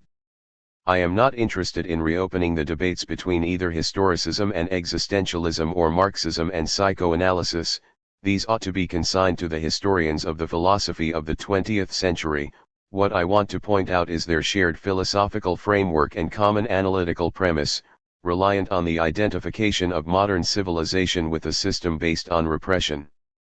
According to Freud, like any other system of civilization, modern capitalism is founded on the necessary removal of the individual libido and on the sublimating organization of the collective libido. This same intuition is inflected in various ways throughout the thought of the 20th century. In Freudian psychoanalysis, this discontent is constitutive and insurmountable, and the goal of psychoanalytical therapy is to cure, through language and anamneses, the neuroses it produces in us. Existentialism-inspired philosophical culture shares Freud's belief in the insuperability of constitutive alienation and the repression of libidinal drives. On the contrary, in Marxist and anti-authoritarian theory, repression is socially determined and can be removed by an act of society that frees the productive and desiring energies existing in its real movement. Nonetheless, repression plays a crucial role in both philosophies because, as a concept, it serves as an explanation for the neurotic pathologies that psychological therapy takes as its object, as well as the capitalist social contradiction that revolutionary movements aim to abolish to create the conditions of possibility for the overcoming of exploitation and alienation itself. During the 1960s and 1970s, the concept of repression provided the backdrop to every political debate inspired by desire. The political value of desire was always pitted against dispositives of repression, and these often revealed to be a conceptual and political trap. For instance, following the 1977 wave of arrests of the February and March insurrections, the Italian movement decided to gather around the issue of repression at the Bologna Conference. This could have been a conceptual mistake. In choosing repression as the main issue under discussion, we entered the narrative machine of power and lost the ability to imagine forms of life that were asymmetrical to and thus independent from it. Anyhow, by the end of the 20th century, the whole question of repression seemed to melt into thin air and disappear from the scene. Rather than neuroses produced by a repression of libido, the dominant pathologies of our times are schizoid and result from an eruption of expression: just do it. Structure and desire. The anti-authoritarianism of the 1970s operated within a Freudian conceptual framework, though expanding and subverting its historical outlook. In Eros and Civilization, Herbert Marcuse proclaims the actuality of the liberation of collective eros. Repression constricts the potential of technology and knowledge and prevents their full development, yet critical subjectivity actually unfolds by enabling the full expression of the libidinal and productive potential of society, and creating the conditions for a full realization of the pleasure principle. The analysis of modern society intersects the description of the mechanisms of discipline that repressively shape social institutions and public discourse.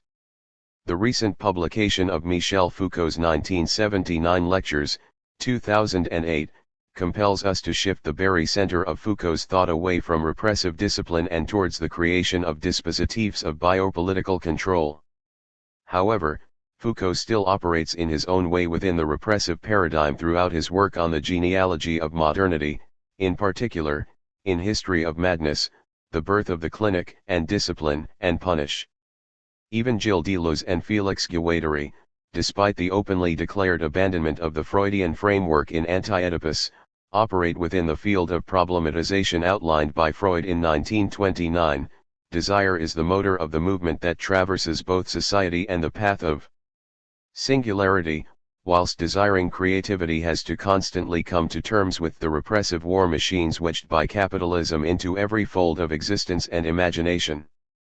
The concept of desire cannot be flattened out by a reading of it in terms of repression. In Anti-Oedipus, desire is opposed to lack.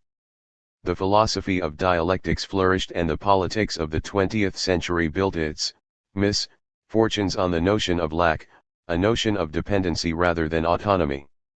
Lack is a product, determined by the regime of economics, religion, and psychiatric domination. Rather than lack, it is desire as creation that gives ground to processes of erotic and political subjectivation. In this respect, Deleuze and Guattari help our understanding of repression as nothing but a projection of desire, rather than the manifestation of a structure, desire is the possibility of creating thousands of structures. Desire can crystallize structures and turn them into obsessive refrains. Desire constructs traps to entrap desire. Yet the analytical dispositif forged by Foucault's genealogy and Deleuze and Guattari's creationism predominantly views subjectivity as being capable of causing the desire that was removed to re-emerge in the face of repressive social sublimation. This is an anti-repressive, or, rather, expressive view. The relationship between structure and desire is the key to the move of Guattari's schizoanalysis outside the orbit of Lacanian Freudianism. For Guattari, desire can be understood neither from the standpoint of structure, nor as a possible variant that depends on the invariance of the matheme.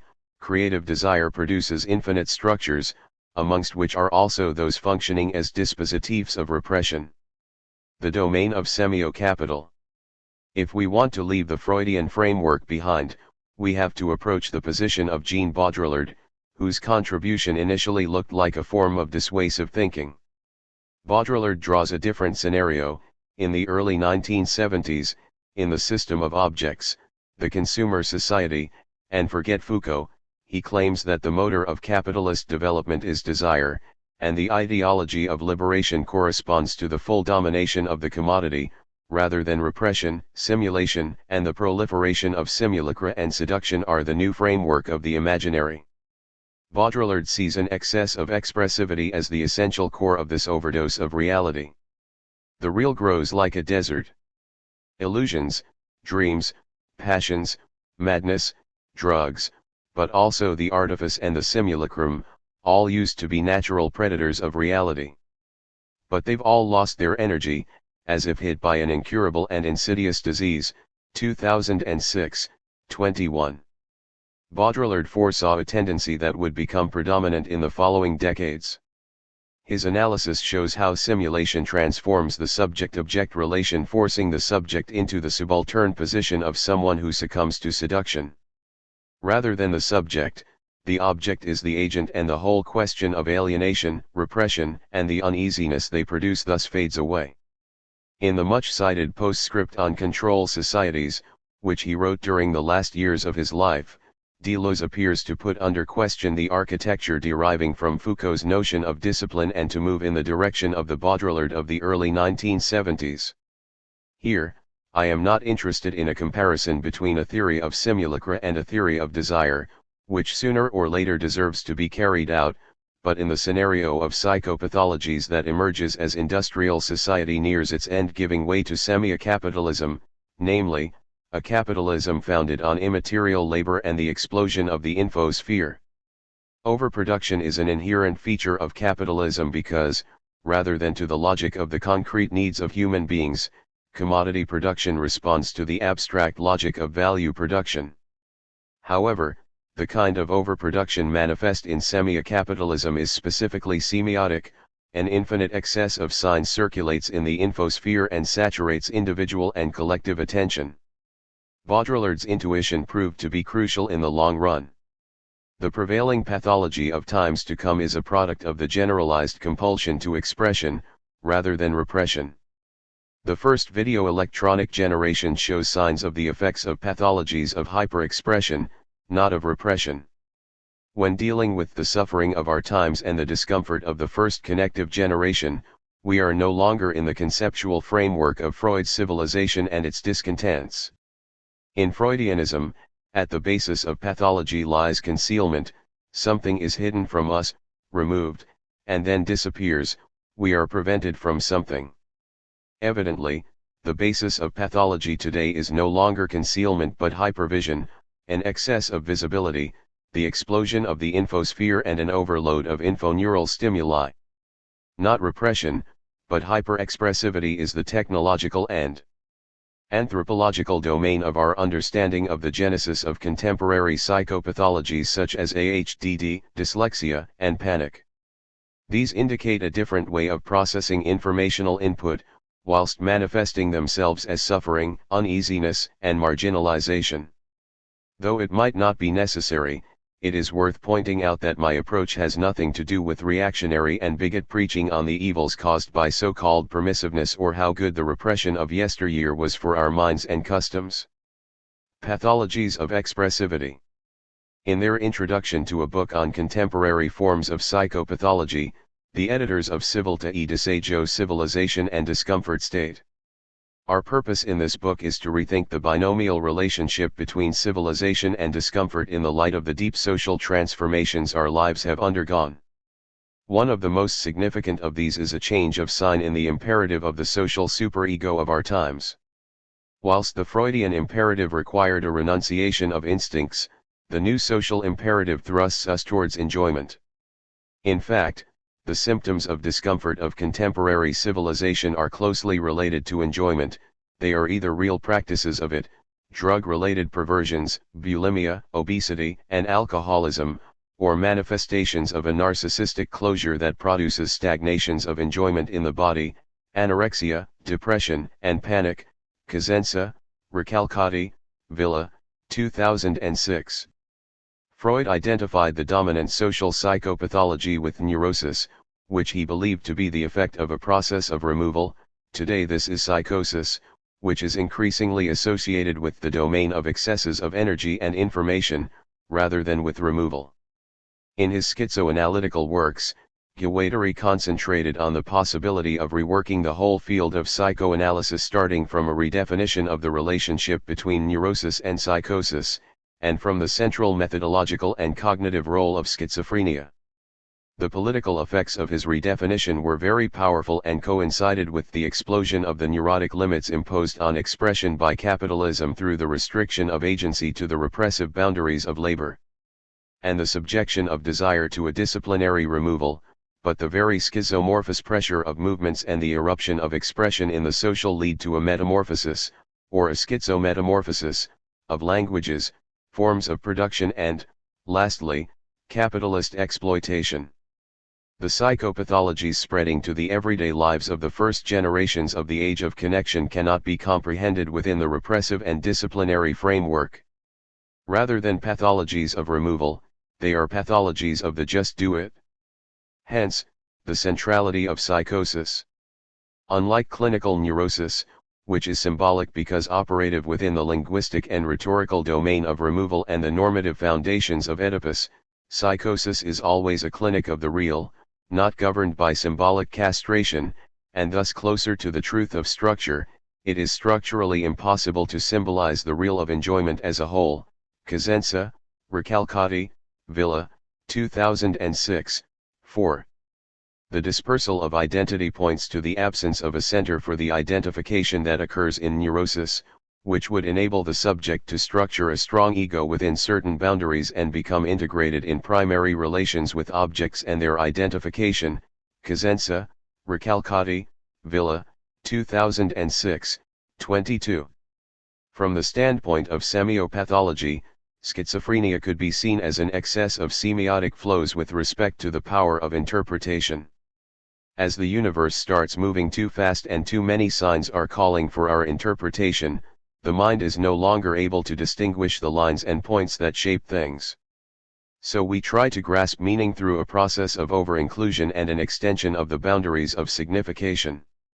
In the conclusion to their last joint work, Deleuze and Guattari write: we require just a little order to protect us from chaos. Nothing is more distressing than a thought that escapes itself, than ideas that fly off, that disappear hardly formed, already eroded by forgetfulness or precipitated into others that we no longer master. These are infinite variabilities, the appearing and disappearing of which coincide. They are infinite speeds that blend into the immobility of the colorless and silent nothingness they traverse, without nature or thought. 1994, 201. Semiotics of schizophrenia. A semiotic regime is repressive when one, and only one, signified is ascribed to each signifier. Whoever fails to interpret the signs of power in the right way, doesn't wave at the flag or respect their superiors, and breaks the law, is in trouble. However, the semiotic regime we find ourselves in as inhabitants of the semi-capitalist universe is characterized by an excess of speed of the signifiers and stimulates a sort of interpretative hyperkinesis. The typical over-inclusion of schizophrenic interpretation becomes the predominant mode of navigation in the proliferating universe of video-electronic media. In a chapter entitled Toward a Theory of Schizophrenia, Bateson defines schizophrenic interpretation thus. The schizophrenic shows weakness in three fields of the communicative function: a difficulty in ascribing the correct mode of communication to messages coming from other people, b. a difficulty in ascribing the correct mode of communication to verbal and non-verbal messages, and c. a difficulty in ascribing the right mode of communication to her own thought, sensation, and perception. 1972, 240. In the video-electronic infosphere we all inhabit the conditions that describe schizophrenic communication. Exposed to an overloading of signifying impulses, the human receiver is unable to process the meaning of statements and stimuli in sequence and faces the difficulties listed by Bateson. A further peculiar character of the schizophrenic Bateson mentions is that she does not know how to distinguish metaphor from literary expression. The peculiarity of the schizophrenic is not that she uses metaphors, but that she uses them without identifying them. 1972, 248. In the domain of digital simulation, metaphors and things become less and less distinguishable, thing turns into metaphor and metaphor into thing, representation replaces life, and so too life representation. Semiotic flows and commodity circulation juxtapose their codes and become part of the same constellation, which Baudrillard calls hyperreality. Thus the register of schizophrenia becomes the main mode of interpretation. The system of collective cognition loses its critical competence. This amounted to the ability to discern truth value in the statements that were submitted in sequences to relatively alert attention. Amidst the proliferation of fast media, interpretation no longer unfolds along sequential lines, instead, it follows associative spirals and asignifying connections. Interpretation and overload. In Learner-Based Listening and Technological Authenticity, Richard Robin, a researcher from George Washington University, studies the effect of the acceleration of speech on listening comprehension. Robin's research is based on a calculation of the number of syllables spoken each second. A faster rate, and more syllables per second decrease the level of the listener's comprehension of meaning. The faster the flow of syllables per second, the less the time for the listener to critically process the message.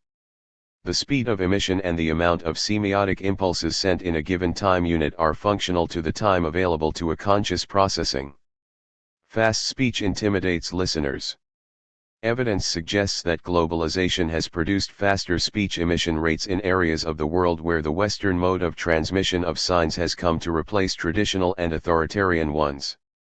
For instance, in the ex-Soviet Union the speed of transmission measured in syllables per second has almost doubled since the fall of the communist regime, from 3 to almost 6 syllables per second.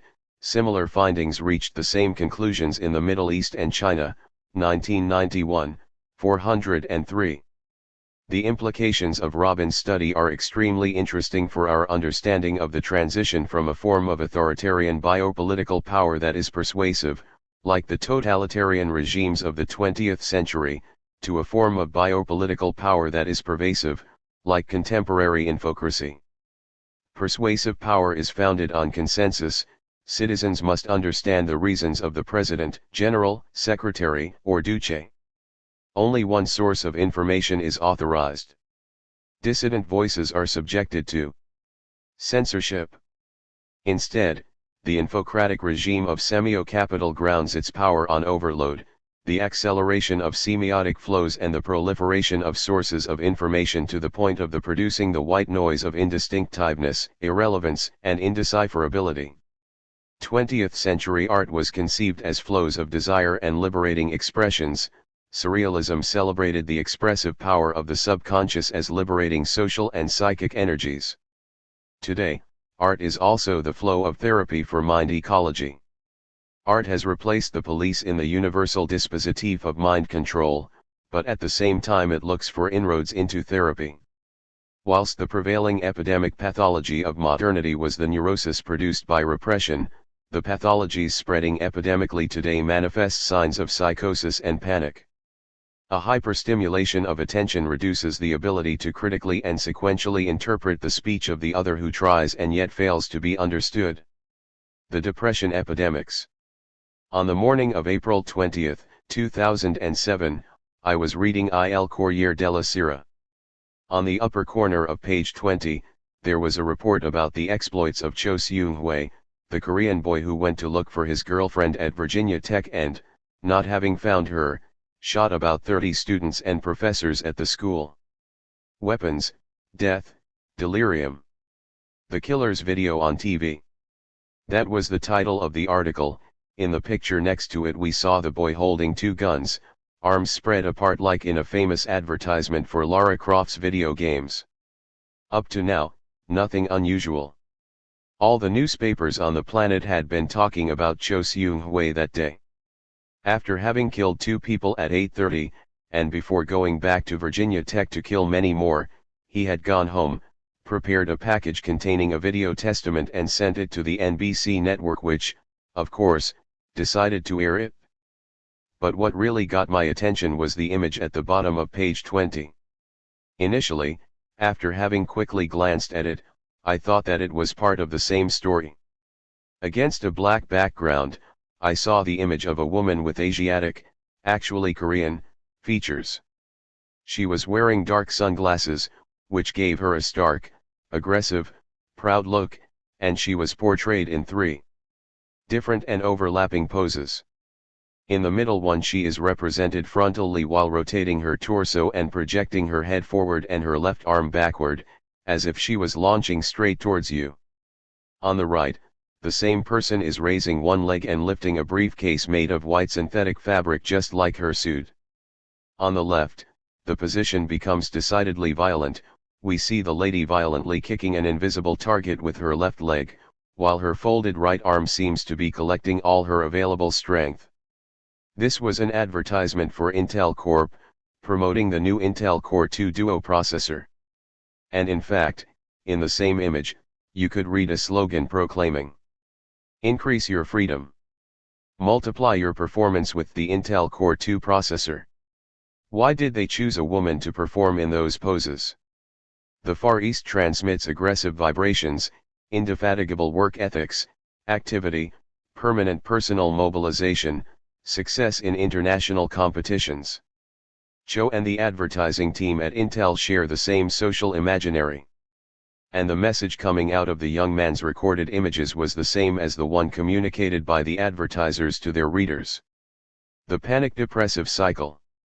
Deadly suicidal explosions are often associated with a pathological diagnosis of depression. There have been many denunciations of the violent suicidal and/or homicidal effects in patients cured with antidepressants which, rather than dealing with the deep psychological implications of depression, simply remove the inhibition to act. Depression cannot explain Cho's explosion of violence. Cho's act was complex, creatively conceived and articulated. It was a work of art saturated with symbolic referents taken from contemporary terror pop.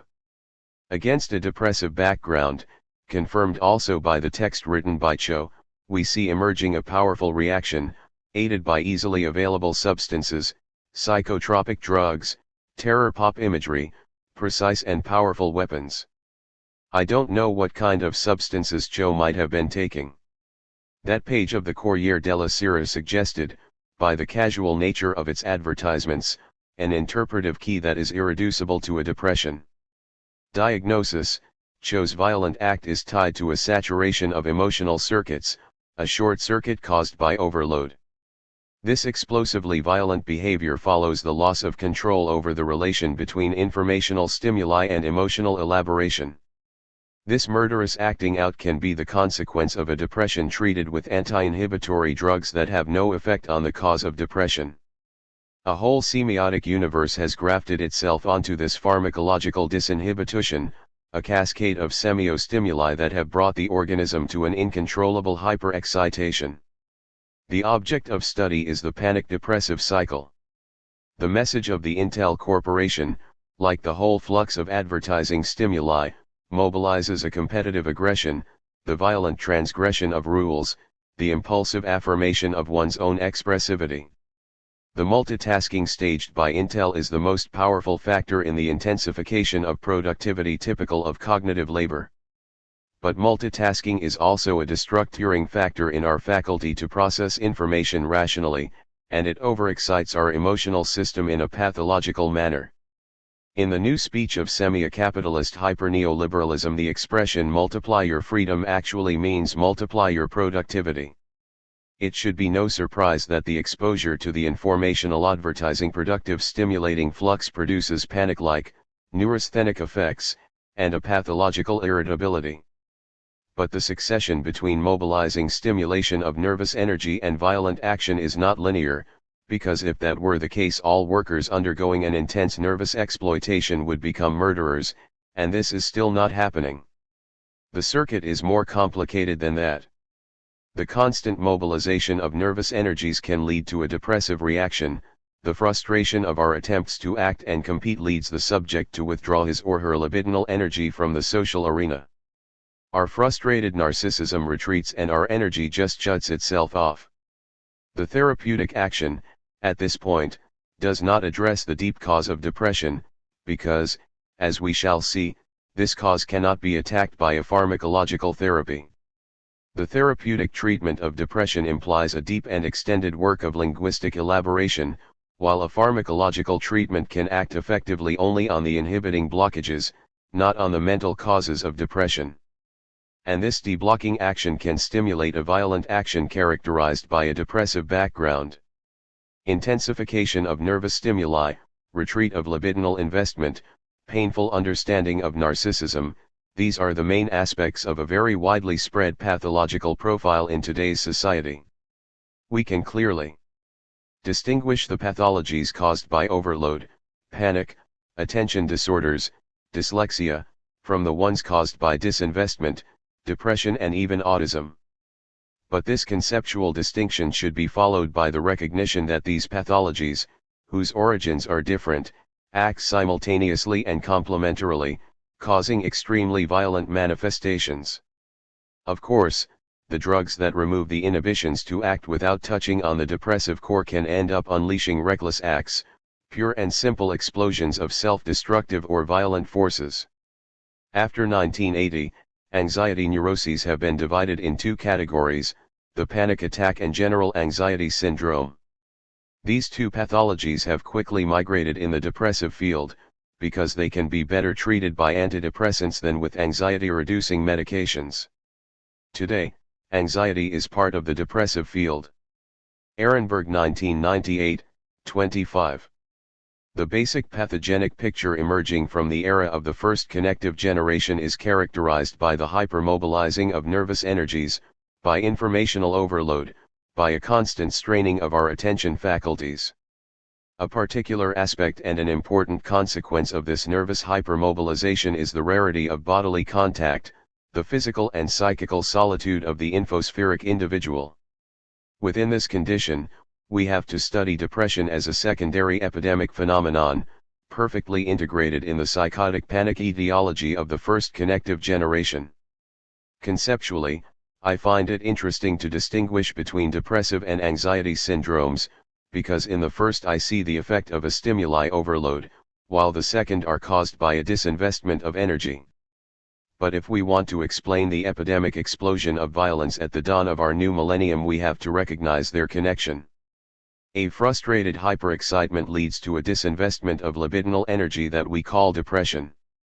But the subject can explode the depressive block with psychotropic drugs or potentially deadly behavioral shocks.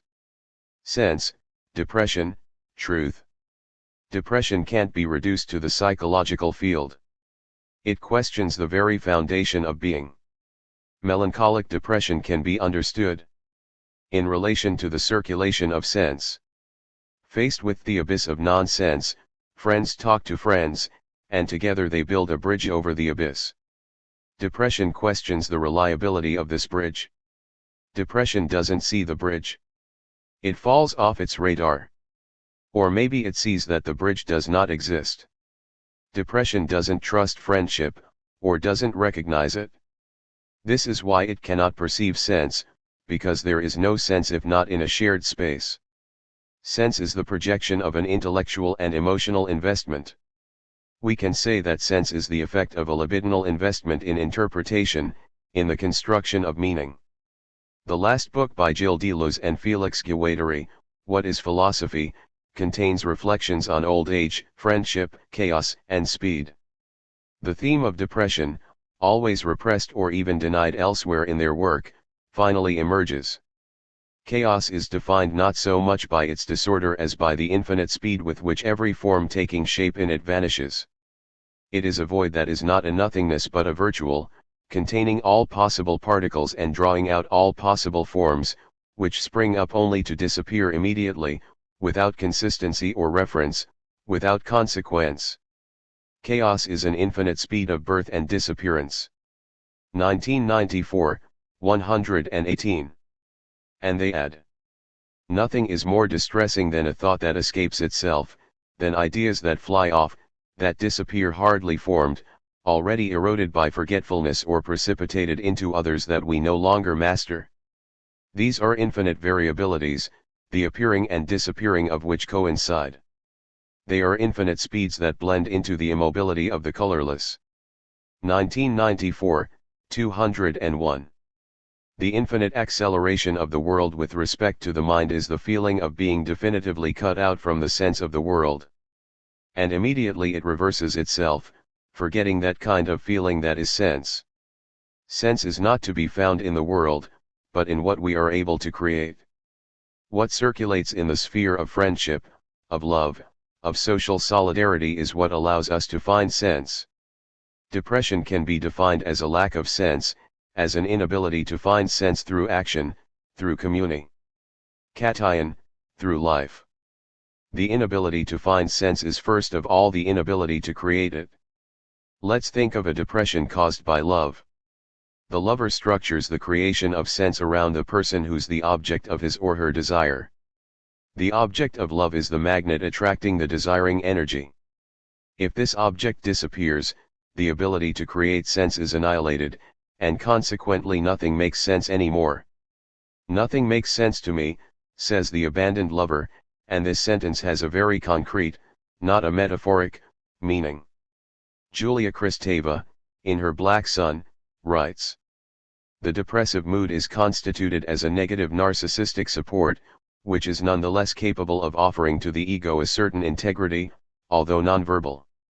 Consequently, the depressive affect acts as a supplement to the non-validation and the symbolic interruption, to the it makes no sense of the depressed subject, while protecting him from the suicidal act. This protection, though, is fragile. The Verleugnung, the depressive denial which annihilates the sense of the symbolic, also annihilates the sense of the act, and it leads the subject to commit suicide without the fear of disintegration, as a rejoining with the archaic non-integration, as lethal as it is jubilatory. Oceanic, 1988, 24. If we consider depression the suspension of the sharing of time, as an awakening to a senseless world, then we have to admit that, philosophically speaking, depression is simply the moment that comes closest to truth. The depressed subject doesn't lose at all the faculty to rationally elaborate the content of his life and of his knowledge. On the contrary, his or her vision can reach an absolutely radical understanding. Depression allows us to see what we normally hide from ourselves through the continuous circulation of a reassuring collective narrative. Depression sees what public discourse hides. Depression is the best condition to access the void that is the ultimate truth. At the same time, though, depression paralyzes any ability to act, to communicate, to share. It is precisely on this inhibition to act, which is psychically secondary and pragmatically decisive, that the antidepressants have their effect. I don't intend to deny that drugs can be effective in treating the symptoms of depression, nor even that by removing the symptoms we can put back into motion a temporarily paralyzed energy, thereby overcoming the very core of the depression. But I want to emphasize the fact that depression is different from its symptoms, and that the cure for depression can follow no other course than the taking care of the impermanent singularity, or of the impermanence of the singular. The social context of depression epidemics. In his book La Fatigue d'être soi, Ehrenberg starts from the idea that depression is a disturbance that has to be understood within a social context. In today's highly competitive environment, the depressive syndrome produces an infernal spiral. Depression is caused by a wound to our narcissistic tendencies, and this wound reduces the libidinal energy that we invest in our actions. Consequently, depression is reinforced because it produces a diminution of our activity level and of our ability to compete. Depression triumphs when the disciplinary model of behavioral management, the rules concerning authority and conformity typical of a time when interdictions assign their destiny to the different social classes, have retreated in favor of norms that encourage everyone to individual achievement, ordering people to become themselves. The consequence of this new normativity is that the entire responsibility for our lives is located not only in ourselves, but also in the collective space. Depression is an illness of responsibility, dominated by a feeling of inadequacy. The depressed subject is not capable, he is tired of being him or herself. 1998, 10.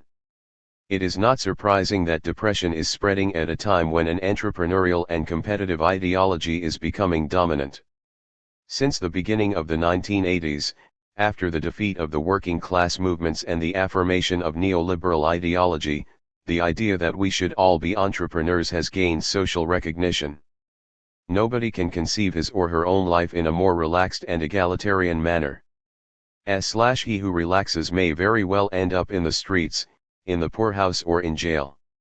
The so-called neoliberal reforms that are continuously imposed on an increasingly fragmented, defeated, impotent society, which has been crushed by the dominant ideologies, are directed toward the destruction of any economic security for working people, and to expose every worker's life to the risks of the entrepreneurial profession. In the past, taking risks was the job of the capitalist, who invested in his or her own abilities, obtaining enormous gains or suffering painful failures. But economic risk was his business. The others were in a range going from misery to relative prosperity, but they were not encouraged to take risks in order to have more. But today we are all capitalist, as the ideologues of neoliberal reform loudly proclaim, and therefore we all have to take risks. Pensions will no longer be given in exchange for the savings accumulated thanks to a life of work, but tied to pension funds that will either produce fabulous revenues or fail miserably, leaving us destitute in our old age. The essential idea is that we all should consider life as an economic venture, as a race where there are winners and losers. Ehrenberg's analysis sketches the genealogy of the depressive pathologies typical of a generalized entrepreneurial society.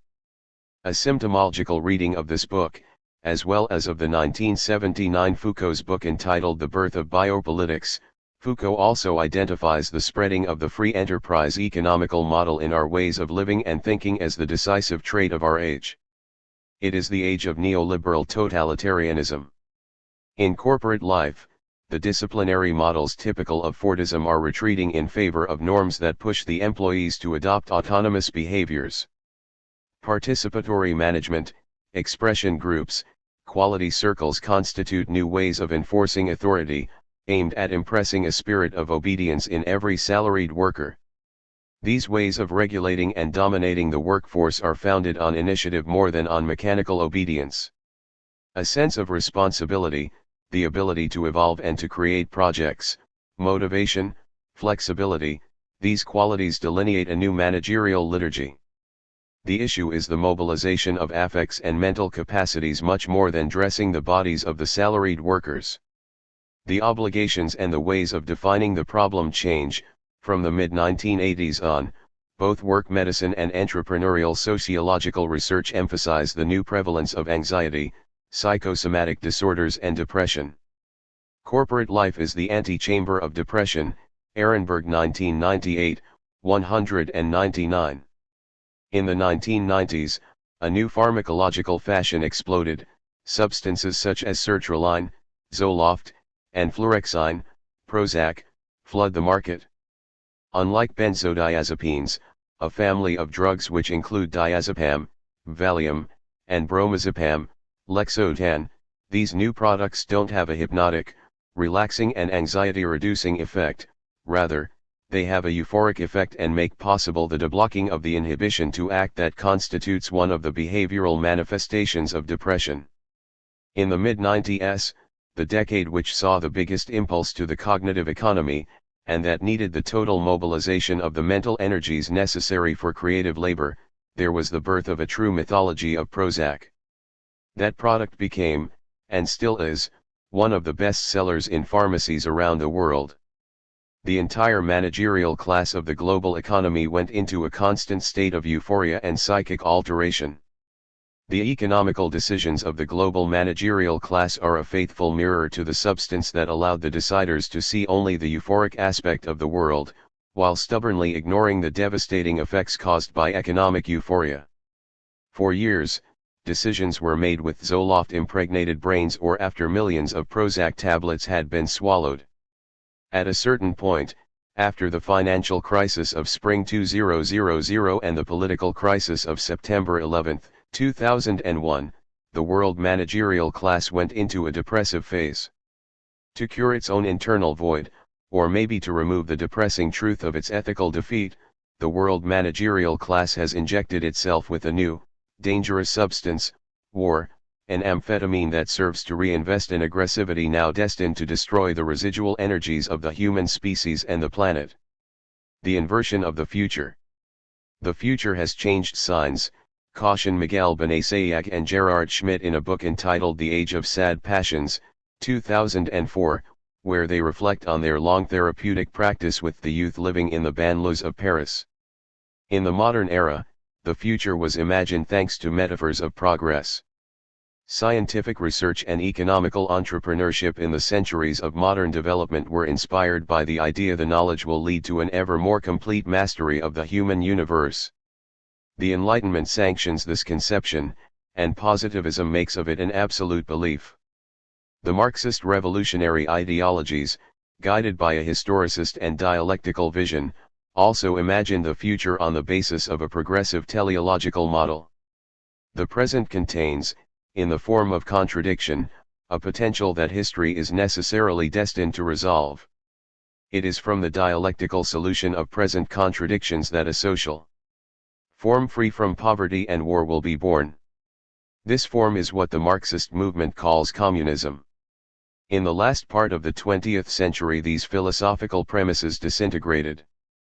But what has disappeared, more than anything else, is the credibility of a progressive model for the future. The future, the very idea of the future, now bears an opposite sign. Pure positivity becomes negativity, and the promise becomes a threat. Of course, knowledge has developed, but it is unable to suppress human suffering and it feeds the pervading sadness and pessimism. 2004, 29.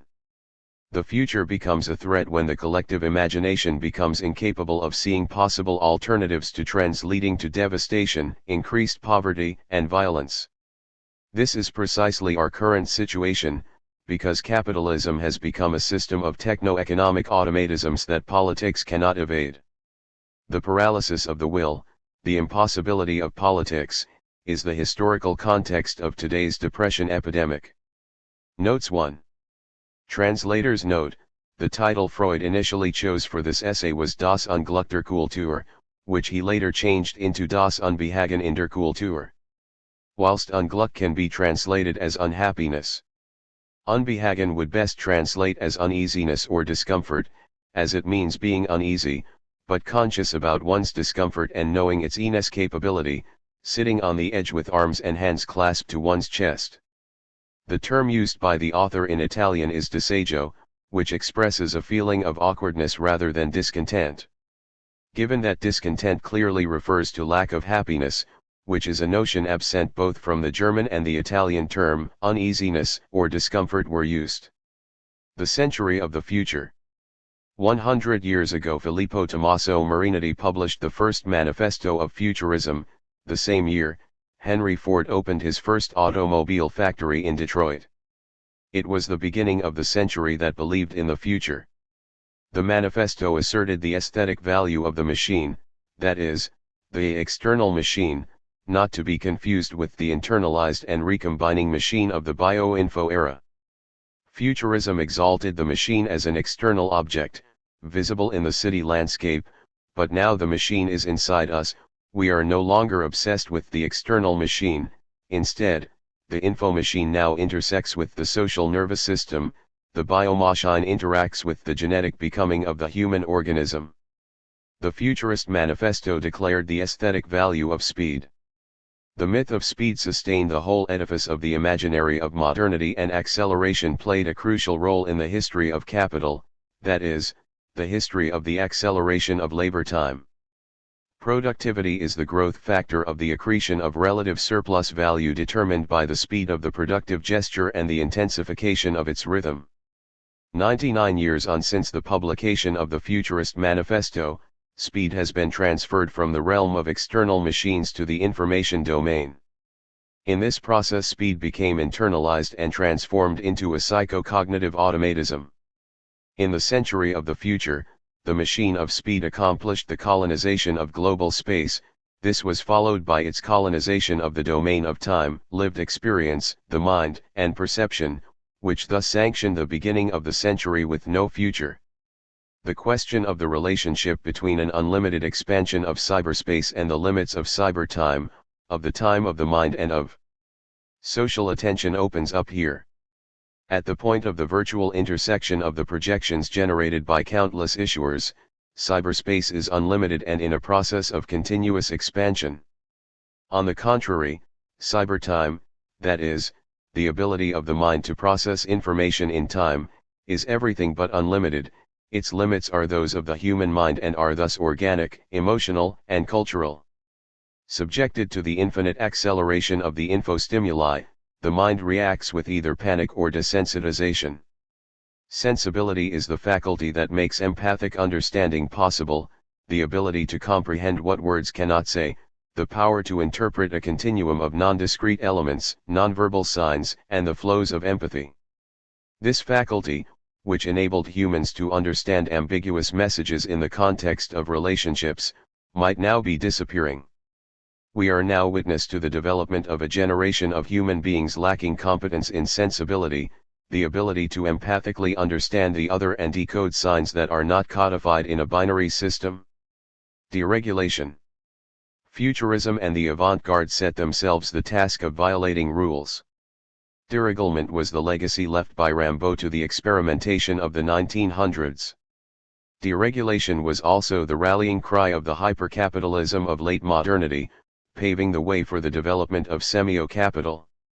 In the totalitarian period of the external machine and mechanical speed, having previously used the state form to impose its rule on society, capitalism decided to do without state mediation, as the techniques of recombination and the absolute speed of electronics made it possible for control to be interiorized. In the classical form of manufacturing capitalism, price, wages, and profit fluctuations were based on the relationship between necessary labor time and the determination of value. Following the introduction of microelectronic technologies and the resulting intellectualization of productive labor, the relationship between different magnitudes and different productive forces entered a period of indeterminacy. Deregulation, as launched by Margaret Thatcher and Ronald Reagan, marked the end of the law of value and turned its demise into a political economy. In his main work, Symbolic Exchange and Death, Jean Baudrillard intuitively infers the overall direction of the development of the end of the millennium. The principle of reality coincided with a certain stage of the law of value. Today, the whole system has precipitated into indeterminacy and reality has been absorbed by the hyperreality of the Code of Simulation, 1976, 12. The whole system precipitates into indeterminacy as all correspondences between symbol and referent, simulation and event, value and labor time no longer hold. But isn't this also what the avant-garde aspired to? Doesn't experimental art wish to sever the link between symbol and referent?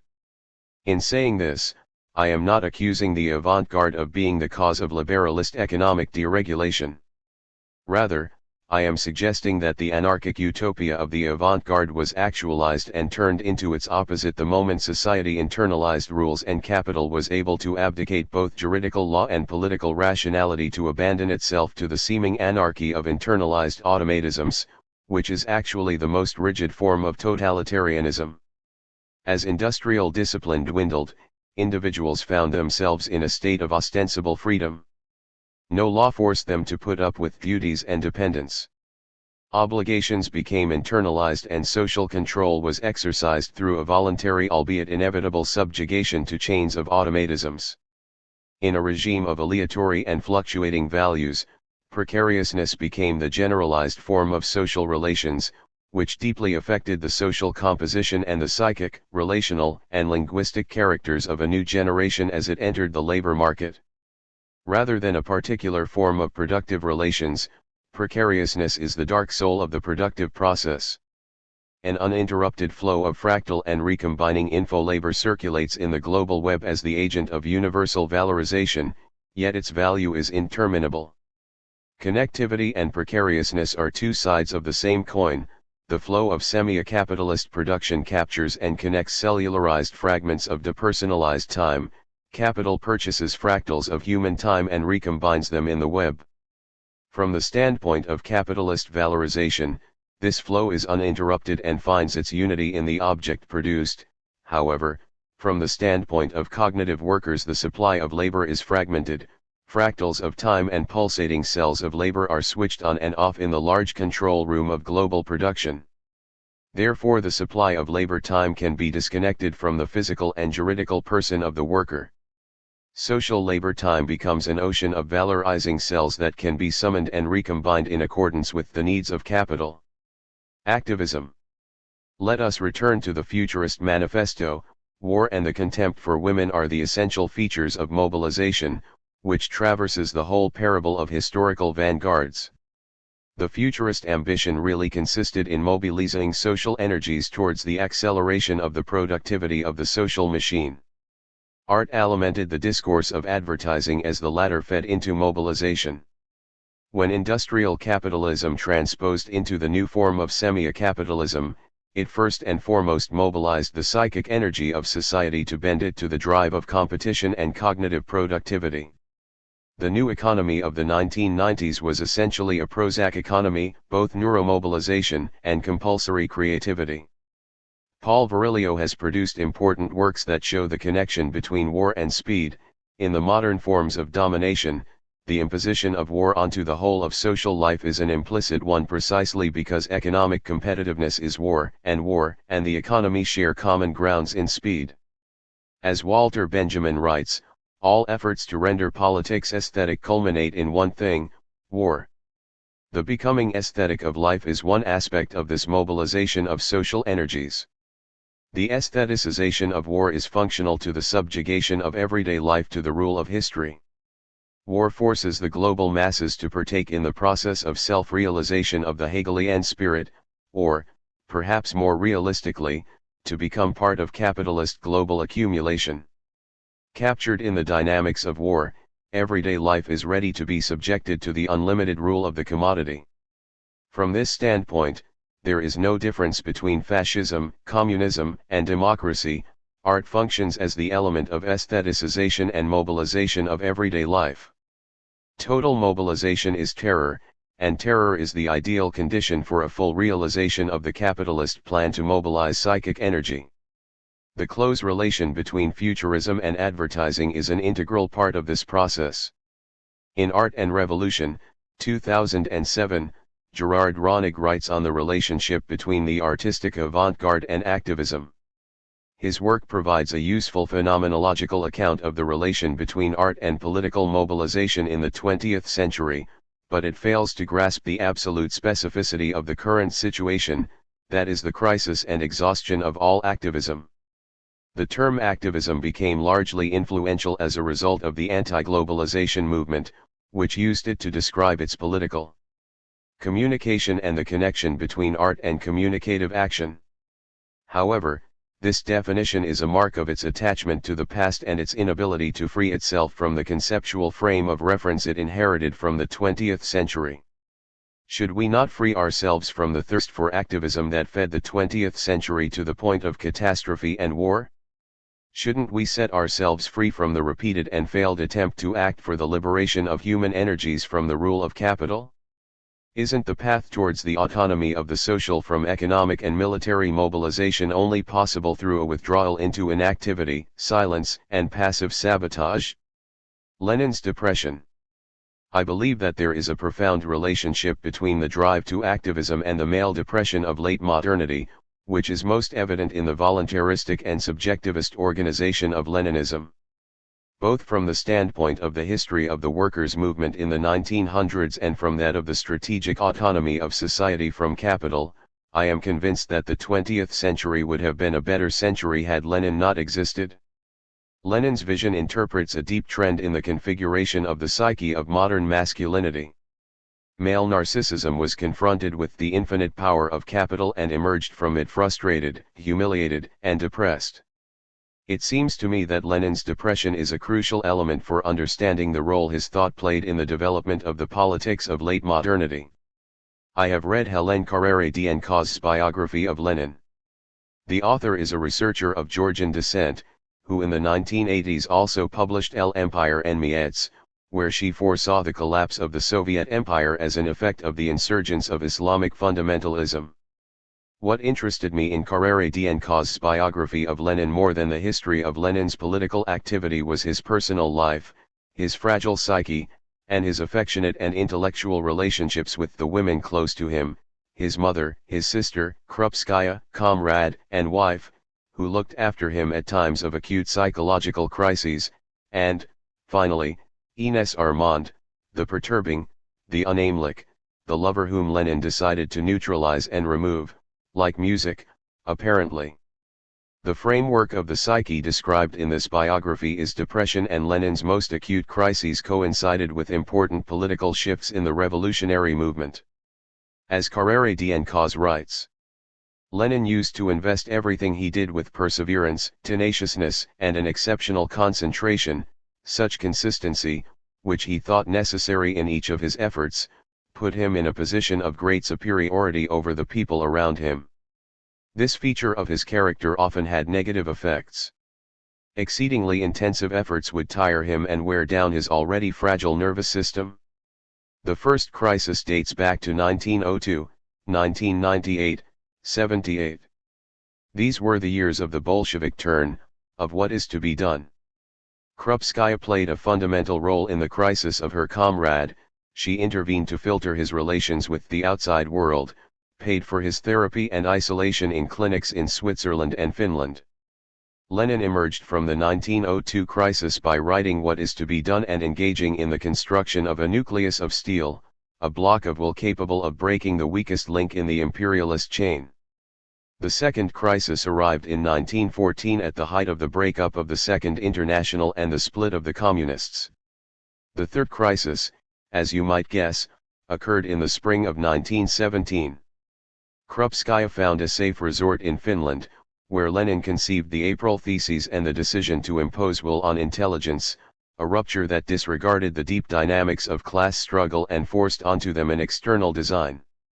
Intelligence is depressive, therefore will is the only cure to the abyss, to ignore it without removing it. The abyss remains, and the following years uncovered it, as the century precipitated into it. Here I do not intend to discuss the politics of Lenin's fundamental choices. I am interested in pointing out a relationship between Bolshevik voluntarism and the male inability to accept depression and develop it from within. Here lies the root of the subjectivist voluntarism that produced the setback of social autonomy in the 1900s. The intellectual decisions of Leninism were so powerful because they were capable of interpreting the male obsession with voluntarism as it faced depression. The next wave. By the beginning of the 21st century, the long history of the artistic avant-garde was over. Beginning with Wagner's Gesamtkunstwerk and resulting in the Dadaist cry to abolish art, abolish everyday life, abolish the separation between art and everyday life, the history of the avant-garde culminates in the gesture of 9/11. Stockhausen had the courage to say this, whilst many of us were thinking the same, Terrorizing suicide is the total work of art of the century with no future. The fusion of art and life, or death, what difference does it make, is clearly visible in the form of action that we might call terrorizing suicide. Let us take Pekka Aavainen as an example. The Finnish youngster turned up to his class at school with a machine gun, killing 8 people, himself included. Printed on his t-shirt was the sentence, "Humanity is overrated." Wasn't his gesture pregnant with signs typical of the communicative action of the arts? Let me explain. I am not inviting the young readers of this essay to go to a crowded place with an explosive belt. I am trying to say, pay attention, a gigantic wave of desperation could soon turn into a suicidal epidemic that will turn the first connective generation into a devastating psychic bomb. I do not think that this wave of suicides can be explained in terms of morality, family values, and the weak discourse used by conservative thought to account for the ethical drift produced by capitalism. To understand the contemporary form of ethical shipwreck, we need to reflect on the transformations of activity and labor, the subsumption of the time of the mind under the competitive realm of productivity. We have to understand the mutation of the cognitive and psychosocial system. Conjunction/connection. The context of my understanding of the present historical and cultural dynamics is the transition from a realm of conjunction to one of connection, with a special focus on the emergence of the first connective generation, those who learn more words from a machine than a mother. In this transition, a mutation of the conscious organism is taking place. To render this organism compatible with a connective environment, our cognitive system needs to be reformatted. This appears to generate a dulling of the faculties of conjunction that had hitherto characterized the human condition. The realm of sensibility is involved in this ongoing process of cognitive reformatting. We see aesthetic thought as being inserted at a juncture. Ethical and political thought is also reshaping its observational standpoint and framework around the passage from a conjunctive to a connective form of human concatenation. Conjunction is becoming other. In contrast, in connection each element remains distinct and interacts only functionally. Singularities change when they conjoin, they become something other than they were before their conjunction. Love changes the lover, and a combination of signifying signs gives rise to the emergence of a meaning that does not exist prior to it. Rather than a fusion of segments, connection entails a simple effect of machinic functionality. In order to connect, segments must be compatible and open to interfacing and interoperability. Connection requires these segments to be linguistically compatible.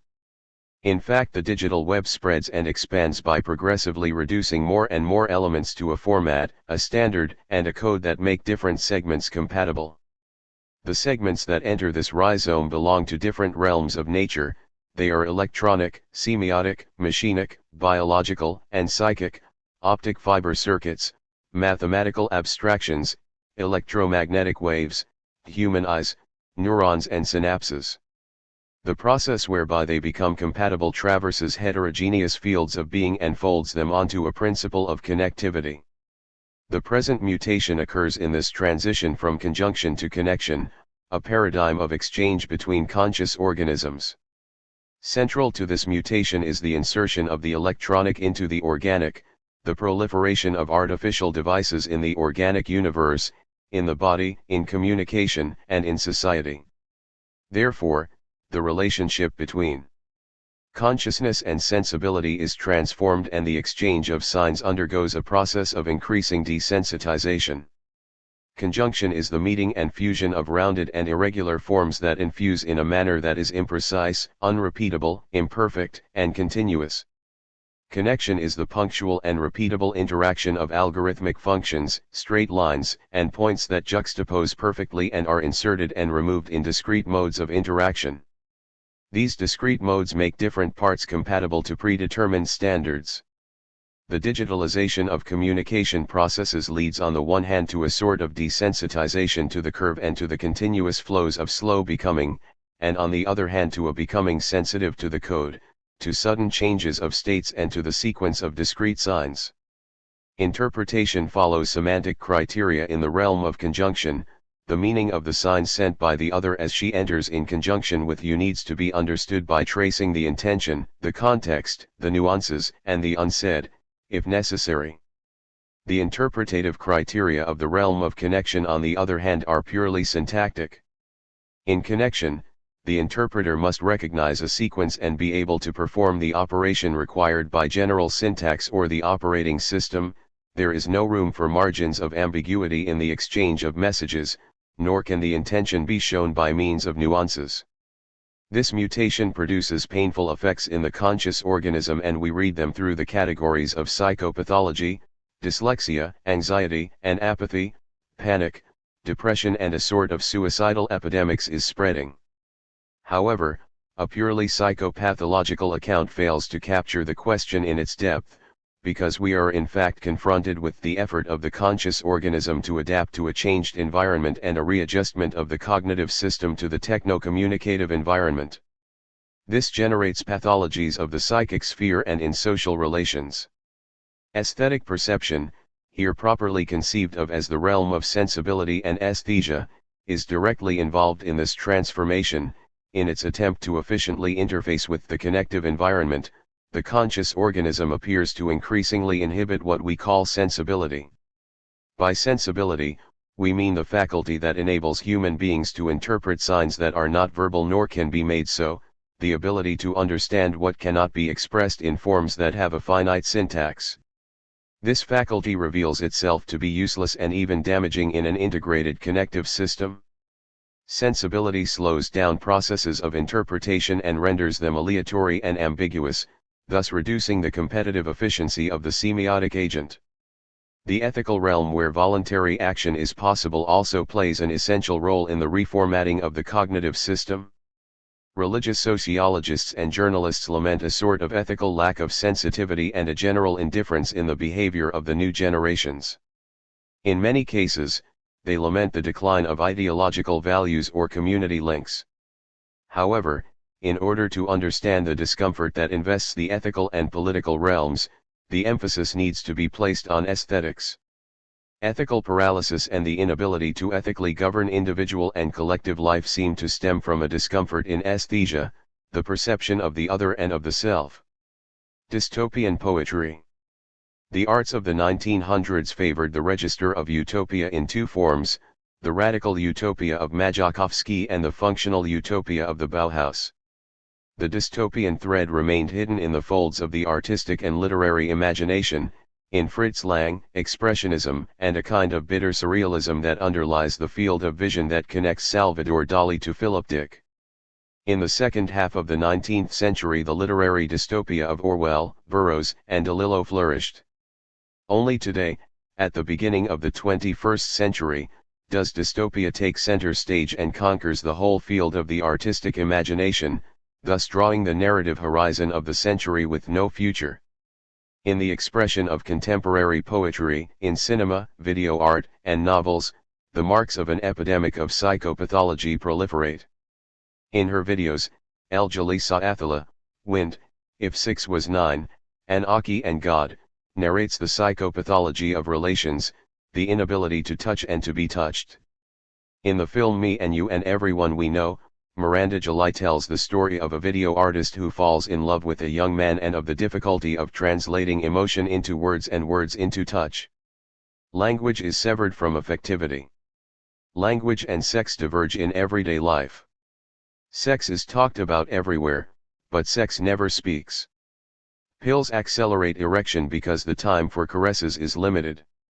A film by Jia Zhangke, entitled Still Life, Sangzia Haoran, and produced in Hong Kong in 2006, shows an unfolding devastation.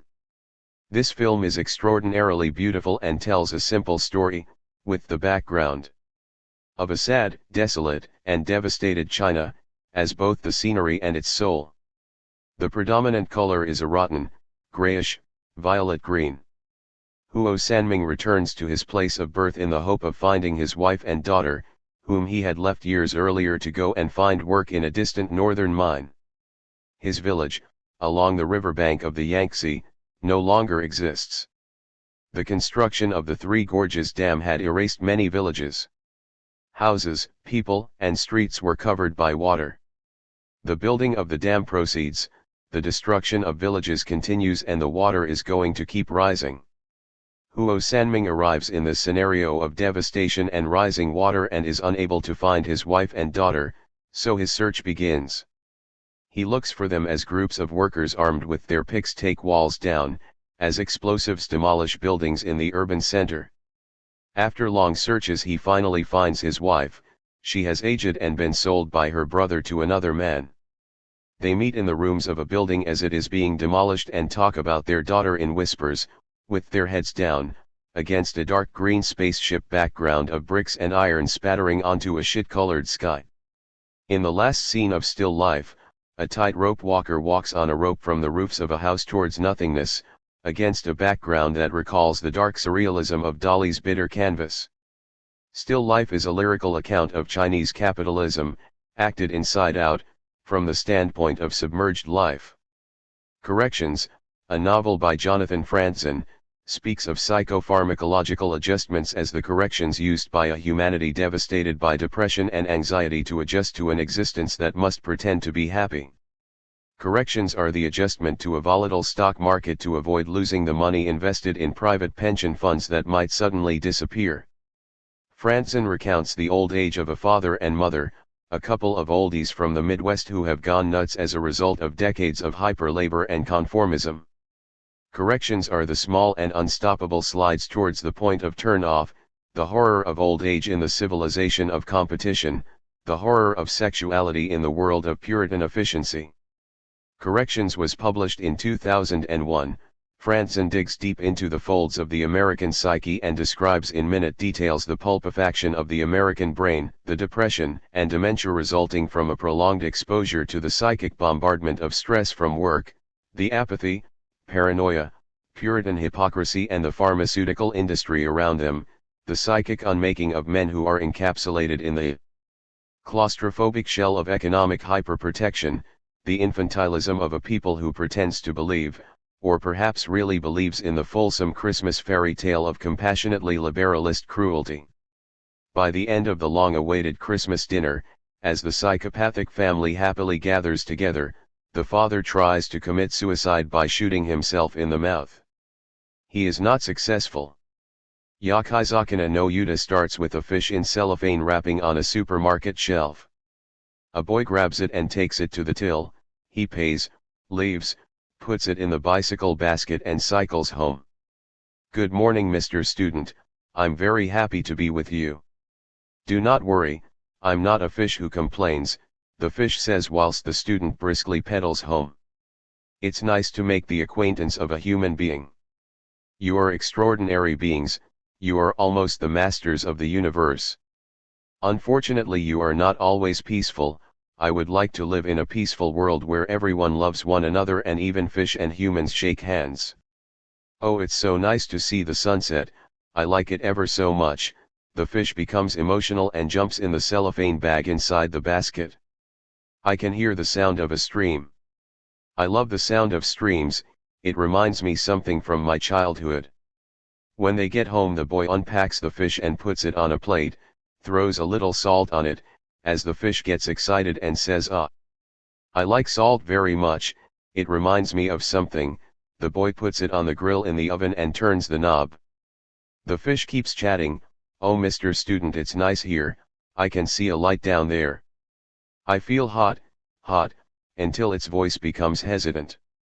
It starts singing a song, more and more feebly and unconnectedly, like Al in the Space Odyssey as his wires are unplugged.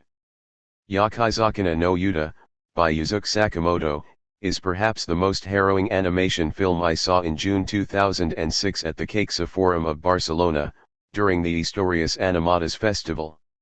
Yet I perceived a common tone running through all of the works presented at the festival, one of ironic cynicism, if you allow me this expression. Place in Time by Miguel Sors recounts millions of years from the standpoint of an improbable bug, an organic insect, as the world changes around it. Animals de Compania by Ruth Gomez uses ferocious images to tell the story of a generation of well-dressed anthropophagi, young beasts in ties, they run and run to avoid being caught by fellows, colleagues, friends, and lovers who wound, kill and eat them as soon as they fall into their grip, with terrorized smiles and dilated eyes. This art is no denunciation. The terms denunciation and engagement no longer have meaning when you are a fish getting ready to be cooked. The art of the 21st century no longer has that kind of energy, even though it keeps using expressions from the 1900s, perhaps out of modesty, perhaps because it is scared of its own truth. Artists no longer search the way to a rupture, and how could they? They seek a path that leads to a state of equilibrium between irony and cynicism that allows them to suspend the execution, at least for a moment. Is art the postponement of the Holocaust? All energy has moved to the war front. Artistic sensibility registers this shift and is incapable of opposing it. 8. Post-futurism. 100 years ago, on the front page of Le Figaro, for the aesthetic consciousness of the world, Filippo Tommaso Marinetti published the manifesto that inaugurated the century that believed in the future. In 1909 the manifesto quickly initiated a process where the collective organism of mankind became machinic. This becoming machine has reached its finale with the concatenations of the global web, and it has now been overturned by the collapse of the financial system founded on the futurization of the economy, debt, and economic promise. That promise is over. The era of post-future has begun. Manifesto of Post-Futurism. Franco Bifo Berardi. Creatively read in English by Eric Empson and Ariana Bove. 1. We want to sing of the danger of love, the daily creation of a sweet energy that is never dispersed. 2. The essential elements of our poetry will be irony, tenderness, and rebellion. 3. Ideology and advertising have exalted the permanent mobilization of the productive and nervous energies of humankind towards profit and war. We want to exalt tenderness, sleep and ecstasy, the frugality of needs and the pleasure of the senses. 4. We declare that the splendor of the world has been enriched by a new beauty, the beauty of autonomy. Each to her own rhythm, nobody must be constrained to march on a uniform pace. Cars have lost their allure of rarity, and above all they can no longer perform the task they were conceived for. Speed has slowed down.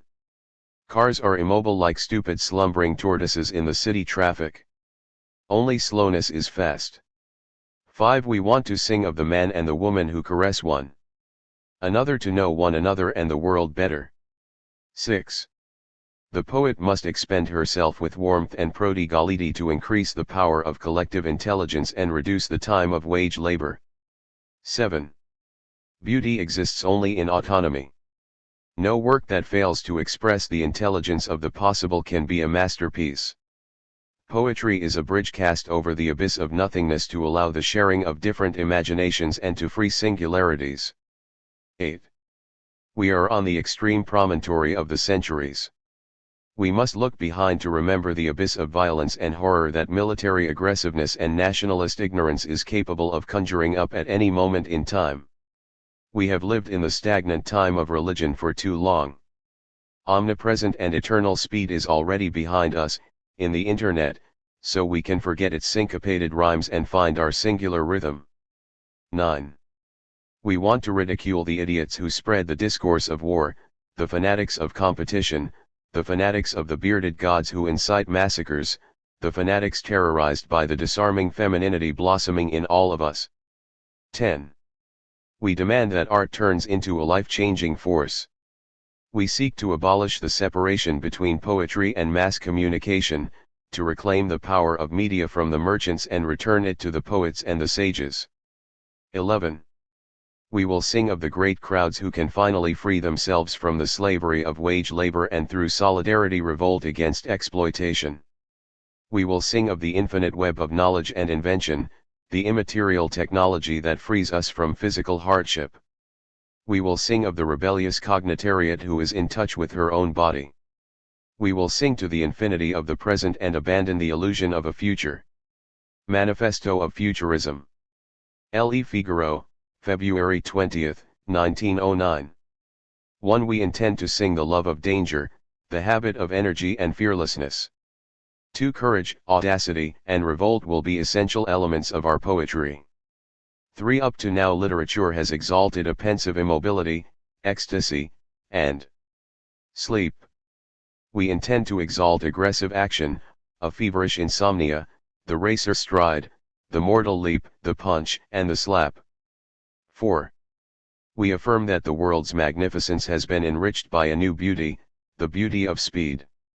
A racing car whose hood is adorned with great pipes, like serpents of explosive breath, a roaring car that seems to ride on grape shot is more beautiful than the victory of Samothrace. 5. We want to him the man at the wheel, who hurls the lance of his spirit across the earth, along the circle of its orbit. 6. The poet must spend himself with ardor, splendor, and generosity, to swell the enthusiastic fervor of the primordial elements. 7. Except in struggle, there is no more beauty. No work without an aggressive character can be a masterpiece. Poetry must be conceived as a violent attack on unknown forces, to reduce and prostrate them before man. 8. We stand on the last promontory of the centuries. Why should we look back, when what we want is to break down the mysterious doors of the impossible? Time and space died yesterday. We already live in the absolute, because we have created eternal, omnipresent speed. 9. We will glorify war, the world's only hygiene, militarism, beautiful ideas worth dying for, and scorn for woman. 10. We will destroy the museums, libraries, academies of every kind, will fight moralism, feminism, every opportunistic or utilitarian cowardice. 11. We will sing of great crowds excited by work, by pleasure, and by riot. We will sing of the multicolored, polyphonic tides of revolution in the modern capitals. We will sing of the vibrant nightly fervor of arsenals and shipyards blazing with violent electric moons, greedy railway stations that devour smoke-plumed serpents, factories hung on clouds by the crooked lines of their smoke, bridges that stride the rivers like giant gymnasts, flashing in the sun with a glitter of knives, adventurous steamers that sniff the horizon, deep-chested locomotives whose wheels paw the tracks like the hooves of enormous steel horses bridled by tubing, and the sleek flight of planes whose propellers chatter in the wind like banners and seem to cheer like an enthusiastic crowd. Translated by R.W. Flint. Automatism. We speak of automatism every time the succession of two states of being, of language, society, and action, appears as one inescapable chain, as one implication of logical type, and as one succession logically determined. In the political history of our time, the feeling of finding oneself taken in a chain of automatisms has become progressively stronger. More and more we have the impression that political decision counts for nothing and is limited to faithfully recording and reproducing the lines established by the chain of automatisms incorporated in the social machine. In the modern age, political decisions seem to be able to modify the course of events, opening new perspectives, disrupting and overturning the existing social conditions. Today experience teaches us that this potenza of politics has been dissolved. It makes very little difference to the legislative activity, to labor and economic organization, that there are political forces of the right or the left in the government. Economic rule, the abstract dynamics of growth, and the absolute duty of competition prevail as a law that is superior to the human will. Economic automatism is the dogma to which those who want to obtain political power, both right and left coalitions, kowtow. However, the dominant economic dogmatism of the present time is not only a consequence of conformism. The conformism of politicians is an integrating part of it, but it is not the essential element. The essential element is deeply inscribed in the architecture of technological, financial, economic, psychical automatisms that structure the behavior of human agents in an inescapable way. Cognitariat. In the industrial age, the word proletariat designated the social class of those who held no property apart from the prole, the sons, and the strength of their arms. Because of owning no property, the proletarians were forced to accept a condition of waged labor, that is, a condition of lifetime service and systematic exploitation. In the sphere of semio-capital, the class of producers is composed mostly of people who have no property apart from their own cognitive capacity, nervous energy expressed in form of creativity and language. When cognitive capacities are set to work, their concrete role and use value, knowing, expressing, and communicating, are submitted to the economic purpose of increasing capital. Information technologies transform every process into an exchange of signs, and the cognitarian is one who produces goods through the act of language. This involves the expropriation of what is most intimately human, language. Language is therefore separated from daily life, from corporeality and affectivity, in order to become a captive of capital. Cognitive activity is separated from its social function and its corporeality. This separation constitutes the specific form of alienation of cognitive labor. The cognitariat is cognitive proletariat, social class of those who experiences this separation. Compatibilization. Every sensitive agent, in order to be productive and operative, must be compatible with the format that regulates the exchanges and makes possible the generalized interoperability in the system. The expansionary dynamic of the Internet requires that feeling agents all work following the same format that is translated in the principle of economic competition. In a system of information exchanges, the format acts as an absolutely crucial, selective, and marginalizing factor. If you try to send signals using a different format from the one used to program the Internet, your signals will become illegible, incomprehensible, and ineffective. The power of the Internet has therefore quickly been revealed as a power of a depersonalization system, that is, the annihilation of singularity marks. The mediatic system has created the conditions for an enlarged reproduction of a knowledge without thought, of a purely functional, operational, and lacking of any self-directing dispositive knowledge. Composition and compositionism. How does it happen that an ensemble of individuals is able to become a conscious collective subjectivity? Imaginary flows, world expectations, ritual habits and mythologies are diffused as they were chemical agents in the psychosphere, and this diffusion makes possible the transformation of formless aggregates in conscious collectivities that are able to identify themselves more or less provisionally in a common intentionality. This formative process of the collective resembles much more a chemical composition than the mechanical accumulation of organizational forms. There is an implicit critique of political subjectivism and, at the time same, a critique of empirical sociology within the concept of composition and recomposition. The social process comes to be understood as a heterogeneous becoming where technological segments, cultural sedimentations, political intentions, ideological representations, and mechanical and communicating concatenations intervene, and escape the voluntaristic and mechanical reductionism of politics and sociology. Cybertime. We call cybertime the mental time that is necessary to elaborate infostimuli coming from cyberspace. Cyberspace is a space of unlimited expansion by definition, since it is the virtual dimension produced by countless semiotic agents that project their signals in the infinite space of the Internet. The unlimited expansion of cyberspace produces an infinitely higher mass of infostimuli than the one that can be elaborated by the cybernaut's conscious brain. Since the expansion of cyberspace takes place within the conditions of a market economy, where the supply must meet the demand so that the production of surplus value can be achieved, and the investment of capital can be profitable, the mental time undergoes a continuous pressure. It must in fact receive, decode, and consume the increasing mass of info goods that cyberspace contains. However, cybertime is not unlimited. On the contrary, the mental time available to a conscious and sensitive organism is limited by organic factors, sleep, disease, deterioration, attention limits, by cultural factors, beliefs, expectations from the world, and by emotional factors, affectivity, slowness needed for the psychical elaboration of signals. Therefore, the relationship between cyberspace and cybertime create the conditions for a continuous semiotic overproduction, which have psychotic effects on the mind exposed to the cyberspace flow, and the effect of overproduction on the economy. Desocialization. Time privatization and generalized competitiveness produce a desocializing effect in conditions of precarity. However, this desocialization does not allow us to enjoy the autonomy of solitude, because we are exposed to an invasive socialization that is always possible and in ambush. We are continuously forced to socialize with competitive and hostile altruities. We live in a condition of hypersocialized desocialization. Fractal work.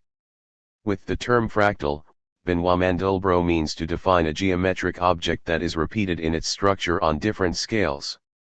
The word derives from the Latin fractus, divided, broken, to be cracked, that it exactly means breaking. With the expression fractal finance, Mandelbrot means the complex financial market dynamics that combine and recombine always increasing masses of fragments of financial capital between them equivalent. Thanks to Internet dynamics, it has become possible to continuously combine and recombine fragments of working time.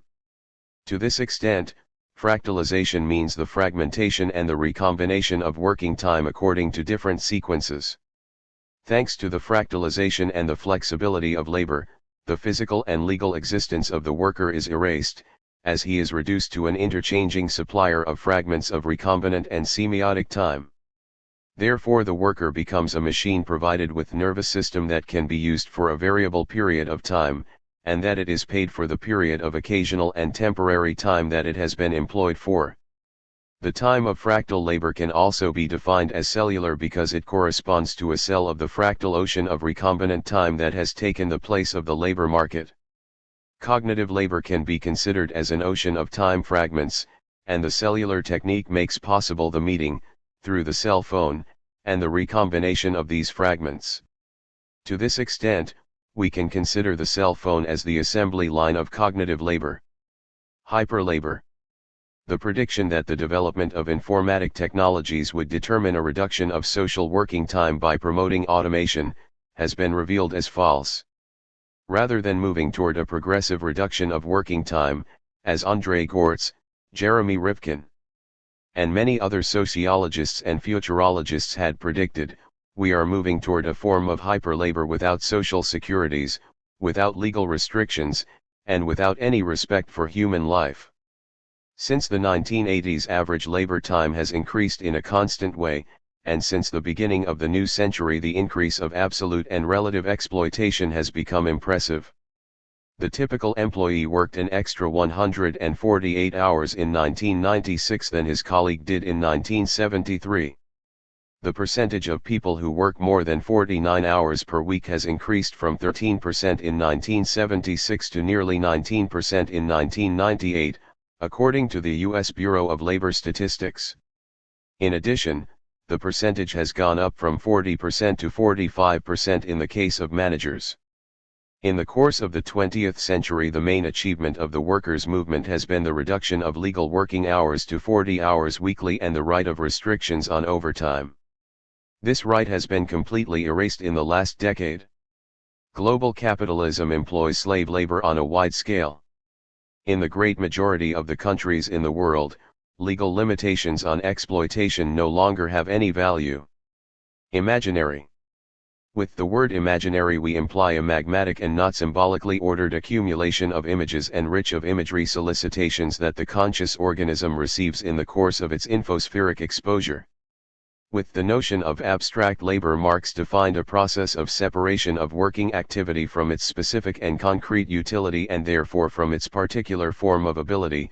Work performance more and more loses its characters of individuality, specificity, and concreteness in the process of abstraction, so that it becomes a repetitive act of abstract production of exchange value. The informatization of production processes constitutes a leap in the process of abstraction. Industrial labor consisted in the transformation of mechanical matter by an operator who applied its physical energies in the process of goods production. After the informatization of production techniques, processes of transformation increasingly become processes of elaboration of information. Is the activity that produces material and immaterial goods through the elaboration of information. The process of social info-labor is innervat by the digital net, that works as a superorganism capable of subsuming and liquefying fragments of abstract, uniformed, and recombinable human time. 145 Glossary. Infosphere. If cyberspace is the space of interconnection of mental activity between infinite sensitive agents provided with instruments for the transmission and the reception of signs, and it is the sphere of relation between bioinformational organisms, the infosphere is then the field where semiotic flows circulate from innumerable transmitters to reach innumerable receivers. Cyberspace is the field where conscious organisms are formed as interconnected receptive cells. Infosphere is the field where meaningful and intentional signs circulate, and it is the conductor field of informative solicitations that stimulate the human terminal. Therefore, infosphere means the field where signs circulate originating from transmitters, and cyberspace emphasizes the character of interaction between sensitive agents that interconnect with each other. Infostimulus. We call information the arranged and intentional violation of the entropic order of the universe, that is the recording of a content of communicable knowledge in form of signal, and we call infostimulus the solicitation that transmitters exercise on the conscious organism to induct its consumption of info goods. The infostimulus exercises a pressure on the conscious attention, provoking an excitation that can be carried to exhaustion. The signs possess a twofold character: they are immaterial insofar as they are holders of meaning, but they are material insofar as they are stimulators of the nervous system. The sign has a graphical and phonic materiality, and produces material effects from the muscular, affective, nervous point of view. Infostimulus is therefore the material effect produced on the conscious and sensitive organism by signs that hold information. Infotime in recombination.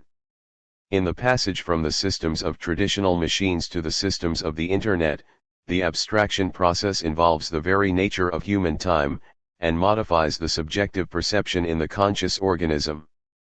Capital needs no longer to employ a human being in order to deduct the objective time that the person holds. It can take possession of separated fragments of the worker's time in order to recombine them in a separated sphere from his individual life. Therefore, an absolute separation occurs between subjective perception of the time that flows and objective recombination of the time in the value production. Capitalists no longer need to buy the entire lifetime of a worker, but it is enough to capture isolated fragments of time, moments of attention and operability. The labor needed in order to make the Internet work is not labor concentrated in one person.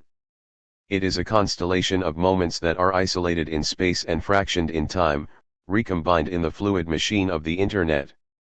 In order to be incorporated by the Internet, fragments of working time must be rendered compatible, and reduced to a single format that makes possible a general interoperability. Media activism. Media activism lives a condition of ambiguity. It participates in the process of post-human mutation, but it tries to change the route, to prevent what makes human life worthy and pleasant getting lost in that process, that is, the communication between conscious and sensitive organisms. The task of media activism is neither to oppose the connective mutation in course, nor to govern it. During the course of mutation, its task is to maintain alive competences that are cognitive, active, creative, aesthetic, and ethics, and whose continuity is threatened. Mediasphere. This can be defined as the assemblage of semiotic imaginary transmitters that innervate the infosphere with their flows. Neurotelematic rhizome.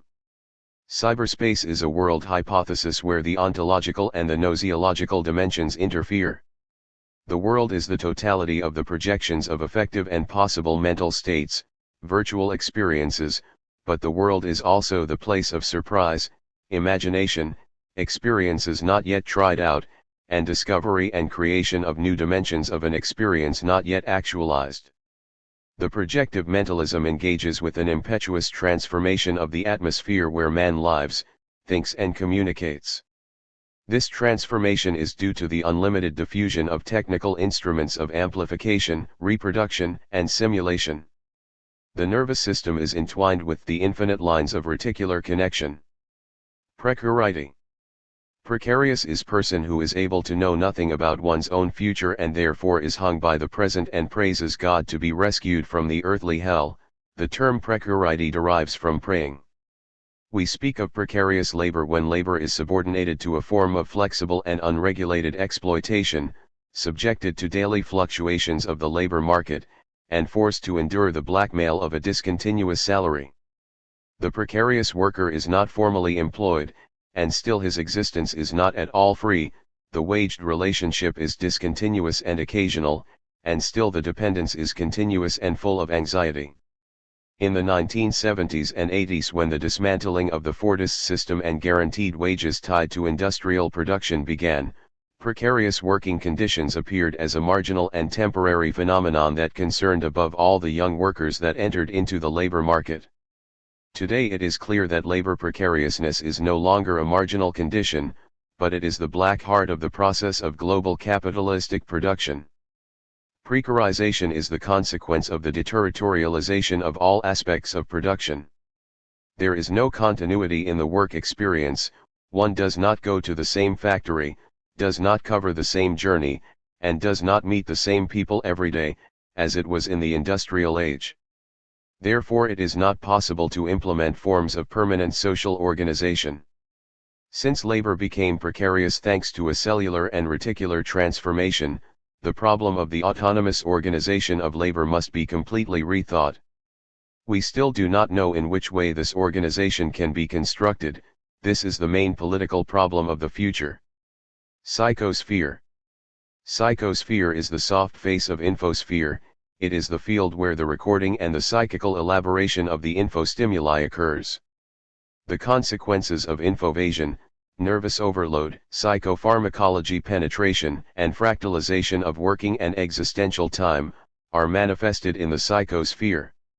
The psychosphere is the unpredictable effect that infovasion devices produce in the interconnected global mind. The acceleration and intensification of nervous stimuli on the conscious organism seem to have thinned the cognitive film that we can call sensibility. As the mass of infostimuli increases, the time available for the elaboration of the nervous stimuli reduces. The conscious organism accelerates the cognitive, gestural, and kinetic reactivity. As a consequence, our empathetic capacity seems to decrease. Recombination/recombinant. The concept of recombination emerges as a result of the discovery of the DNA in biological and specifically biogenetic fields. Even before manifesting itself on the epistemological level, the concept of recombination circulated in literature from the experimentations of Oulipo to the writings of Raymond Roussel, the cadavre exquis of the surrealists and the novels of Nanny Bales-Trini. Recombination is a cognitive and operative method that crosses the most dynamic fields of research and action. Passing from the analogical to the digital, the flows of speech, image, and sound perform like the activity of cutting and sewing, of dissembling and assembling to increasingly narrow scales. If we accept the idea that the recombinant principle is the key of post-mechanical technologies, and we assume this principle as an interdisciplinary epistemic paradigm, we will notice that it delineates a common field with the phenomena of life and language. Informatic and biogenetic technologies are constructed upon the logic of recombination, that is a meaningless and not dialectical logic. Recognizable forms and meaningful ensembles emerge from pure informational sequences, e.g. 0 and 1 that reveal the image on the computer screen, the four components of the DNA that reveals the living organisms. Deleuze and Guattari say in Anti-Oedipus, "I don't care at all about my mum and my dad, about Oedipus, or the original trauma and so on. I am interested in knowing how the language dismantles and rearranges reality. I am interested in knowing how to recombine signs and gestures and bodies in order to find a way out, in order to free desire from its labyrinth." Semocapitalism. Semiotics is the science that studies signs. We call capitalism a social system founded on the exploitation of labor and finalized to the accumulation of capital. We can talk of semio-capitalism when informational technologies make possible a full integration of linguistic labor with capital valorization. The integration of language in the valorization process obviously involves important consequences both in the economic field and in the linguistic sphere. In fact, it is possible to calculate the working time that is necessary to carry out a mechanical operation, but it is not possible to calculate the average working time socially needed to elaborate signs and create new forms in a precise way. Therefore linguistic labor is hardly reducible to the Marxian law of value, and consequently the economy incorporates new factors of instability and indefiniteness once the valorization becomes dependent on language. In turn, language incorporates economic rules of competition, shortage, and overproduction. That is how an excess of signs, supply, is generated that cannot be consumed and elaborated in the time of social attention, demand. The consequences of semiotic overproduction are not only economic, but also psychical, since language acts directly on the psychosphere. Sensibility/sensitivity. Sensibility is the faculty that allows human beings to comprehend psychical contents that are not and they cannot be verbalized. Sensibility constitutes a film that makes the empathetic contact between conscious organisms possible. Sensibility is the faculty that allows us to connect to the co-evolution of parallel-less beings that have nothing to do with each other. In other words, it is the faculty of entering in harmony with the rhizome. If therefore sensibility is the ability to grasp the meaning of what cannot be expressed in words, sensitivity is the ability to feel the skin of the other in a pleasurable way. These two faculties together make possible what Buddhism calls great compassion, which is the ability to perceive the body of the other as continuation of one's own body, the possibility of feeling the pleasure of the other as one's own pleasure, and the pain of the other as one's own pain. However, when a gap is created between these two faculties, the disturbance of the epidermic perception of the one becomes the inability to comprehend the meaning of the signs that come from the other. Thus war reigns between men. Territorialization/deterritorialization. Territorialization is the effect of acknowledgement by a conscious organism of an imaginary and ritual territory, through an identity code that can manifest itself in ethical values, shared memories, and mythologies. The identity code generally has an excluding effect and makes possible the mobilization of aggressive energies towards the other who does not possess the same code, and therefore does not belong to the territory. Deterritorialization is the disconnection of the conscious organism from its identity code, the effect of non-acknowledgement of the imaginary, psi. 150. Chical and ritual territory. The history of capitalism is history of a continuous process of deterritorialization. However, since the cultural and psychical substratum that constitutes capitalism is an identity substratum, a movement of re-territorialization follows each deterritorialization, that manifests itself through rituals of aggressive re-identification, violence, racism, war. 151 Glossary.